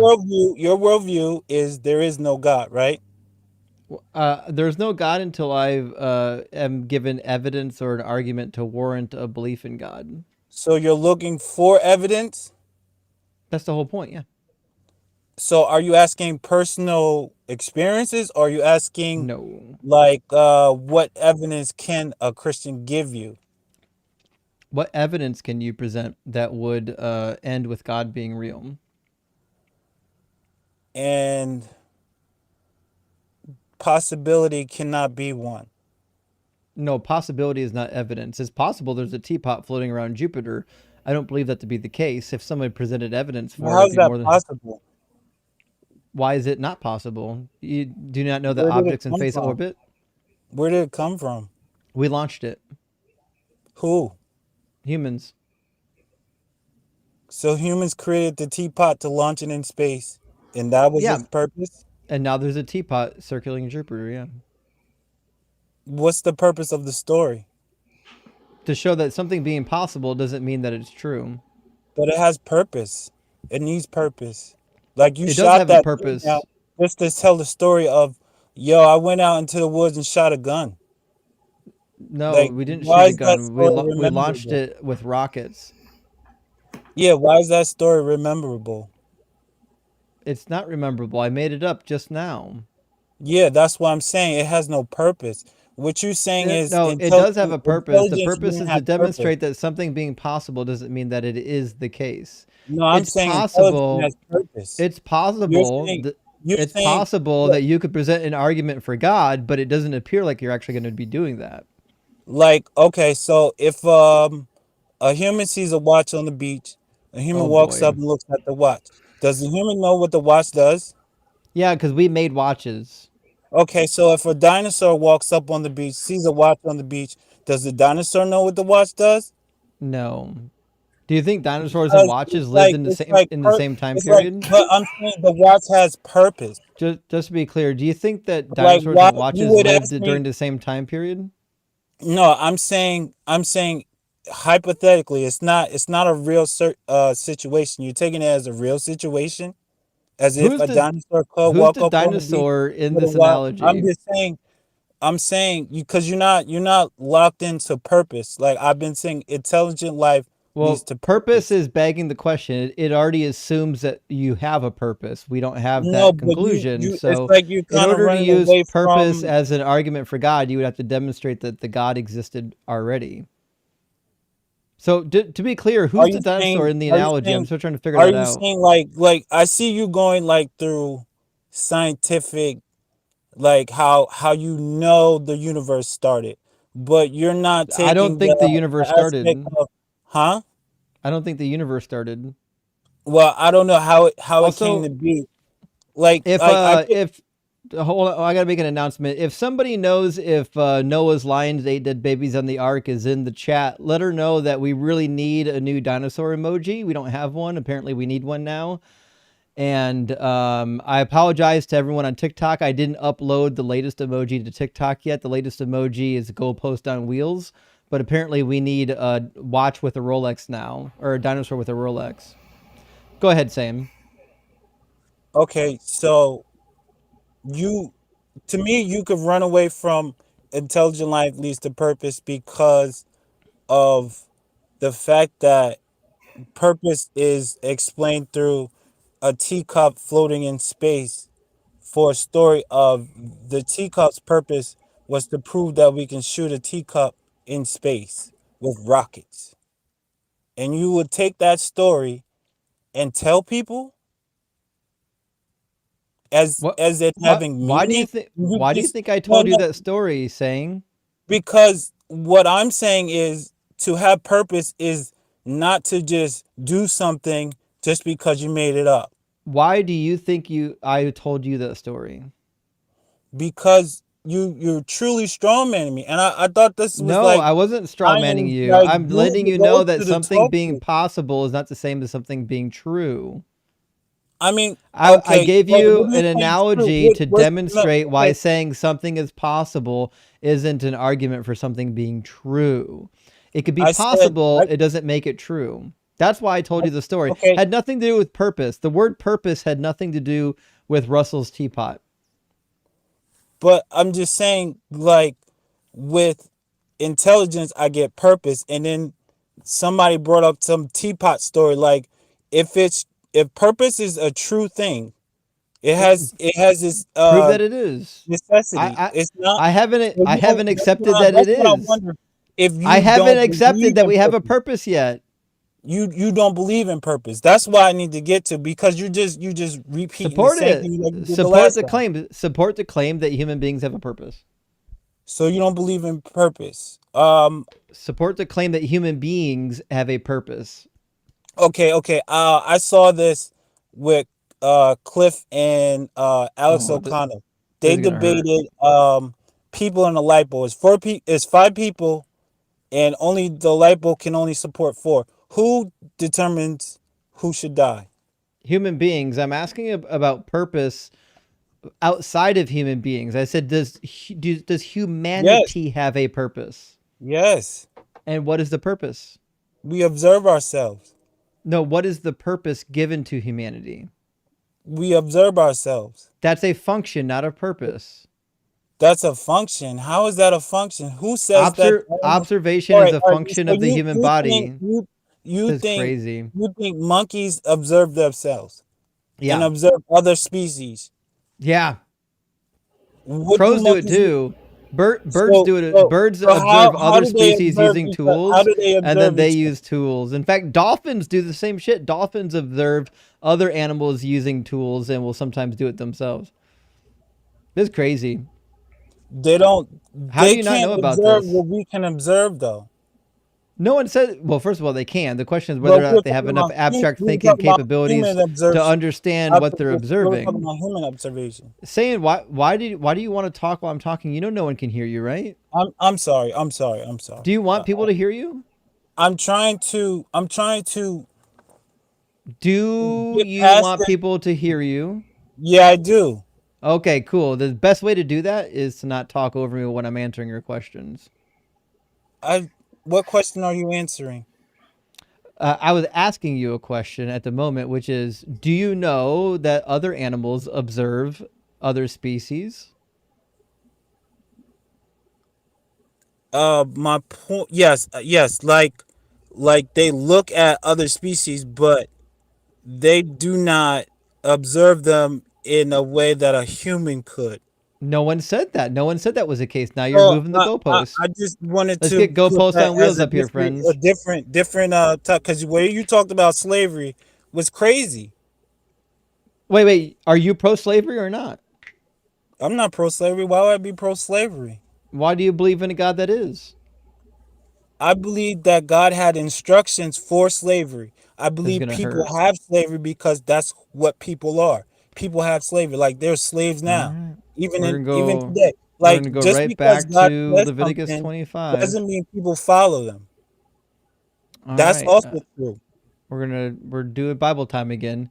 Okay, so in Leviticus 25, God did or did not say that you can do slavery? Yes or no? What do you say? He gave instructions. Yes, he gave Okay. instructions And about how slavery. long Look, did look, look, God look. Are you say cutting me to off? Are you follow? cutting me off? Are you cutting I'm me not off? cutting you off. I asked you a question, and all I need was a simple answer. I Can I don't. answer? Can I You already did answer. You don't need to what was yap my after answer? that. I need a I simple mean, answer. or The are you answer just looking the for answer yes or actually should no? have only been a yes.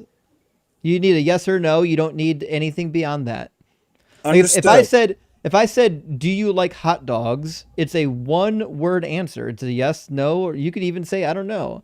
But it's certainly not a whole paragraph after that. But This was an easy question. So in Leviticus 25, does God say you can own slaves? The answer is yes. Next question, does God tell you how long this law should be in effect for? Yes, he does. And how long is that? For the rest of your life. For Unless all you're free. time. For the rest of your life until you're free. Or if you're free. Are the laws going away? No. Are the laws abolished? No. That means you can own slaves forever. People own slaves now. I know. I don't think you should own slaves. The God of the Bible That's says it's you. okay to own slaves. He likes servitude. What's the problem with servitude? I know. You said that slavery was bad. Now you're saying it's not bad. This is crazy. I don't The want to own goalpost slaves. shift Just here is because it wild. says you This own guy's slaves concussed. doesn't mean Well, you now have he's to trying own to slaves. downplay. Now he's trying to downplay it by calling it servitude. Let's not whitewash. It's slavery. Slavery. No. I get, like I said, you compare American slavery to the same rules. Like you want to say lynching, making hair out of their chair, making chairs out of their hair. There's capital God said punishment. that. That's bit that There's like this. capital punishment in the Hebrew You're gonna read Bible. from the Bible and say There's God said capital. lynch your There's slaves. capital. There's God capital said, punishment. but I mean, There's capital punishment in the everybody owes a Bible. debt. Everybody There's owns a debt. capital punishment in the Bible. I get Are what you're you saying, but aware that the everybody is owed Bible a tells debt. you on many occasions that you can stone people? Everybody is owed a death. Okay, so Everybody's then gotta die. then Everybody's lynching's gotta fine then. die. There's nothing wrong with lynching. I don't know No, why you brought no. I don't know why you brought lynching when when you don't have a problem with lynching. I don't know why you keep bringing I'm about lynching to up. answer you. About to answer you. What I'm saying is God in the Bible does not say lynch your slave. It It does says not you can say lynch your says you slave. can It does stone not people. say lynch your slave. Neither Right? neither did any of our laws in the U.S. Well, I'm There were saying no you're saying it's the there were same no thing. laws. You're saying, There were no laws in the U.S. that gave people free range to go out and just lynch their slaves. Lynching was a punishment that was accepted in the South. It was a form of capital punishment. I don't agree with it, by the way. The fact of the matter is, the Bible has something just as bad. It's called stoning. So you haven't look, helped yourself by talking about everybody. lynching. You haven't helped yourself by talking about lynching because the Bible says that you can stone people. It's not exactly the same thing. I can't say that one is worse than the other, but the reality is the Bible says that you can do it. Yeah, but what you're saying is how people can treat each other, and you're saying like oh my God, people were stoning for something bad. People were cutting their hands off for stealing. That's not in the Hebrew Bible. No, but they were. That's not in the Hebrew Bible. We don't It's have like evidence things that. you do. All right. We Can know you that say the we know life that that people live? we know that Because I don't know why you constantly ask to be muted. The Babylonians were doing it. We know that people in Mesopotamia had these law codes where, like, if your slave was caught stealing, you'd take the hand of the slave, you'd cut the hand off. We don't have any evidence that the Hebrews were behaving in this particular way. You'd have to substantiate that. so we know that if you stole, you would get your hand cut off. We don't In know that that. area, in that time, there was Well, no there was we'll no try this sword. again. No, we don't know that. You don't know that. Like if No, you stole, your hand would get we cut don't off. have any texts about what the Hebrews were doing in regards of cutting people's hands off. In ancient times, no history What I'm saying is we don't have around any that time. Hebrew I'm saying around that documentation time period. talking about people cutting off other people's hands. The punishment for theft is outlined in the Bible, and it doesn't include cutting people's hands off. Like I said, Now, if you reach out and damage somebody's genitals, we got a different story. like I said, it's a difference. I mean, I get what you're saying. Like it has What's the the same difference? punish. I mean, everybody's owed to death. Like you know what I mean when I I say don't that? know why you keep bringing up death. It's a Because meaningless talking point. We all right, agree people all right, die. What's all that right, to stoning do is death. with the fact that the Stoning is Bible death. says that you can Lynching own is death. slaves? Stoning is death. Stoning is death, right? And lynching. Try this again. You didn't hear what I said. We agree that people die, right? That doesn't mean anything. What's that have to do with the fact that God says, while you're very much alive, you can own slaves? Because he likes servitude. Okay, but You serve a you started the conversation by suggesting that slavery was wrong. So is slavery wrong or not? I started the conversation saying I wouldn't. Well, try this again. Is slavery, in your view, right or wrong? I need you to say right or wrong. It's one of those two.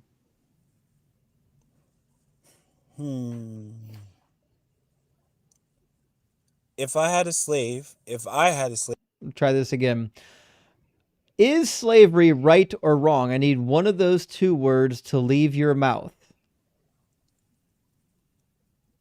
So yes. That wasn't one of those two words. You were almost there. You said a one-word answer, but it wasn't right. Is slavery right or wrong? Possible answers include right or wrong. You could say, I don't know, though. No, because you don't want to see me morally. You just want to hear. Try this again. The answers of the question, there are two of them. Three, actually. It's either right, wrong, or I don't know. Which one is it? Why are you copy paste babying me like you did the last guy? Because I need you to actually answer the question and stop being a No, coward.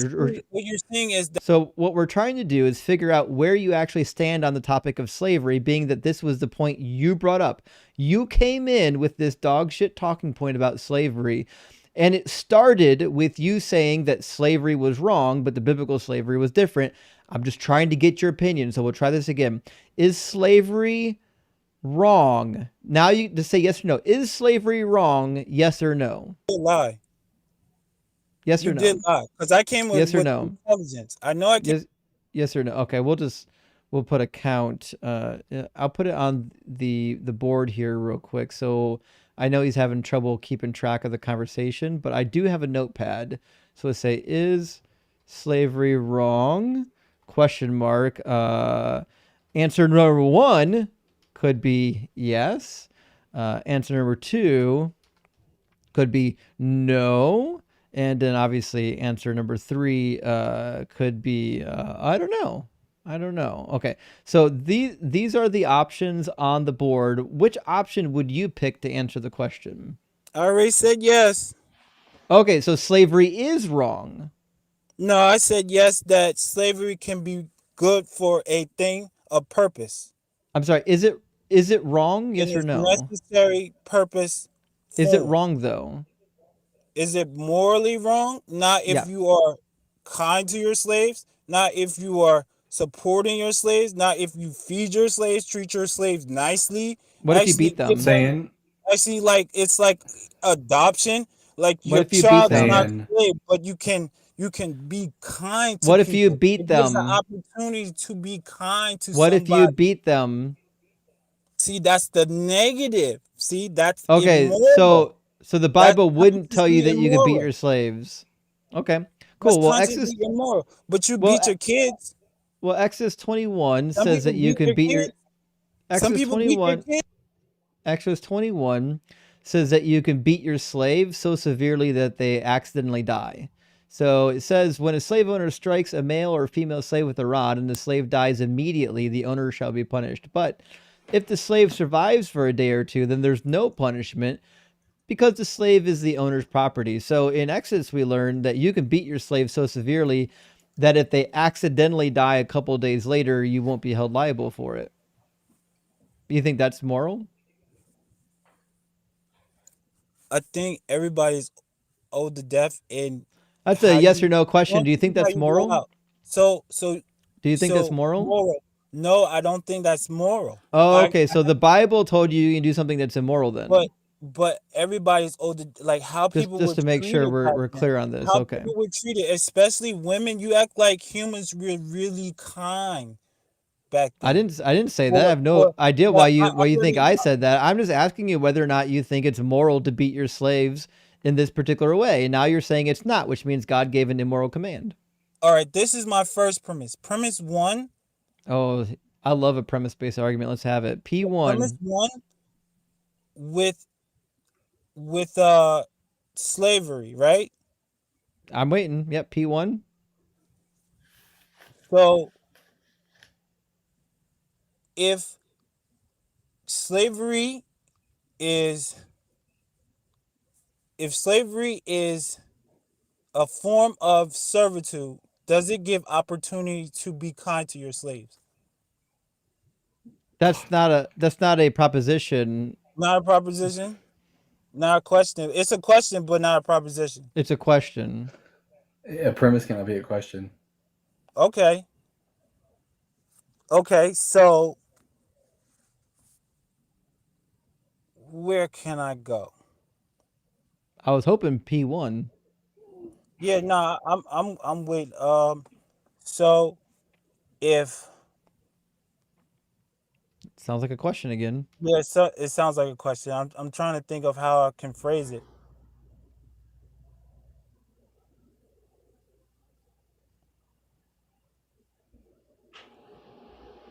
Cause I okay, think so before do you you give a okay, all right. No, I think before you give a syllogism, you should know exactly what you're gonna say. so it's about being over a commandment. Like you can break this commandment or command that's being said to you, but you can also follow it, and to be immoral is to follow it. But So God gave you immoral commands to see if you would follow it. God didn't give me immoral commands. God gave people at that time moral commands. So to be clear, God gave commands that were bad, and He wanted you to know that they were bad and not follow them. No, God gave rules to lawless people who had lawless things. Okay, You act like did He want you to women follow the weren't laws being or raped. not? Like you act like people weren't being raped, like women weren't Did being He raped. want you to follow the laws or not? Yeah, because he had to have order with chaos. Okay, if he wants you to follow the laws, that means he's okay with you beating your slaves.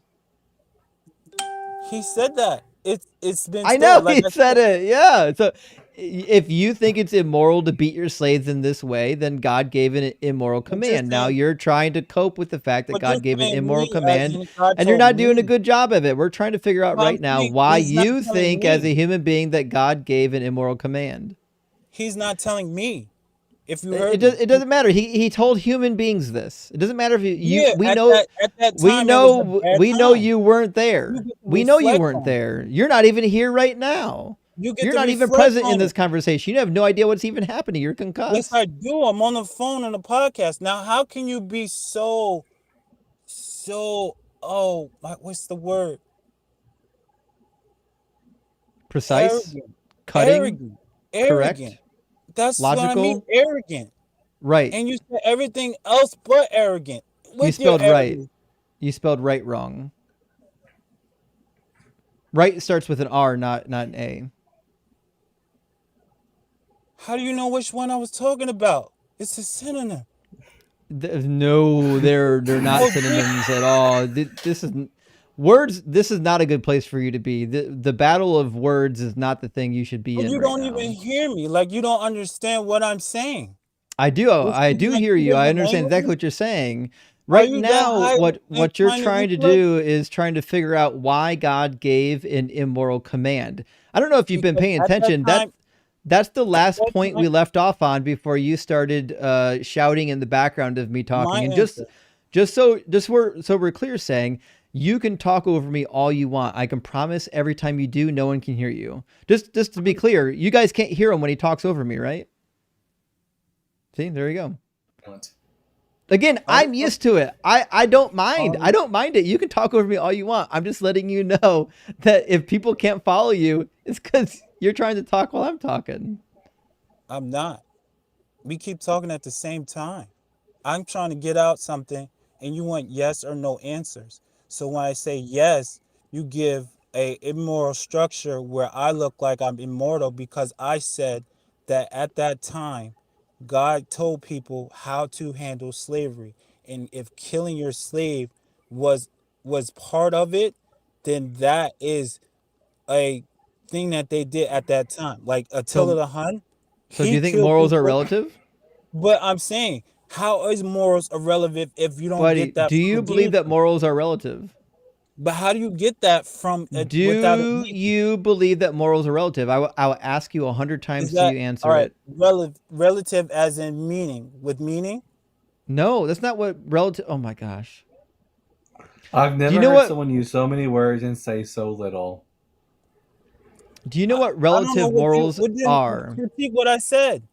Relative morals means that they affect some people and not other people, meaning it might be moral for you to behave this way, but it's not moral for me to behave this way. Isn't Relative that the way morals things are? means that they're not objective, they're not universal, they're just relative. The same way time is experienced relatively. I figure out like I get that you really want to explain it to me, but can you say like one explanation and then let me respond, or is that a problem? You're responding right now. Do you know what relative morals mean? Yes, What you does it just told mean? me. It means that people have different morals. Right, which means there's no objective morals. Yes, I agree. Okay. I So mean, how do you know the morals given in the Bible regarding slavery are good or bad then? there had to be order. Order has nothing to do with this. I said good or So, bad. so good or bad for the people to have instructions, I said was good. We agree instructions can be good. I'm asking specifically about beating your slave to death. If the instructions said that, then that would be the instructions, and it'd be good for the Okay, so instructions, or okay, to so it obey is good God, to beat your to slave to obey death. God. I'm sorry. I'm just trying to explain. We talking at the same time. Sometimes I talk and I don't finish, but I do try to not cut you off because I don't want to be on here just to cut you off. Like that's not what I'm on. I'm not on that time right now, my guy. So it is or isn't good to kill your slave through beating. I have to rephrase your question. I want to say yes, but I'm trying to answer your question. Like I'm really trying to, but you have to let me say that following God, killing your slave is good. Okay, Following with those just people. making Look, sure look, you it's could the spit same it out answer. finally. It's the same answer. It's the same answer. It's just the person who is following God that killed their slave did a good thing towards God. That's between them and God. I cannot like it. I don't have to agree with it, but that's between them and God. Can I say that? You can say that, and what's today's date? Is today the 8th? Give me 1 second. I gotta write down in my notes to clip this conversation. See, just saying, and the note is gonna say, thinks killing slaves is good. Okay, well, you're on the list. You'll be clipped eventually. So the next thing then, now that we're on it, then when God says that when a man lies with a man, you should stone that person. That was a good command too. You think homosexuals should be stoned? Homosexual, like I said, the same answer. You keep pasting me, and I get you wanna pin me as this guy that is immoral and like hates people, but I guess that's for the snap super chats. I mean, you get a lot of super chats. Kid you not. And Wonder I why. thought Ian probably would have been different, but you kind of like just did the same thing to the last guy, and you did. You did. You I mean, literally did. I force you to answer easy questions. But Yeah. I mean, no. But you picked a question. I mean, it's your show. You picked the questions of stoning of homosexuals, women, and it's the same answer. Like the kid caught on. I mean, he was So giving you his heart. are you going He was to giving answer you the his heart question or not? and his I'm still defeat. waiting for the answer to the I, question. I I know, but it's like I said, it's the same Is answer. Okay, Because so look, is the look, answer look, look, yes or but look. no? You had a guess. You just had a Is guess, the right? answer yes or no? And that's what you're going for. Why are you doing this to me? Like I'm a Is the answer person. yes or no? So you don't value me? I'm asking for a yes or You no. You don't don't value value me. conversation. Because my intellect is not at your level. It's not about your You intellect, it's about your disvalue me. honesty. I need you to be honest and answer the question. I said that following God is the good thing between them and God. I Okay, don't just have to checking. agree. I don't have Okay. to agree with it. Okay, or how about I take So the other route? so Since then since I if always God say yes, told I'm gonna if start God saying told no. just I'm gonna saying start saying to no. go hang a baby up by their toes, obeying God would be the right thing. That's between them and God. No, between you and God. If God says just saying, I want you to No, hang a I'm not baby up doing by it. its I'm not toes. doing it. I That's didn't what you're, ask you if you're you, I trying to didn't put ask me you in. if you would do it. Listen to the So words. that's Eventually, why am I being eventually blamed? you have to actually listen, okay? If Okay, God told you to hang a baby up by its toes, would you do it? no. Okay. If God told you to hang a baby up by its toes, would it be wrong to disobey? Between me and God, that's God says I'm wrong, but I felt like I wasn't. I need to answer the question. Would it be wrong to No, disobey? I would say no for me. No for me. No, it'd be wrong to disobey. It'd be right to disobey God. I said I disobey God. I do So things that I'm not supposed disobeying to do. God is not a sin? It is a sin. Okay, is sin wrong or right? Sin. What do you mean sin? Sin is like Does instructions. God want you to sin or not? No, he doesn't. Okay, and if disobeying God is a sin, that means disobeying God when he says that he wants you to hang a baby up by his toes would be a sin. It'd be wrong. Yeah, that doesn't mean I have to do it. I didn't say you had to. I'm asking you, would it be wrong to disobey? No, I said no, right? It would. Yes, it'd be a sin. Disobeying God is a sin, and sin is wrong. That's between me and God, though. I'm aware. I'm not asking if it's between you and God. I'm asking, would it be You're wrong to saying it's disobey? bad. You're I didn't saying it's say bad. I didn't say it's bad. I'm asking you if it would be bad to disobey God. And I said, for me, no. No. That was my Okay, answer, right? then you don't believe that disobedience is a sin. No, I didn't say that. That's entailed by the instruction. If you say No, I that didn't say that. disobeying I said I God, can disobey this is God. crazy that you can't I even said I follow can this. disobey God. When you rewind Okay, this clip, you said you're gonna clip me. So we'll try this again. You need to watch this back when it gets posted. If disobeying God is a sin and sin is bad, then you disobeying God is bad. That's how that works. It's a transitive property. Do you You saying understand? it's bad. You just said that, right? No, The people you just said said it. that.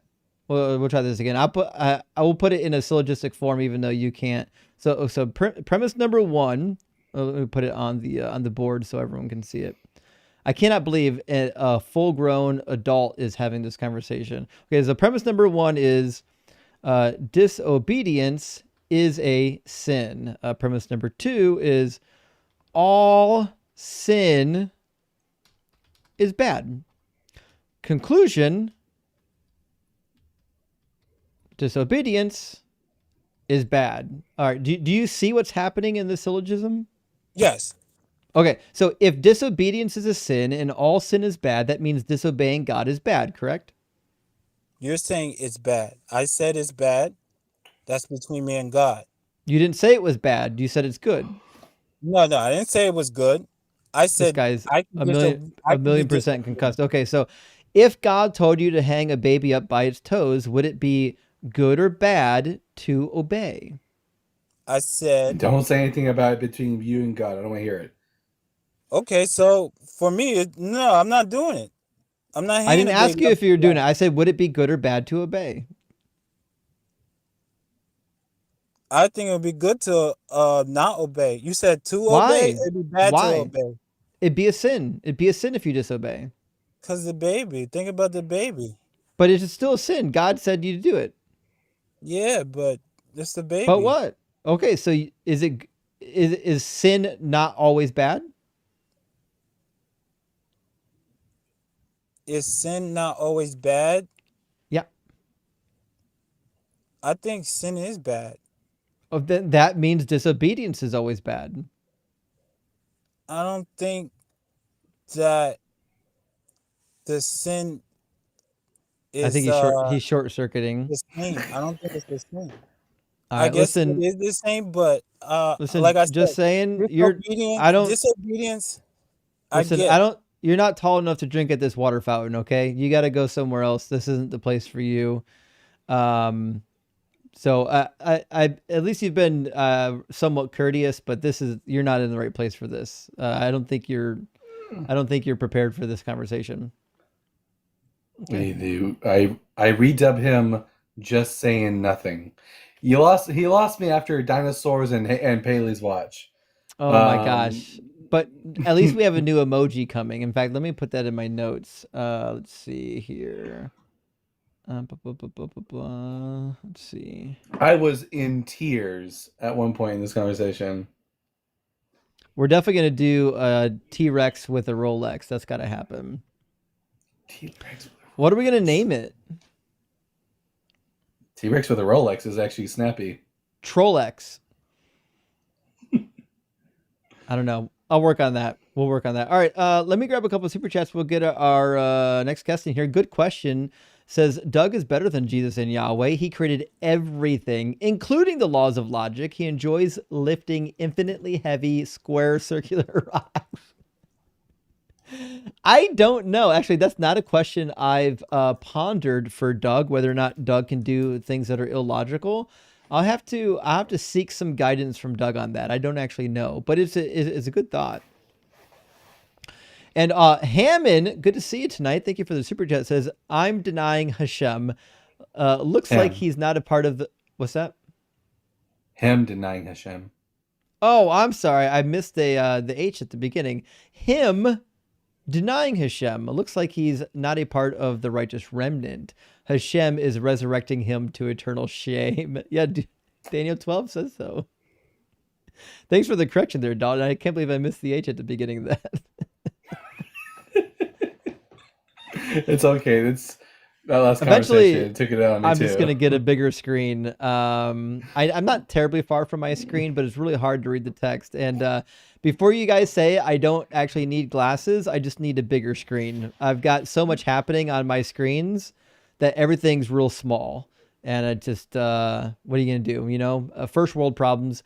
Sanzabar, good to see you. It says my Christian record label Mammon Records is struggling. Do you have any advice? Well, I was told that you can either serve God or serve Mammon. I assumed that Mammon would win out, but we'll have to wait and see on that. I don't know if I have a whole lot of advice other than you got to drop either the Christian or the Mammon. You can't have two masters, right? And McDubbin, thank you for the super chat. Says pray for Mike Hawk. He got in a pretty nasty accident. Hopefully it's just a tip.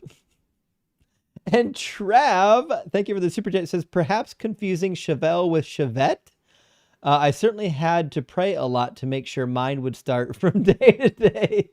Yeah, the Chevette was something else too. Oh, we already got a T-Rex with a Rolex. I love it. Make sure and send me that on Discord. We're I gonna sent make you. it happen.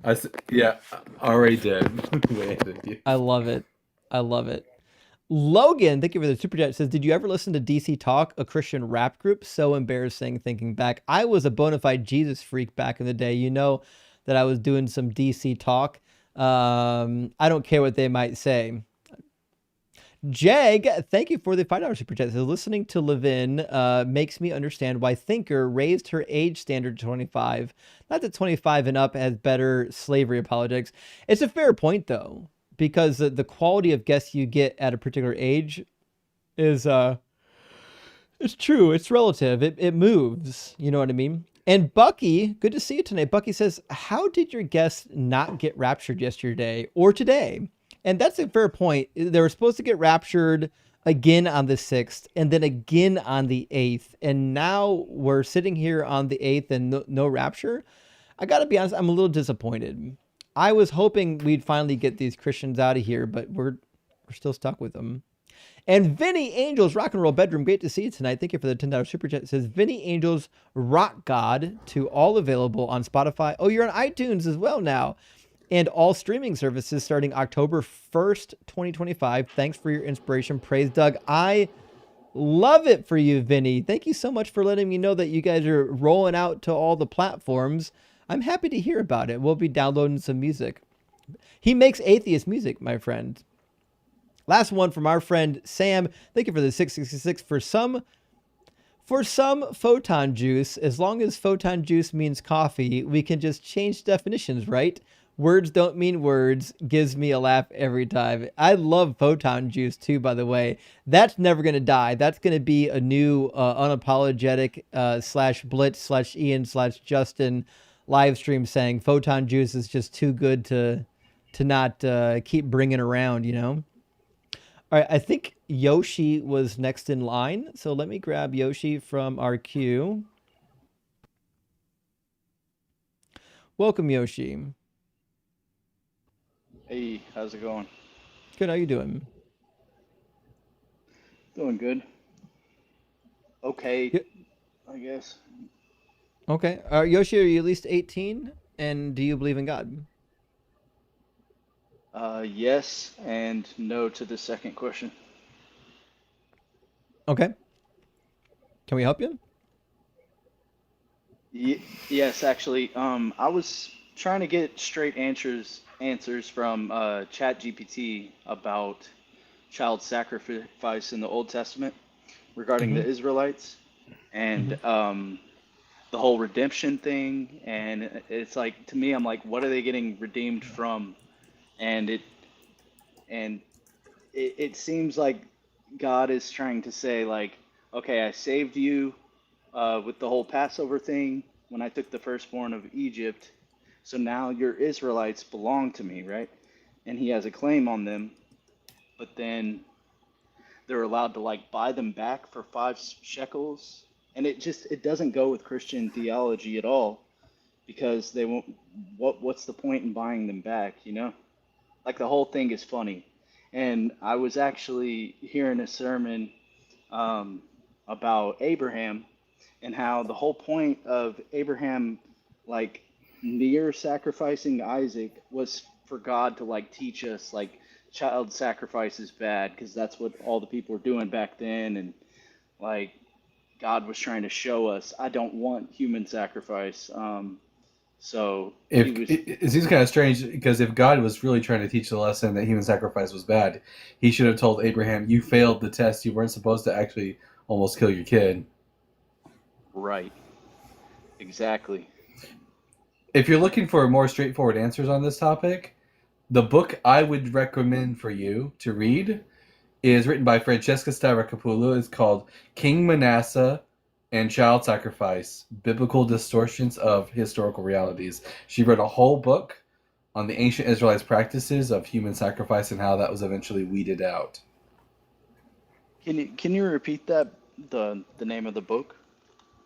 King Manasseh and Child Sacrifice by Francesca Stavrakopoulou.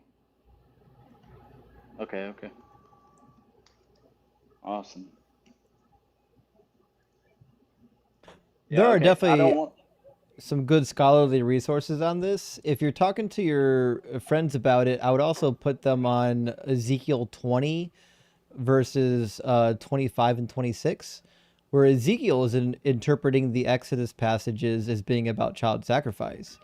He says, the word from God through Ezekiel says, "Moreover, I gave them statutes that were not good, and ordinances by which they could not live. I defiled them through their very gifts in their offering up of their firstborn, in order that I might horrify them, so that they might know that I am the Lord." Okay, and what's the Hebrew word there for forgave? Like, it's I, not s- there. I The assume it's apologetic Olah. is the apologetic Or is that they were Natan. like trying to be ironic right there, and he gave them over to practices that weren't good, not that he gave them the statutes. But I've heard you argue that before Where is it on your at? show. Ezekiel what? Yeah, it should be 2026. And the phrasing that we have here is biha which means to pass through the fire, the same way we read elsewhere in the Old Testament about passing kids through the fire.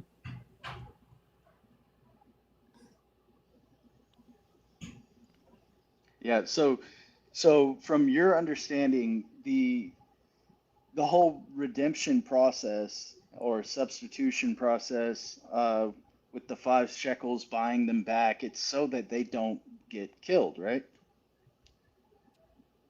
Unless you were devoted to destruction.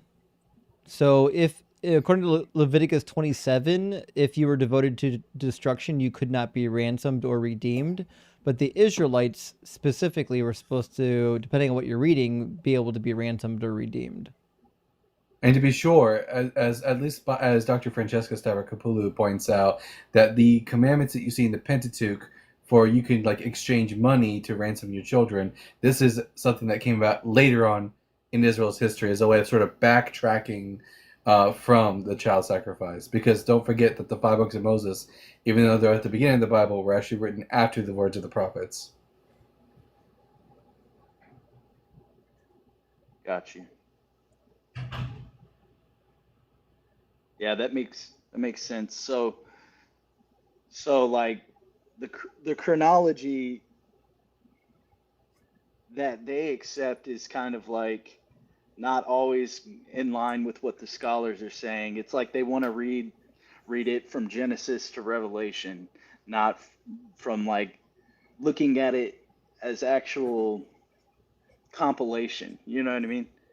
Oh, yeah, for sure. The majority of Christians don't recognize the literary layers that are there and how they developed over time. So, like, if you went to the average Christian and explained to them the documentary hypothesis, they would just think that you're crazy or they would reject it altogether. So, like, but if you go to Bible college or seminary and you take like just an intro to the Old Testament, that's the first thing you're going to learn is some form of the documentary hypothesis, whether it's the fragmentary hypothesis or the supplementarian hypothesis. Like there's a couple ways to do it, but the reality is we know that they developed in different stages by different authors.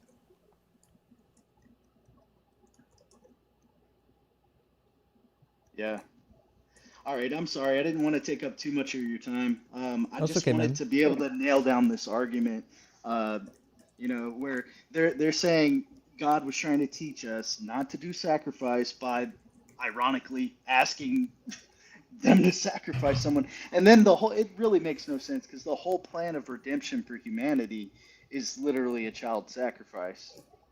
Yeah, But I mean, exactly. I mean, if God is anti-child sacrifice, killing his own son seems like the craziest way to say it. right, but the Trinity doctrine is an easy way out of that because then it turns it into self-sacrifice, even though all the child sacrifice language is still there. It's just it's hard. It's hard, man, especially with the political environment that we're in. Like this stuff seems like it matters way more than I thought it did. Like it was kind of like a little hobby, like watching your show and everything like that, and knowing these arguments. It just I don't know, like it's like therapy for me because I was indoctrinated into very cult-like type of Christianity, and so yeah. But now more than ever, I'm like, how do you defeat the ideology of Christian nationalism without exposing the foundation of it? Like Mm-hmm. belief in these hideous texts, and all the time I'm seeing so many people willing to get on and argue with you, even though they have no idea what they're talking about. None. It's insane. If there's any evil in this world, to me, it's that. And I don't see it really as evil or, demonize it. It's just ignorance. Yeah, it is. We're with you. We're on the same page, buddy. Yeah. But if you have any other callers, I don't want to take up too much of your time. Appreciate you. Yeah, thanks, man. We appreciate the question, Yoshi. Have a good one. Thanks for watching. Appreciate it. Keep up the good work, man. Hell, Cheers, dog. friend. Yeah, hell, Doug. That was it. Absolutely. Yeah. Well, that was a little palate cleanser for sure. Yeah, right. With eyes wide shut says, "Hail Beelzebub." Just joking. Sup, Justin and co-host. I ain't got no problem with Beelzebub. He's way cooler than the god of the book. Ex Mormongelical, good to see you again, says, "Heard that this dude made a 1 minute original animation dedicated to Doug worship. Seen it? Subject line, massive effort into Doug worship. I think you dig it." I'm pretty sure this is a repeat from your earlier super chat, but yes, I did watch it, my friend. I did watch it. Johnny One Music, thank you for the $5 super chat, says, "Why don't you ask callers like this if they are an absolute psychopath?" I mean, I should. I've never done that, but I mean, to be fair, it's an honest question, isn't it? I mean, it seems to be in line with the data. I don't think they'd ever admit to it. I think that's part of being a psychopath. I agree. And Michael Cock, we've got Mike Cock in the house. Thank you for the 666. Says, "Holy hell, I've seen it a couple times now, but it still scares the living fuck out of me seeing people agreeing with killing and raping innocent women." I know it used to shock me. I've seen it so many times now, it doesn't shock me anymore, but it should be shocking every time you hear it, friends, every single time. And Dromomanic, thank you for the $10 super chat. It says, "A dinosaur launches a teapot into orbit. It has meaning to the watchmaker, therefore you're strawmanning me." I had to mute my mic at that point because I was crying over here. That's a good summation of the argument, to be fair. That is a good summation of the argument. And Tana, thank you for the $10 super chat, says, "A Christian recently told me God allowed slavery because their hearts were too hardened back then. Dumbfounded me a bit. Curious how you even responded to that." Well, typically the same thing. This is the usual argument, by the way. They say, well, God had to allow them to do slavery because he knew they wouldn't obey. But it's a bad argument because they didn't obey any of the other laws anyways. God knew they weren't going to obey any of that shit. So he didn't have to select this one thing and allow it because he knew they weren't going to follow none of those damn laws. So yeah, it's just kind of it's a bad hermeneutic. They get it from Matthew 19 with the divorce thing, but Jesus specifically points out divorce. He never ever points out the same thing for slavery. So, and Paul affirms slavery, and so does Peter. So, you know. Yeah. And I agree with that. Piranha, thank you for the $10 super chat. Says Doug came to me in a dream and told me that tarantulas are exalted among creatures. I didn't hear about this. Stone shelters them in nature and it shelters our hearts. You better take back the blasphemy. Keep barbecue coming. Piranha, I'm not a huge fan of spiders. That's just my personal take. I could be wrong on spiders. I would rather have a pet snake than a pet spider. But tarantulas, at least, like, they don't really kill you if they bite you. It just kind of hurts a little bit, but you'll be okay. Design, good to see you tonight. Thank you for the super chat, my friend. Hope you're doing well. It says weekly meetings for over 2,000 years and still hasn't determined that slavery is unambiguously wrong. What the fuck? Yeah, God had a lot of time to say that slavery is wrong. It's weird that he never actually said it. We needed humans to come along and actually say it. And Bluebird says, for both of you and your outstanding patience. Well, thank you, Bluebird. I really appreciate that, friend. And thanks for watching through the craziness. And Crazy Robots says, you get a lot of super chats. I'm not going to lie. No, well, it is true. We have a lot of people that support the channel, and we love and appreciate the supporters. It's what makes the channel possible. Now, unfortunately, YouTube takes like 35% of it, but we do what we can. Mike, thank you so much for the super chat. It says, just checking Metal Archives and absolutely stunned there's not a band name devoted to destruction. And I got to be honest, I'm a little shocked and disappointed that there's not a metal band called Devoted to Destruction. It seems like it needed to happen a long time ago. All right, let's grab our next guest in here. I think next is Ave Christus Rex. So we know this should be a lot of Catholic. fun. How you doing, Ave?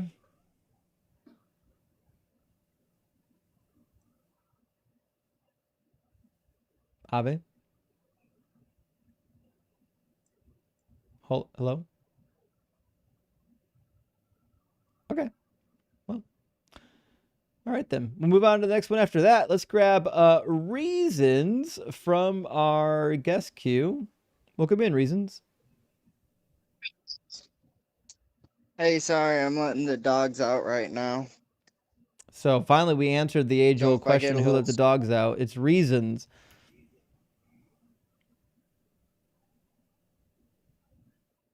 I am over the age of 18. Cool. And are you a believer? I am. I'm relatively new. I don't have a denomination, and I kind of have a question for you starting off. What's your reason for having this podcast? Because I think religions are inherently dangerous for most of them, not all of them, but most of them. I think truth matters. I think truth is important. I think society does best when they believe things that are true, and I don't think that this is true. I don't think God exists. So you would say that humanity works best when we all have common beliefs? No, I wouldn't say that. You wouldn't say that? No, I'm just saying that humanity as a whole does best when people believe things that are true, right? So if everybody in humanity believed that the sun actually is poison and that going outside in the sun would immediately kill you, that's just not true. And it's clear why that would be harmful to you. Nobody would ever go outside again. And we kind of need people to go outside. So I'm just saying that believing things that are true is quite helpful. Yeah. Yeah, for sure. Okay. But so you said you're a new Christian? Yeah. What convinced you to be a Christian? I grew up around, my grandfather was Christian. My parents were I was never raised in Christianity, but I was I guess I had been exposed to it a little bit. I wasn't raised in it though, if that makes sense. Sure. And why would somebody who doesn't believe in Christianity think that the God of Christianity is real?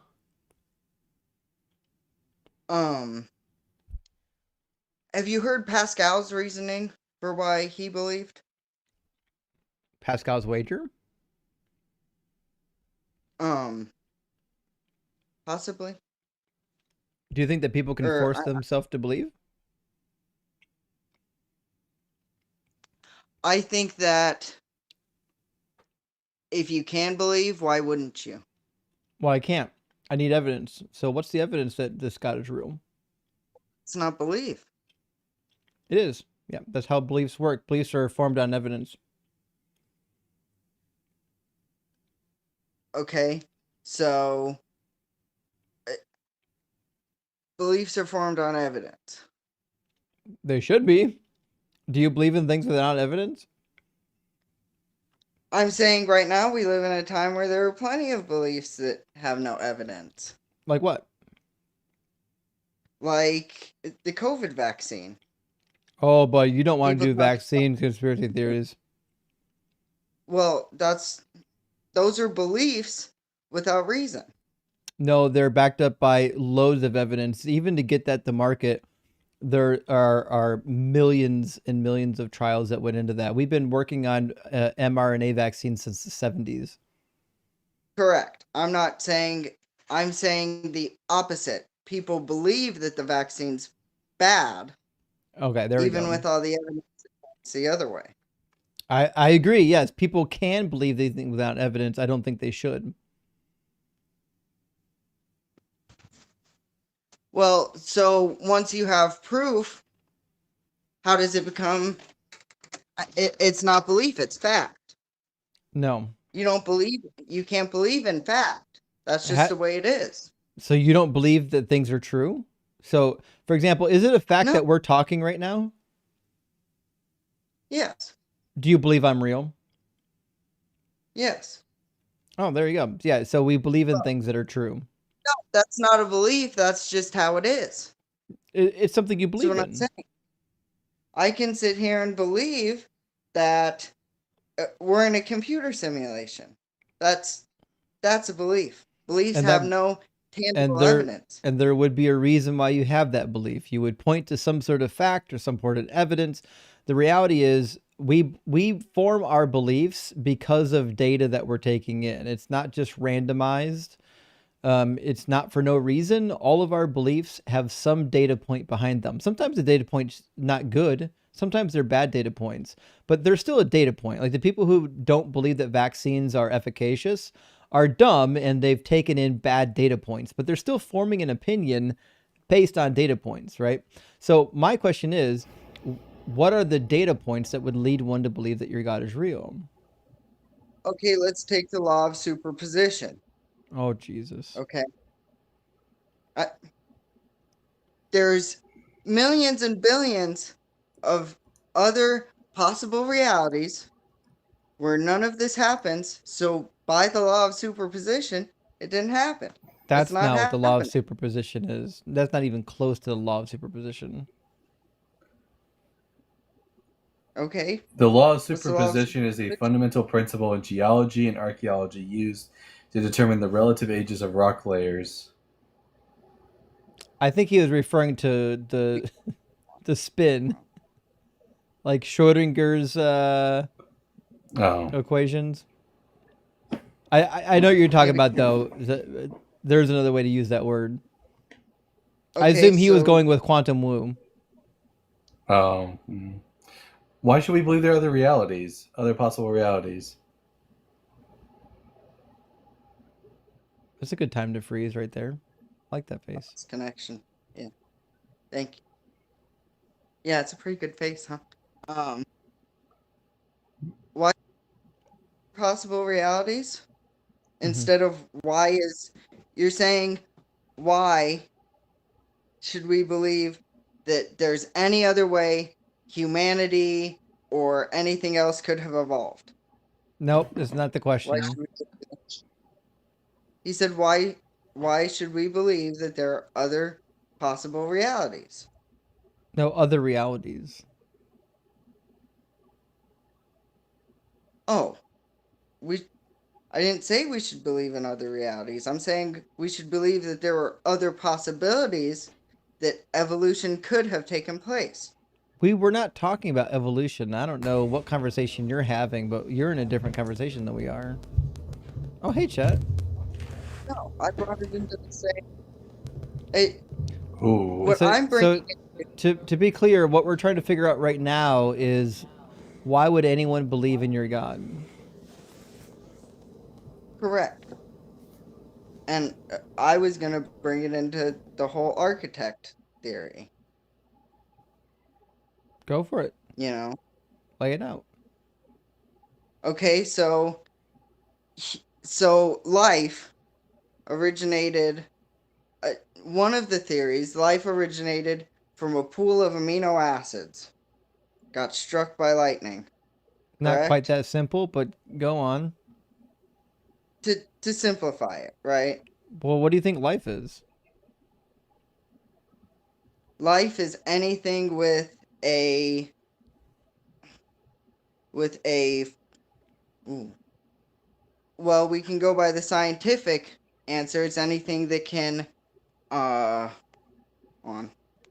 Like I said, I'm new. I'm not totally poised for all of for all of it.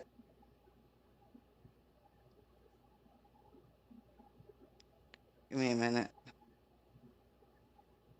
Plus, it's a little nerve-wracking being on a call like this. Never done That anything is like this. true. I'm sorry.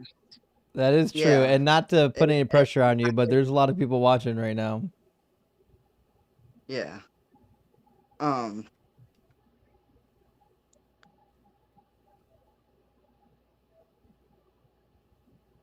It, here's my honest answer. I can't give a reason for belief because my reason is something bad happened, and I would say if you get to a point you can feel it. I would say you can feel it. It's a feeling, and Feel not what? everybody has that. And What's a feeling? so I heard this question earlier. How can you have a relationship with somebody who doesn't talk back? I'm getting to it. I'm getting to it. Give me a second. It's it's the feeling of have you ever had a bad day and you don't need to say anything to your partner? You just need a hug and you feel that come off your shoulders? You The know? phrasing wasn't great, but yeah. You know that feeling of just calm when you're with somebody that makes you feel safe. So no come on the shoulders. Said you feel a weight lifted off your shoulders. Or come off your shoulders. Got it, got it, got it. Yeah. You get that feeling. That's the only way I can say it. We call that the feeling of And I know relief. yeah. Yeah. So God is real because you feel relief. When I'm communicating with him. Yes. Okay, so what's the difference between God and a pet? So I feel relief when I talk to my pet. I got a pet named Pi, and it takes a big load off my shoulders when I talk to Pi. Yeah. Do you know what a placebo effect is, Reason? Yes, I know what a placebo effect is. So how did you not come to the conclusion that what you're experiencing is a placebo? Like you really believe that this deity is there and that it loves and cares for you, and believing this alone has caused you to experience some amount of like stress relief. Well, and that's quite possible. And that's why my first question was why do you have these conversations? My belief in God hasn't caused me to do anything bad. Well, not yet, but we can work on that. So, for example, do you think that it's ever okay to punish somebody for accidental disobedience by feeding them to lions?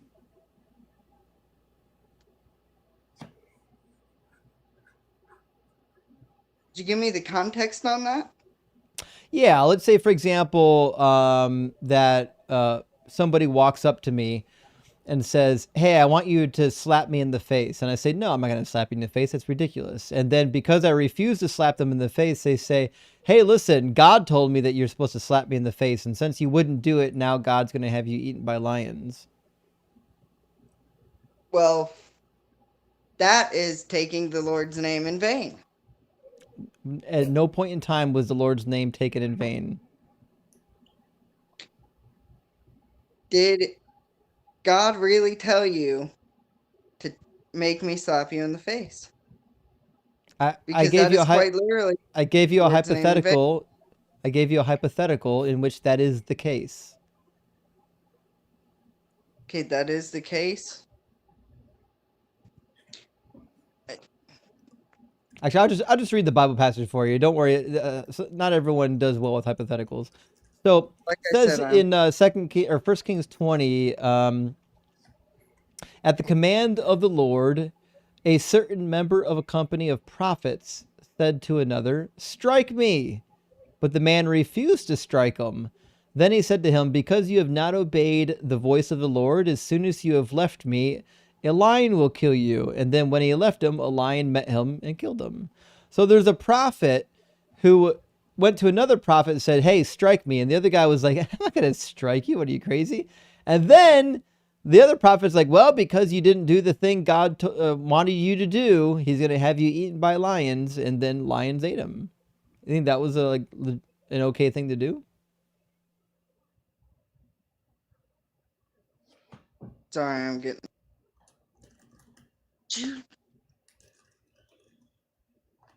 On. That's my bad.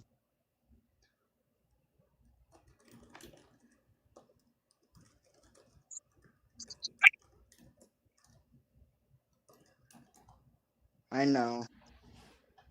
We're not all good Christians. Like I said, I'm new. Still thinking about it, or what's going on here? No, I'm getting another call. I keep getting called. Is it Jesus? No, it's my fiance. Oh, she's not important. Put that thing on Do Not Disturb. Exactly. This motherfucker's gonna get divorced Okay. so fast. Yeah, you think so? Yeah. You put your fiance on Probably. mute, you're in a lot of trouble. You're about to get fed to the lions. I'll see her in 10 minutes when she gets home. It's her call to tell me she's close. It's a We'll see nothing ya. call. I'll arrange the funeral expenses. Don't worry.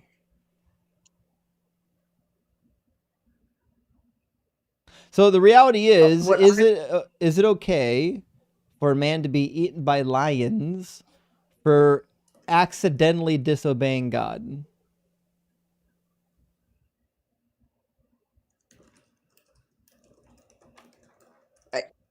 So I would like to know the context around that. What do you need to know? Verses. What There's- about the verses before it? What are the verses after it? There is no additional context. That's it. This is a out of context story surrounded by the tale of Ahab. This is the only context you get, is that there's a company of prophets, and one prophet says to the other, "Slap me, hit me in the face, say it like you mean it, hit me again, daddy." And then the other guy says, "No, no, no, I'm not going to do that." And then God has him eaten by lions. Made it that far in the Bible. It's on the screen right now. Yeah, I'm reading it. So, yeah, obviously,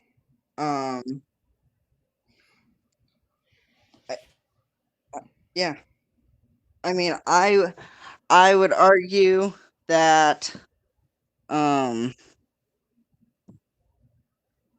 there are times where things like that are needed, but in the context it's given there, no. Okay, so it wasn't necessary there.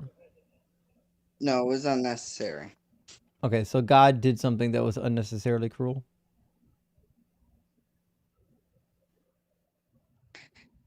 Yeah. You can say it. God's not going to feed you to lions. This story is fiction, anyways.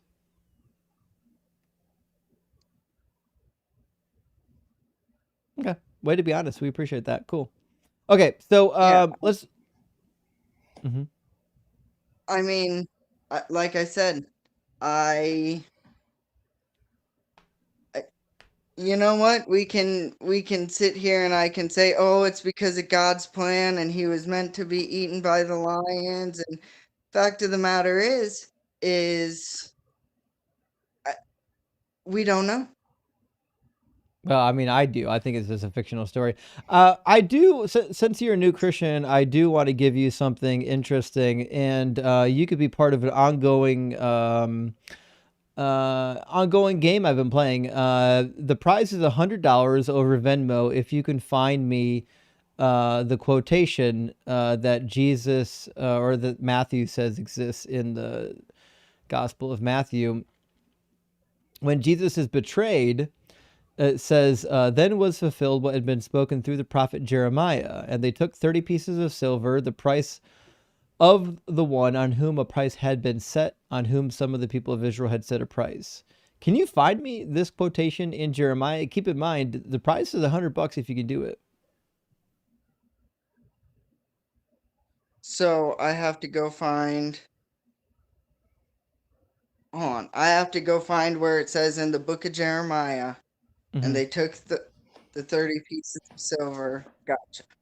Mm-hmm. Okay. Well, wouldn't it be a bit redundant to include it in both parts? What I mean, parts? The Bible doesn't say everything that the prophets did. It Yeah, doesn't it tell us does. what they had for purpose. God said It didn't tell he us that, preserves his word. right. And right there, that's preserving that word. It'd be redundant to include It's it not both ways. preserved. This is a direct quotation from Zechariah chapter 11. Matthew goofed. Right. He quoted Zechariah, said it was Jeremiah. Gotcha. That's why you're never going to win $100. Now, Justin, if I write my own copy of the book of Jeremiah and I find a nice little spot for this passage, just saying. Did it come from Doug? Our manuscripts on Jeremiah disagree a lot. Maybe there's one with that, and we just, didn't find it yet. Yeah, I actually have this It is copy of true. Jeremiah. It's on these gold plates I found in my backyard. An angel named Moroni led you to him. I mean, Chet, no, I do. your microphone is a little bit hot right now. I don't know if you know that. It's clipping a little bit when you're talking to it. No, I do appreciate Okay. the conversation, and I appreciate being shown conflict on it. Sure. It'll help me be better. Yeah. Well, listen, you've been fun to talk to. You've been nice young man. But we're gonna move on to the next guest. Thanks for being here, though. Good. I appreciate it. Cheers, friend. He was. Is my mic any better now? It's still a little bit hot. Is that any better? A little hot? Yeah. I'm so bad with this stuff. Chet, have we met before? I'd be shocked if you haven't. Yeah. One time, when you were doing the atheist Bible studies, I came on and recommended a paper to you by Ron and Eichler, I believe. God, that was forever ago. It was a long time ago. I'm glad to see you back on here doing stuff, though. It's fun. Absolutely. Made my second coming, unlike Jesus. Yeah.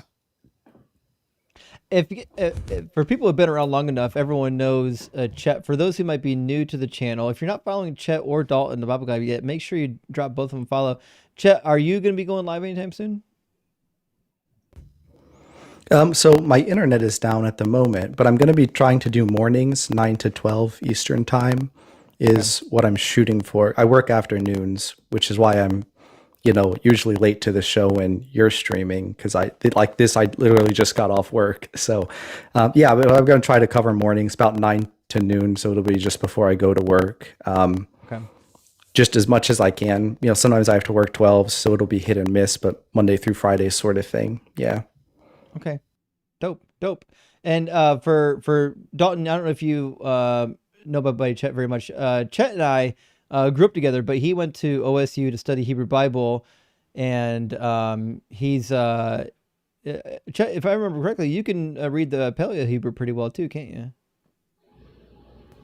Yeah, I had to do a lot of inscriptions and manuscript reading when I was at school. So yeah. Is your name meant to be Chet? What's that? Is your name meant to be Chet? No. Chet's just short for Chester. Okay. I thought you were basically, yeah, I'm a sinner. Yeah, my name's Chet. Rob always brings that up when we chat. Let me grab a couple of super chats, friends. We'll get our next guest in here. Just saying, send a super chat after that conversation. Says, you never gave me a chance to talk. You had more than enough. You should devalue me. You just devalue me by calling me immoral when I can explain why I am a sinner and how disobedience has purpose. Just saying, you said plenty. Don't worry. I think we all know. Well, he's got another one. I will let you. Will you let go that God call for everything to have death, or that you imagine a world without death that you want so bad? Listen. This super chat is as incoherent as your ramblings when you were up here. He had time to write that and plan it out. There's not a single period, comma, not even a capital letter in there. Just like multiple incoherent run-on sentences. Blue's right. It is Just low saying, functioning. Just saying is the perfect profile name for him. Just saying too much. And another one from our friend Carnage. Thank you so much, Carnage. I appreciate that. Carnage says, owning people equals good. Asking me questions equals mean. Am I not a person? Do you not value me? Wow, arrogant. But unaliving human property? Good. Yes. What I was doing was horrible for actually asking questions, holding their feet to the fire. Unaliving the humans that are your slaves, that's acceptable. God said to do that. Good point, Carnage. Good point. Let's grab our next guest. It looks like, it's a name. It is a name. Oh, I've spoken with Whack Job before.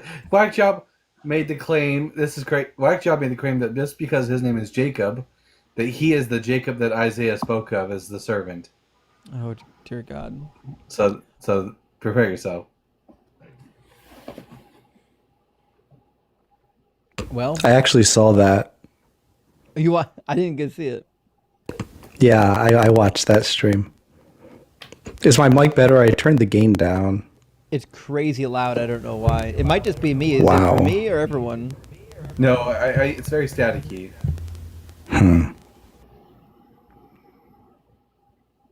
Well, Whack Job is teacupped.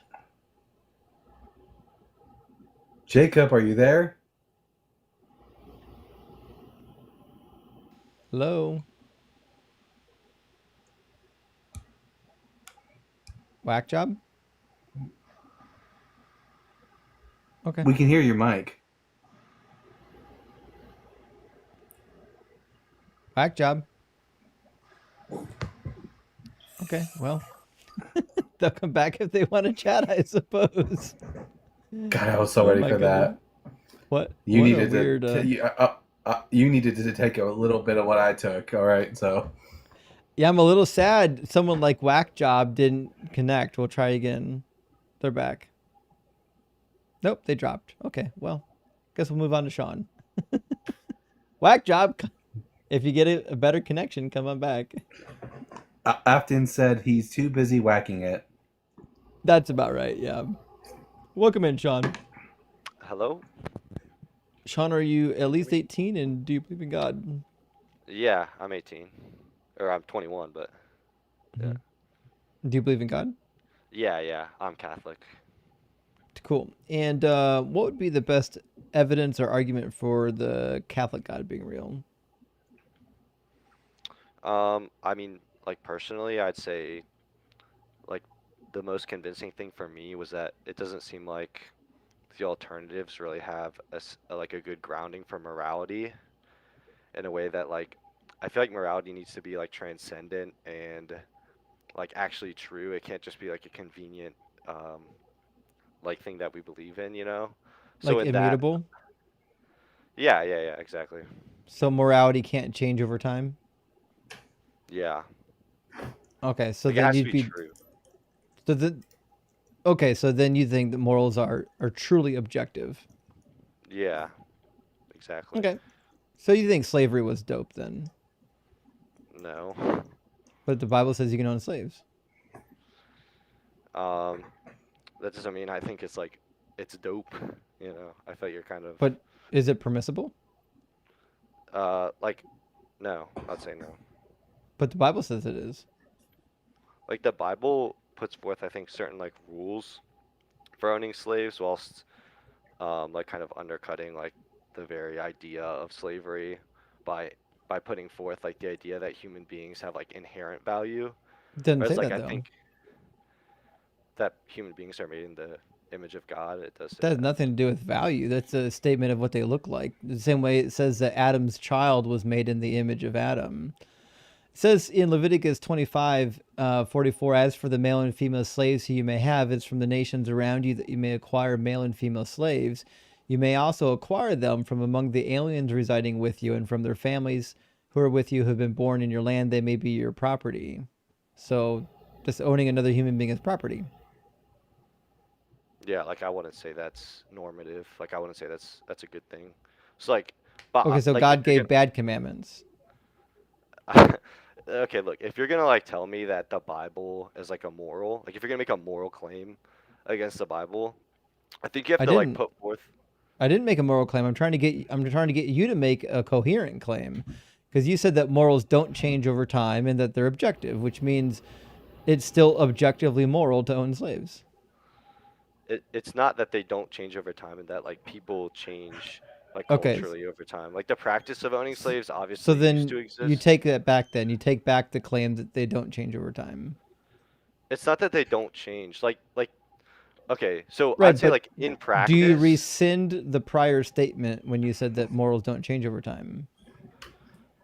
depending on like how you look at morals, like I would say morals are like a fact that exist outside of human beings, but You within can human say that, but cultures. that still doesn't answer the question. Are you rescinding the prior claim that morals don't change over time? Like I don't really understand what you're trying to We'll say. try. Like Okay, we'll try this clearly, again. When we started this conversation, you said that morals are objective and that they don't change over time. Now you're saying that they do change over time. So I'm merely asking you to clarify whether or not you're rescinding the prior claim stating that they don't change over time. like you're saying, do morals change over time in practice or do they change over time in reality? I think that's like categorically different things. I Like know obviously if they change objectively over time. no, like objectively they do not change. Okay, then it's still objectively okay to own slaves. Like I would say it was objectively wrong to own slaves back then, like in Well, you ancient don't believe in Israel. subjective morals. You believe in objective morals. Yeah, exactly. So like it was objectively wrong for ancient Israelites to own It's slaves. it's subjectively wrong for them to own slaves, He's but objectively Objectively. right for them to own slaves. he said Oh, object. Yeah. Did I hear him yeah, He right? said it's objective. He said it's objectively wrong for the Israelites to own slaves. So God was objectively wrong. God was permitting like certain moral evils, but I wouldn't say that's normative. Like he's not saying that they should own slaves. Like he's saying that it's okay that He they says you're can. allowed to. Yeah, exactly. Like You that's not believe that normative. God? It is. Do you believe that God permits moral evils? Yeah, like clearly, like he has to work through human freedom, right? Oh, So it's cool. not So like he. so then Go show ahead. me the Go ahead. verse in the Bible where God says that slavery is no longer permitted. There's no like specific verse that like specifically says Then, slavery is not permitted. then why are you telling me that that's not good? Like currently, like Catholic moral teaching, So understanding in the light of current revelation, understands that slavery is wrong. where do they get that from? Like from theology, Not from from the Bible. textual. Yeah, they do. What are you Then talking show me in about? the Bible where it says slavery is wrong. Okay, look, as I told you, created in the image of God, like it actually means something more than just like we look like a god. Like Prove we it. look different. How am I supposed to prove a subjective understanding of a like of a thing? Like Exactly. you're You telling me can't like do my it. What yeah. does Salem? What does Salem mean when it's used to describe the relationship between Adam and his son Seth in Genesis chapter 5? What does it mean there? Like he takes on his nature, his fallen nature. No. Oh, You think No. what that they just it means that they look similar? Like is that Th- really your argument? That's what that yes, means. humans Yeah. were made to look. Humans were made to look like the gods. I I think like what you're kind of like conflating is like your subjective interpretation and like you're saying I have to believe what you believe. You don't That have. You means don't. Yeah. like Well, what why does the can't I word take my Salem own mean in Hebrew? interpretation of what that means? Like why are you like literally saying I'm just wrong? Because Like how can you I just want. it's not rooted in anything that's real. Like we're rooting it in the actual text and what words mean. created okay, so saying what's his name? Seth created in the image of Adam. Are you saying that oh, in English. By the way, Bible is written in Hebrew, right? So like you don't I even said Salem. I said Salem, which is Hebrew. okay. So like to say created when he's created in the image of Adam, like you're saying there's no like further meaning besides the fact that he just looks like him. Like No. that's really like Yeah, the it's extent of your yeah, the argument. culture in the cultural context of the ancient Near East, when you say that humans were made to be B'Tselem Elohim in the image of the gods, this means that they were made to look like the gods. This is how the word Salem is used throughout the Hebrew Bible. It's the same thing when it talks about making a cast image of a deity. The same root word. Hmm. You're making an image of something, a copy of it. Yeah, like I'm not an expert in Hebrew. I guess maybe you have more knowledge than I do, but you understand though that like what the church teaches is not exactly like what you're telling me. So like, Well, if there Yeah, is. who am I supposed to? Okay, because go by ahead. the time you get to like the Irags of the early church fathers, you have these post-biblical philosophical inventions where by the time you get to the church fathers, God has become this transcendent, incorporeal being. But for the people who wrote the Pentateuch, God was not transcendent or incorporeal. He was a being with a body, arms, legs, head, even a penis, and God had a physical form, and men were made to look like God. In fact, the rabbis of the Talmud made the claim that the way we know that Adam was circumcised was because Adam was made in the image of God, and God was circumcised. Hmm. Yeah, I mean I've never heard that argument. So you're saying that like it's literally um okay, so you're saying that like your understanding of the old scriptures is like um how to explain this?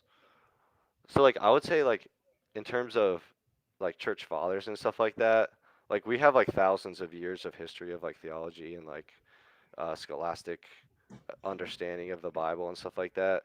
So to like kind of make this claim, like I feel like you're not really putting forth enough evidence to like change my mind on like the You meaning didn't of the put forth text. any evidence. Yeah, You like just I said the personally have Catholic not Church done the research. says. Yeah, Yeah, but the like Catholic that's because Church I'm Catholic. didn't root their answer in the Bible. I mean, it's rooted in reason and the Bible, but I would still say it's It's definitely not. rooted in the Then give Bible. me the answer from the Bible. Like, why do, okay, look, just because I don't know specifically, like the exact cultural or scriptural evidence or textual evidence for a certain belief, doesn't mean that there like it does not exist evidence. Well, the Catholic Church also teaches that Mary is a perpetual virgin when the gospel Right. clearly says that she had relations with Joseph after the birth of Jesus. Well, like that's actually a really good point that you bring up because like the so many like early church fathers, Saint Jerome, like so much of there's so much like scholastic um like insight into this like doctrine of the perpetual virginity that like I don't know every like single argument that Saint Jerome made, but like because I trust in like the Catholic Church, I'm gonna naturally like trust in his understanding and his like the work that he put in to understand Why? this thing. Why would you trust him? Do you think Because Jerome understood like the mindset of like ancient Middle Eastern peoples? Jerome made the argument from the New Testament, so he spoke Greek and he understood Greek, so he could make his argument. Like the perpetual virginity of Mary has absolutely nothing to do with the Old Testament. No, what I'm demonstrating to you is that you shouldn't just blindly trust the Catholic Church, because the Catholic Church says things that are clearly not wrong. Matthew 125, they had no marital relations until she had given birth to a son, and she named him he named him Jesus. That means they had sexual relations after they gave birth. Yeah, so that's just like an argument. Like Helvidius made that, and it's like so widely disregarded in the early church because it's just Prove me like wrong. Prove me wrong. okay, What's dumb okay, about it? okay, okay. I would like to like go back, I guess, because you're kind of saying, oh No, well, why should no, I believe in the Sean, prove okay, me go ahead. wrong. Prove you wrong. What that Why Mary does was a Matthew perpetual virgin? 125 not imply that Mary had sex with Joseph? Well, in Greek, I think the until kind of implies not necessarily that the thing that happens directly after actually occurred. So, like for example, What's if it I were to mean? say, What's the word until doing in that sentence? What's its purpose? so like if I say like I'm not gonna eat breakfast until the day that I die, does that imply that like I'm gonna eat breakfast after I die? No, because you're dead. Is Mary dead? No, but you see how Oh, the word well then until obviously until isn't negated by death, is it? so like but it's Greek as well. It's not English, you know. I know. It's like I know. yeah. So like to say our own like understanding is going to be like full, like it's kind of I don't know. I don't think that's You necessarily don't think we know how eos in Greek is supposed to read? Like, do you think all the translators got it wrong? no. Okay, so the word until is pretty easy. Yeah, okay.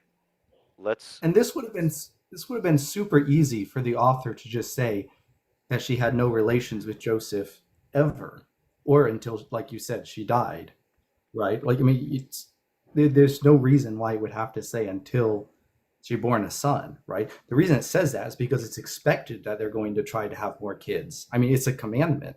That's what you're supposed to do, is have kids. yeah, so something you guys have to understand is like this is kind of a Protestant argument, like a lot of Not a modern Protestant Protestants. argument, it's a textual argument. Yeah, but like what Protestants often like bring this up, I but could I care like less if Protestants argue it. okay. I'm arguing about what the text says.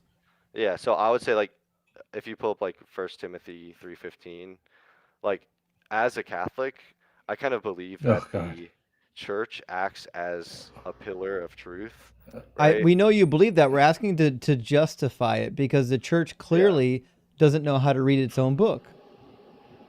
Okay, you're not really like giving me a chance to justify it. Like my belief is built on layers, right? It's like a pyramid. I'm not gonna like every time I try to explain myself, you just like kind of break in and say, "Oh, here's this But thing that like you seems don't have to contradictory." explain this the fact that you believe in the church fathers no matter what. We already know that. That's not an answer to the problem. The problem is, why does the text say that they didn't have relations until a particular time? Why does it say that? Okay.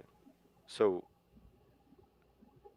so let me go back to like what I was trying to say is that in order to explain why I'm Catholic, I also have to explain like Nobody why cares I'm why you're Christian. Catholic. We want you to explain this verse.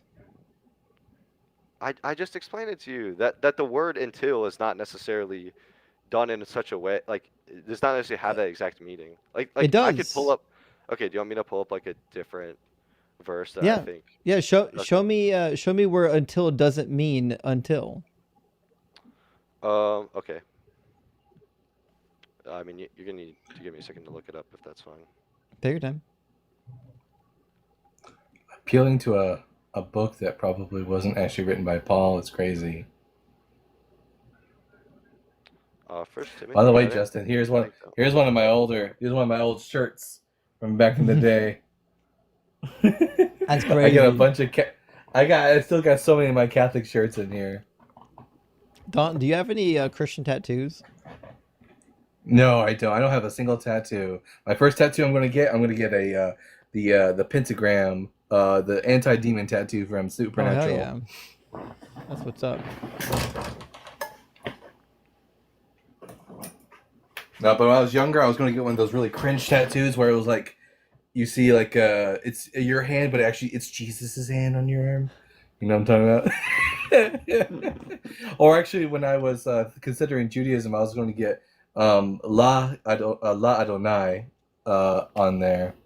Right.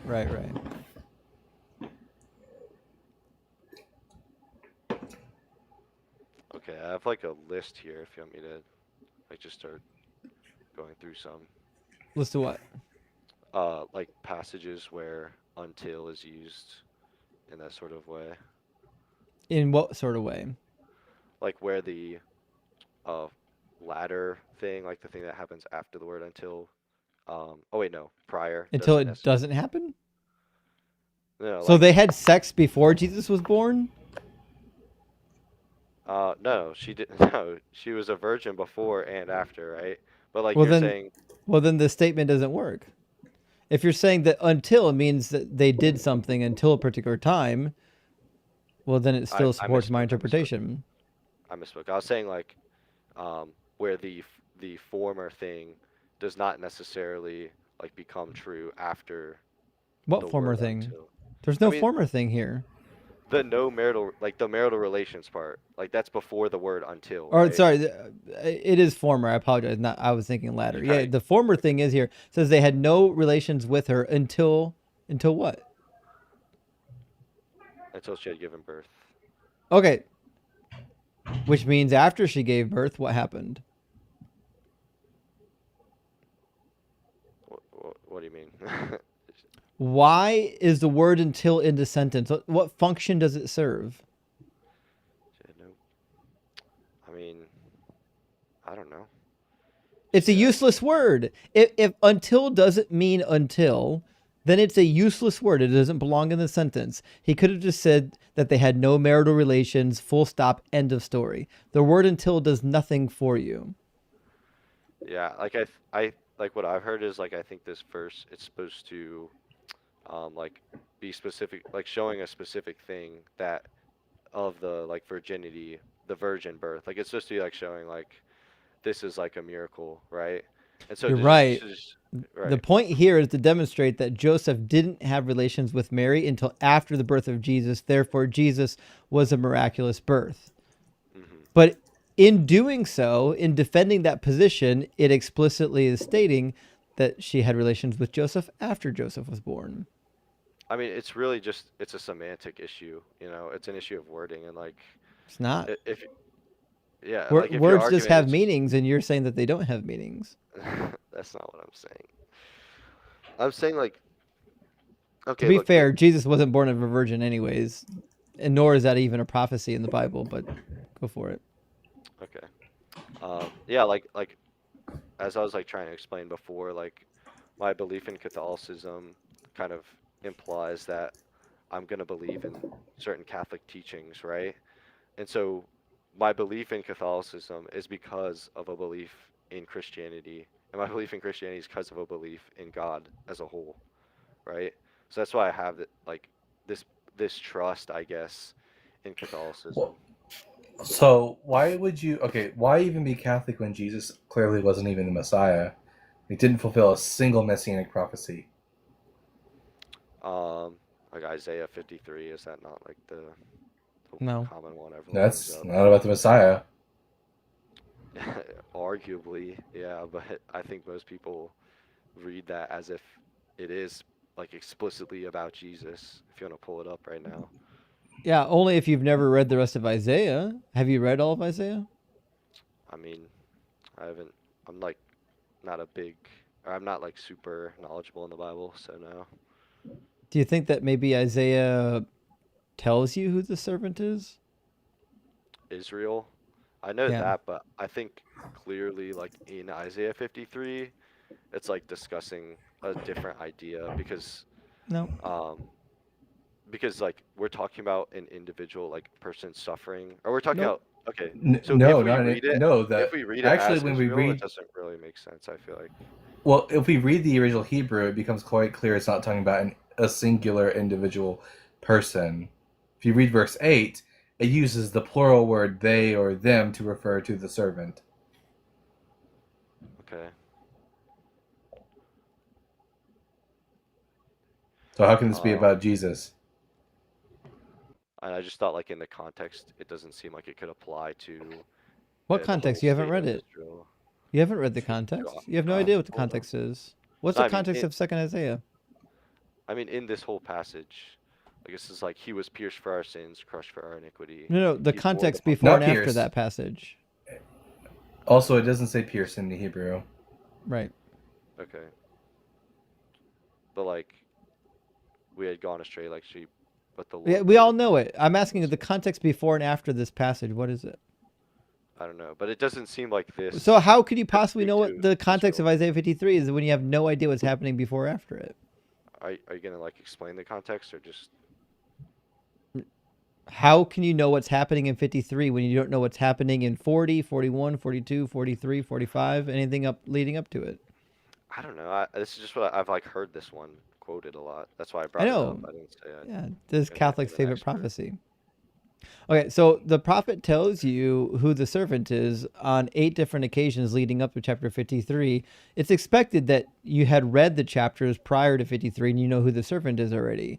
He says Yeah. in 41, 8 through 9, you, Israel, my servant, Jacob, whom I've chosen, the offspring of Abraham, my friend, who I took from the furthest ends of the earth, and called you from his furthest corners, saying, you are my servant. Verse 43:10, you are my witnesses, says the Lord, and my servant whom I have chosen. Says the same thing in 44, 1 through 2, 44, 21, 45, 4. My favorite is 48:20, when he says, go out from Babylon, flee from Chaldea, declare this with a shout of joy and proclaim it, send it forth to the ends of the earth, and say that the Lord has redeemed his servant Jacob, which is the meta narrative in Second Isaiah, which is that God is redeeming his servant Israel from captivity in Babylon. And it's going to be so miraculous that the nations are going to see that Yahweh is in fact the true God. They're all going to recognize Yahweh's greatness. Okay. So do you think Isaiah 53 could apply to like reasonably to the whole state of Israel or the whole people of Israel, To I the guess? righteous remnant. What do you mean to the righteous remnant? The So righteous there's an people that idea are... with Go ahead. yeah, there's an idea within Judaism that and this is not only within Judaism, but it's also proposed by Paul in his letter to the Romans, that within every generation of Jews, there's always a remnant of Jewish individuals who remain faithful to God no matter what.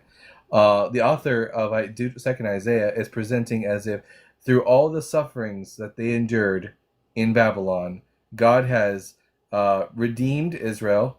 They are returning as righteous. And notice that the language of Isaiah 53 is the language that it's in the past tense or future tense, the suffering of the servant. We had past, I guess. It was So when Isaiah writes this and it's in the past, what does that mean about the suffering of the servant? When did it occur from Isaiah's perspective? I mean the past, I guess, if that's how it's supposed to be interpreted. So how can it be about someone who existed 700 years after this text was written? I'm not sure like the actual like I guess you know Hebrew better than I maybe, but is that not something that's like common in prophecies to talk about it as No. if it already happened? Is it There's always no such future? thing as a Hebrew prophetic perfect. What does that mean? It's a weird piece of grammar that Christians invented to not admit that a number of prophecies in the Old Testament are speaking about events that have already been completed, and they really need them to be about future events, so they call it a prophetic perfect. But there's none of them in the Hebrew Bible. Like this is the only example. No. no, this is not the only example of a prophetic perfect, or this is like Well, to be clear, there are no prophetic perfects. This is just what they would call a prophetic perfect. okay. So the other things that they call prophetic perfect, like what are these other passages? Ezekiel Another 28, Isaiah 14. Like Isaiah 9. so are these things that you're saying Catholics are trying to apply retroactively to things that were fulfilled in Jesus, and in doing so, they have to pretend that the thing that was happening in the past is actually going to happen in the future or something like that? That's basically it, yeah. Okay. Yeah, I mean, obviously, this is outside of like the scope of my understanding, so I can't, like, I can't, what's the word? But, you Like know, refute that, but even go the ahead. more straightforward prophecies, for example, like Zechariah 9:9, it was quoted in Matthew 21 when he rode the donkey into Jerusalem.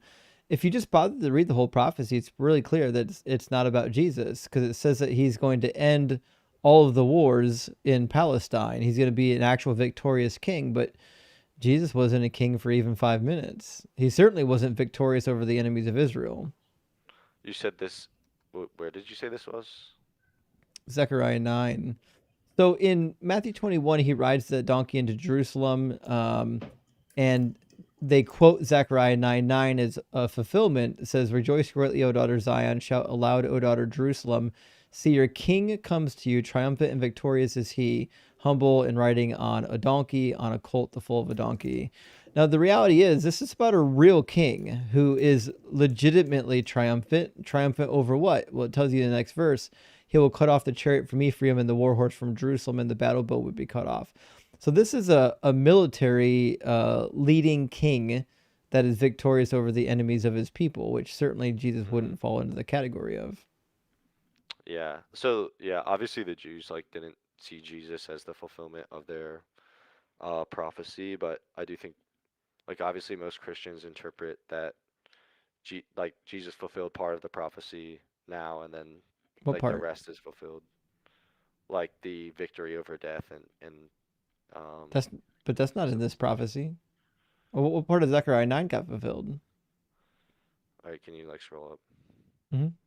Yeah, like you're talking about like this triumphant and victorious victory. Like I think the Christian understanding is like his victory was over death, like through the resurrection, But right? it So didn't he say was, anything about death here. yeah. So like I don't think prophecy necessarily needs to like like spell out exactly, like word for word exactly what's gonna happen. Like, hey, you know, this guy's gonna come on this date, and it's like it is it's like a narrative. It's like a um, I don't know the word, but it's not like I understand like um that you might feel like it needs to be very like exact and precise, you know. Well, I'm asking what in this passage at all got fulfilled. I just explained, didn't I? The triumphant and the triumphant victory. Like this whole idea of the But triumphant it didn't victory, say that he's going to be humble and victorious riding on over a donkey. death. Yeah, it says you'll be triumphant and victorious though. And so like this Over part what? of it over death. No, it didn't say that. Try again. In the passage, what's he going to be triumphant over? Triumphant and victorious is he.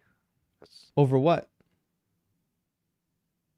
I mean, I don't know what you're trying to say. I don't think it really. The very next line, he will cut off the chariot from Ephraim, the war horse from Mm, Jerusalem, and the battle bow. These are implements of war. yeah. That's what he's triumphant over. He's triumphant over the enemies of Israel. Okay. And this is the okay, and this is the Messiah that they're waiting for. Obviously, yeah. Yeah. Okay. Yeah, I mean that's pretty convincing actually. I'm not super sure like how I would answer that. But I'd still say like, do you want me to be like an atheist, or do you want me to just be like a theist or something like that? Like if I Well, I don't know if I want you to be anything other than honest with the information. Um, yeah. I I think Christianity is just dead out of the gate. Like it, if Jesus didn't fulfill any prophecies and the Bible is full of lies and contradictions, Like that doesn't mean that God's not real. It just means that Christianity isn't true. Okay. I mean, fair enough. Um, yeah, I just think like if God is real, it seems like Christianity like is probably the best way that we would come to know God, you know? Like it's the most I Why? guess coherent theology. Just But it like can't be. Can't be coherent if Jesus didn't fulfill any prophecies. Yeah, no. or if y'all's descriptions of God totally don't even match the way the Bible presents God. Yeah, like I'm a interested. Trinity. Yeah, I'm interested what you mean by that. Like God is not presented Like as you believe that God is incorporeal, right? He doesn't have a yeah, body. yeah. The Bible exclusively depicts God as having a body, Old and New Testament.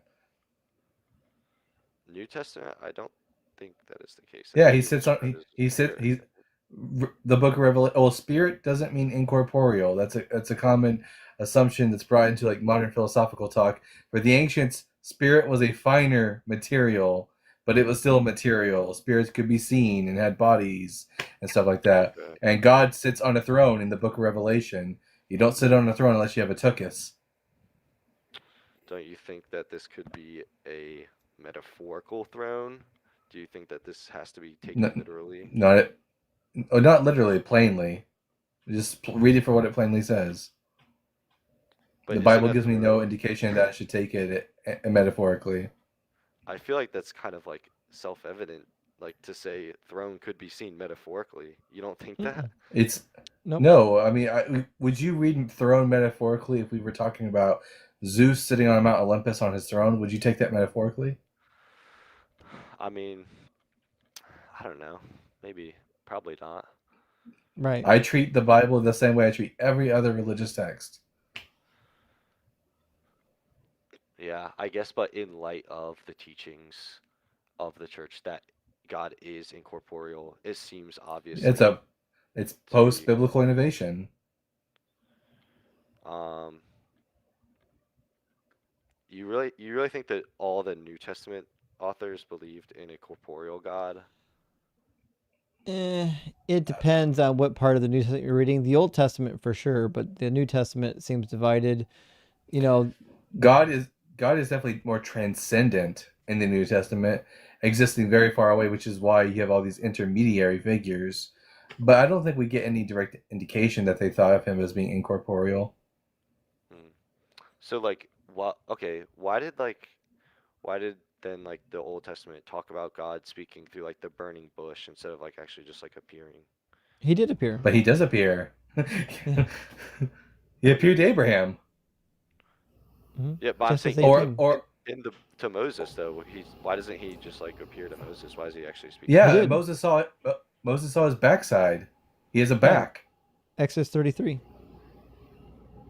Let me see The this. prophet Isaiah sees God. I saw the Lord high and lifted up, and the train of his robe filled the temple. He's got a robe that Isaiah sees. Yeah, like I don't think most like Christians that you speak to are going to take everything literally. Like obviously, if God Plainly, is not literally. corporeal, sure. I mean, I don't really understand the distinction there, but um, it seems to me like if God is corporeal, it doesn't seem like, or if God, okay, let's say like God is spiritual and not corporeal. Like, do you Those think that aren't this means? Sorry, go ahead. those aren't opposed to each other. Angels are spirits, but they have bodies. Spirit doesn't mean I incorporeal. do not think angels. Those are not synonyms for each other. I don't think angels are understood to have bodies. They can be like embodied to talk to people or something like that, but generally, Every instance of us having angels in the Bible, they have bodies of one kind or yeah, yeah, another. yeah, because like that's like in order to appear to humans, so like God can like give them a body, but I don't think the classical understanding is that they actually are embodied. I think you might want to, I think you might need to look a bit into how first century Greco-Roman world and the Jewish world understood the concept of spirit and how that's not exactly incorporeal. Like they don't have that understanding. That's something that comes about hundreds of years later. Okay. I mean, that is my understanding though, is that they are incorporeal. And so like I would say Yeah, because if you God, for the church okay, fathers. yeah, I mean obviously yeah, I've been influenced, but like if God is incorporeal, does it like necessarily dictate that like the Bible would have to be like could not be written with this like potentially metaphorical language? Like, does it have to I specifically? Go ahead. I would expect somebody somewhere to tell me in the Bible that God doesn't have a body. Especially if you consider the fact that, the Israelites were writing in a world where everybody around them believed that gods had bodies, right? So Yeah. to describe God in that way wouldn't have been taken as a metaphor in that culture in its place. It absolutely would have been taken literally. Okay. So how about all right. So we have Luke 24:39. A spirit does not have flesh and bones, as you see that I have. Do you not think that this is like probably relevant to Yeah, us? flesh and blood, flesh and bones, but that doesn't mean not having a body. They thought spirits had bodies; they just weren't made of like physical matter. They were made of like, if you will, like a spiritual sort of matter, finer material, as Homer would have said. Okay. Um, Colossians, God, Christ is the image of the invisible God, the firstborn of all creation. First Invisible, Timothy. not incorporeal. Yeah, so if he's invisible and he doesn't have a body, do you think Well, he's invisible doesn't mean incorporeal. The Invisible Woman from the Fantastic Four is invisible, has a body.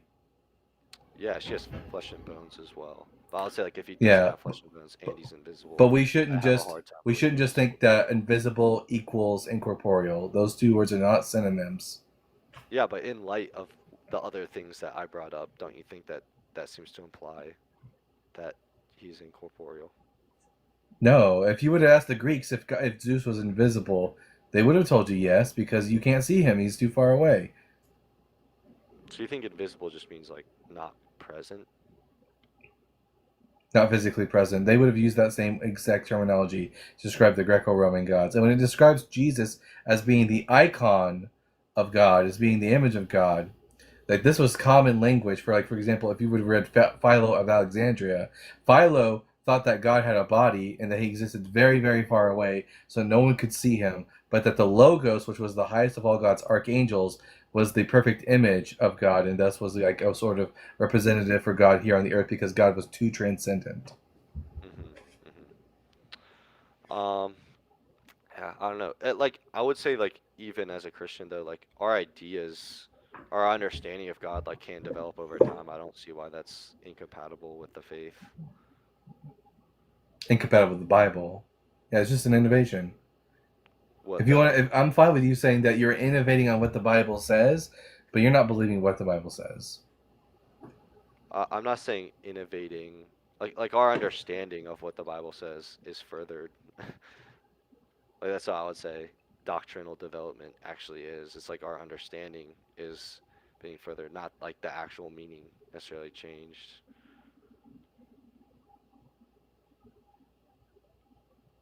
That does that not make Yeah, sense? I don't know what you want me to do with that. Yeah, I Like, mean, listen, do you not think that's like a reasonable position though? Like that, I no, think. if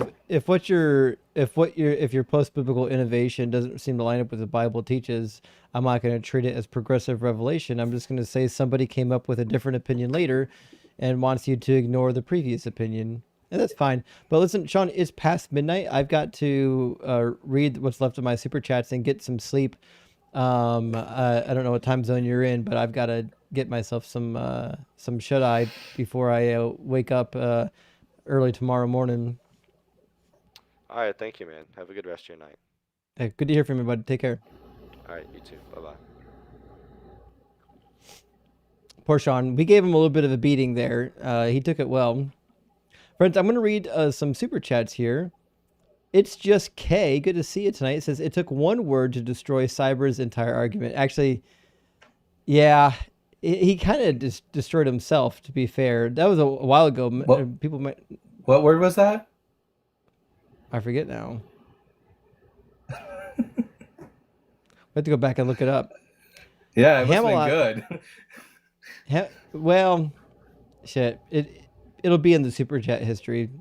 Hemlot says, thank you for your donation. And Hemlot, thank you for your donation. I appreciate that. And Revlin Dayjanger says, lead singer of Slayer is devoutly Catholic. I actually didn't know that. I wouldn't guess anyone in Slayer being devoutly Catholic. That's kind of depressing now that I hear about it. Bothell Guy, thank you for the $2 super chat. It says Louisiana Slave Codex 1847 or 1842 is Leviticus. Oh, I didn't know that. I didn't know that Louisiana's...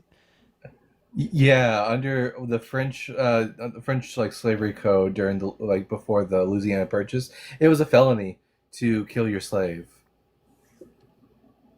So they had regulations on slavery. I'll go check that out here in a little while. Thank you for that. And it's just Kay again says, you look handsome tonight, Justin. Rock hard for Doug. Well, thank you, Kay. I really appreciate that. Big W.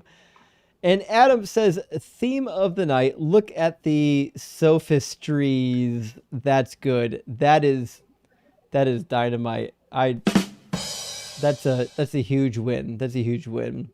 Johnson Tittle's another good name. Thank you for the super chat. Says, what if the caller was SA'd for the punishment? Wait, which caller? If the caller was... Maybe it was the Jewish caller. Right. Yeah. If I put him in the hot seat, maybe. I think they'd give in with it. Patrick Meyer says, I think if you used more realistic situation that we're just profound, that we're just as profound. Hold on.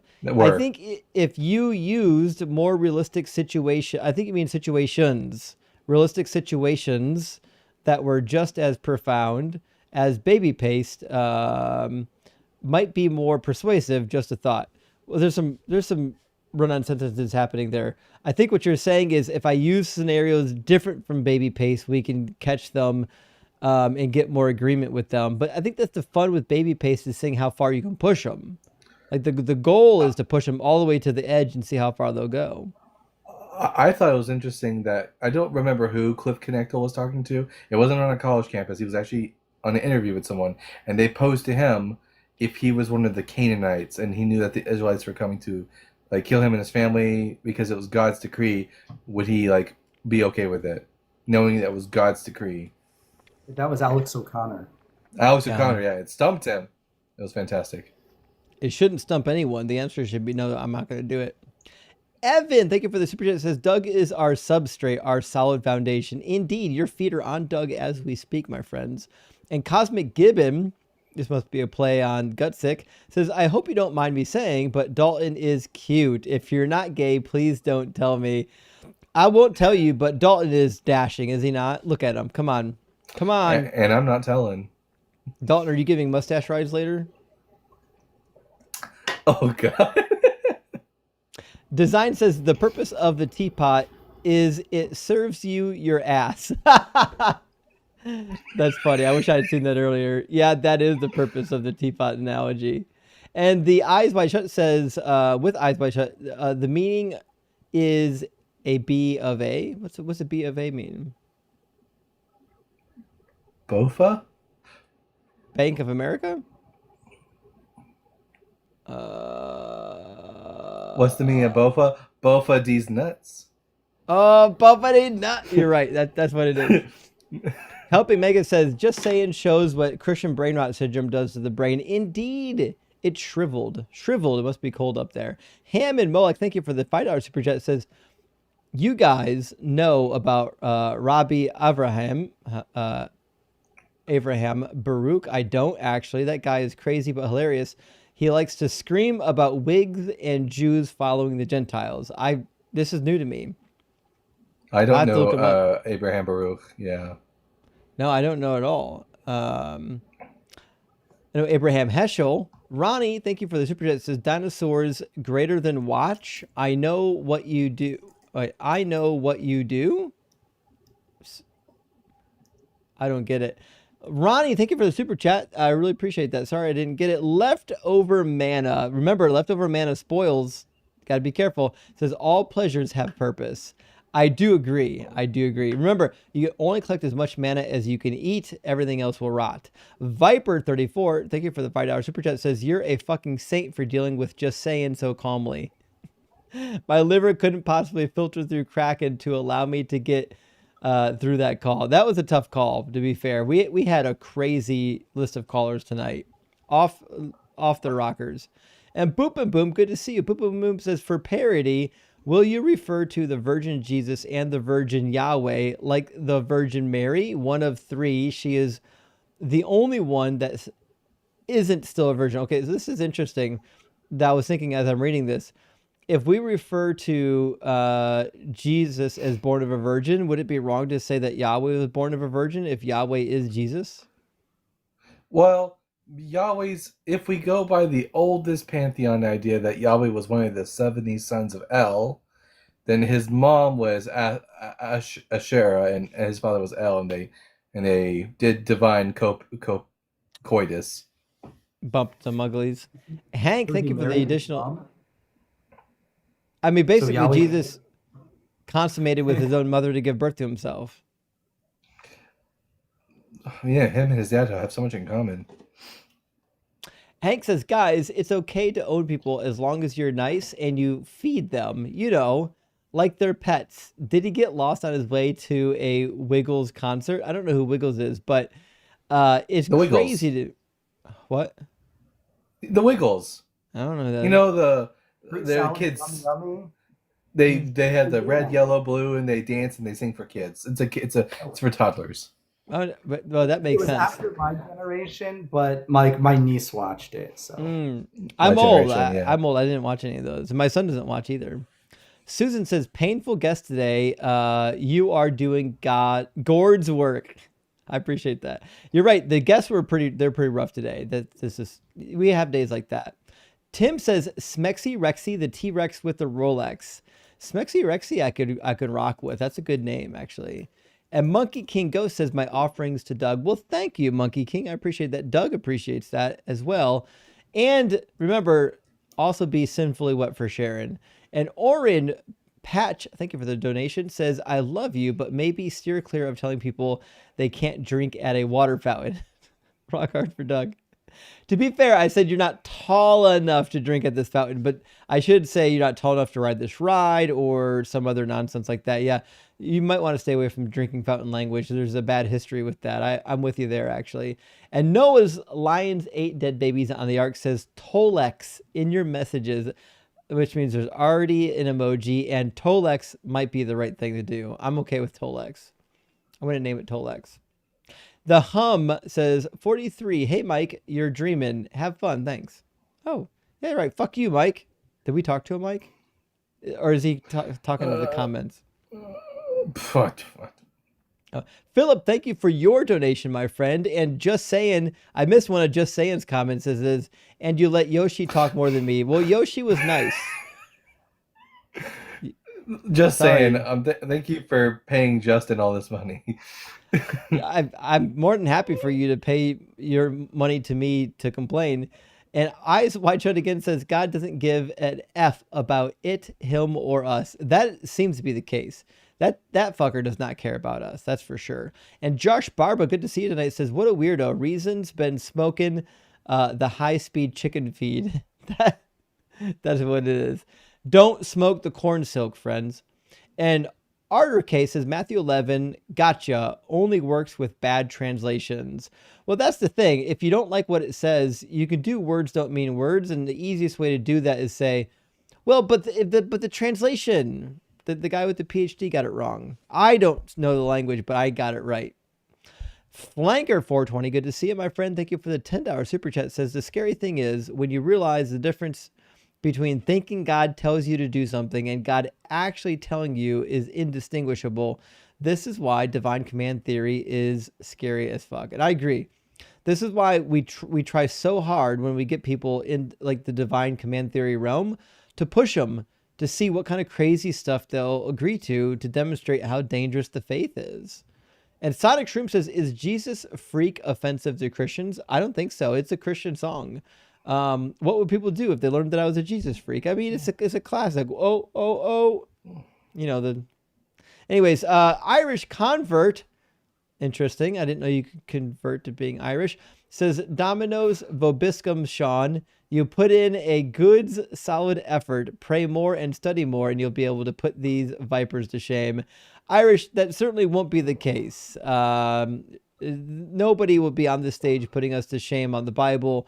They haven't read it. They don't know it. Neither do you. We'll cook you if you ever get on the stage. But I'm sure you can. Vobis. Oh, did he mean to write Domino's Vobiscum? I assume that was on purpose. Oh, God. Jennifer, good to see you. Surprised Justin reads Greek too. Actually, I don't remember a lot of the Greek. Like, obviously, I could read it because I took Greek. But the conjugation of Greek verbs is headache inducing. I forget so many of them. There's so many different ways to say stuff in Greek that is very memory intensive. It just is what it is. Hebrew Yolanda, is so much easier. I'm with you. Yolanda, thank you for the 666 on Venmo. I really appreciate that, Yolanda. And also, Game Master says, we still cooking? Justin is the GOAT. Rock hard for Doug. Soppin' for Sharon. Soppin' for Sharon that is it. That's got to be the new saying. Soppin' for Sharon. Sharon, we are sinfully wet for Sharon. We are soppin' for Sharon. I love it. That's really good, Game Master. Thank you for that. I appreciate that. We can add that to our list of titles for the Quadrinity. And Bluebird said, Justin, do you have any tattoos? You asked Dalton. Good question. Thank you for the super chat. And no, I don't, because I have commitment phobia. And I know if I got a tattoo 5 years from now, I would hate it. And I'd want to like change it into something else. So I can't pull the trigger. I can't do it. Same. Can't do it. That's why I chose that specific supernatural tattoo, because I've wanted that for like 20 years. So like I know I'm committed to it. Right. Yep. I almost got a forehead tattoo, and then the guy said, there's no gun to your forehead, so be fine. Some people will get it. Tim, thank you for the $5 super chat. Says, the Jesus perspective hand tattoo, where your hand looks like it's his, is cool until you realize he'll be a blessing. You're Peter from then on. That's exactly what I was hoping you were going to say. Yeah. It's like Jesus giving you a holy hand job. Listen, my reason for getting that tattoo was as a way of staving off certain actions. Let's just say that. You wanted to prevent it. Am I the only one on TikTok that always gets like commercials for like, are you struggling with pornography? Because TikTok sure thinks that I'm a Christian struggling with pornography. Oh my God.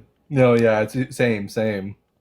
Philip, thank you for the super chat. Says, learning Hebrew. In the meantime, are there any books that are good, are a good launching point to understand the timeline and context of the Old Testament? I mean, if you're just getting the Old Testament, I love the Old Testament Survey by Hubbard.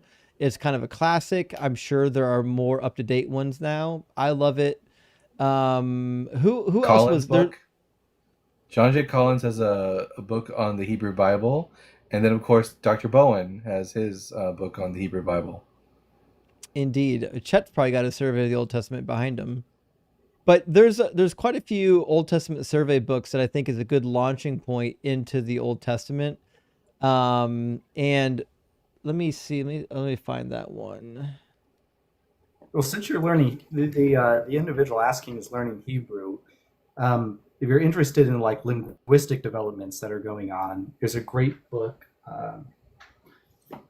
It's called A History of the Hebrew Language, and it's by Angel Sayens Badilos. I'm probably not pronouncing that right. I'll type it in the chat though. I just sent Justin today a really cool PDF copy of like the Samaritan Pentateuch, English and Hebrew, and it highlights in red all of like the differences in the text between that and the Masoretic text. Oh, so it's like a critical edition. Yeah, I'm excited about it's that. really cool. Oh, that's awesome. Jennifer, thank you for the additional super chat, says, I don't think prophecy is prophecy. Yeah, I mean, yeah. That's why they have to do things like prophetic perfects and things like that. And Psycho.69 says, Yahweh and the Zodiac Killer have a lot in common. They both want slaves in the afterlife. Oh. At least they're not waiting for like 72 virgins in a river of milk. You know, at least we don't have any of that nonsense going on. And Jennifer, again, thank you for the additional super chat, my friend. Says learning Greek to go to grad school. Oh, congratulations. Glad to hear Hebrew is easier, over 500 forms for participles. So yeah, my experience in seminary was that learning Greek was harder than learning Hebrew, only because there's so much more to memorize. To be fair, it's an easier language to read because the alphabet's so similar. There's a lot of words in Greek we already know in English, so there's a lot of crossover. So the reality is there are some things that are easy about it and some things that are not easy about it, but I didn't like it. I thought it was a boring language. I didn't care that much about the New Testament anyways. I was an Old Testament guy, so I just didn't find it interesting. But to be fair, some people think Greek is easier. I thought Greek was harder, but that's because my strength isn't brute memorization. Modern Hebrew is pretty easy to learn too, because you get words like the word for asshole in Hebrew is idiot. Idiot. Now I'm gonna have to put that to use. I appreciate that. Or And like with that, the word for, sorry, I was gonna say the word for cholera is cholera, evil sickness. You know. oh shit, And it sounds like cholera, which is fun. that's a good Nice. one. Who's live right now that we can go raid? Let's see.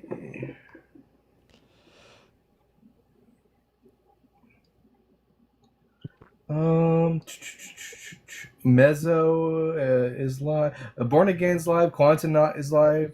Good Trouble is live. Is Thinker live? Let me No, see. surprisingly not. No. Let me see who else is live. I'm gonna have to go raid Thinker's live stream. I mean Mezzo's live stream. Let me see where he's live at.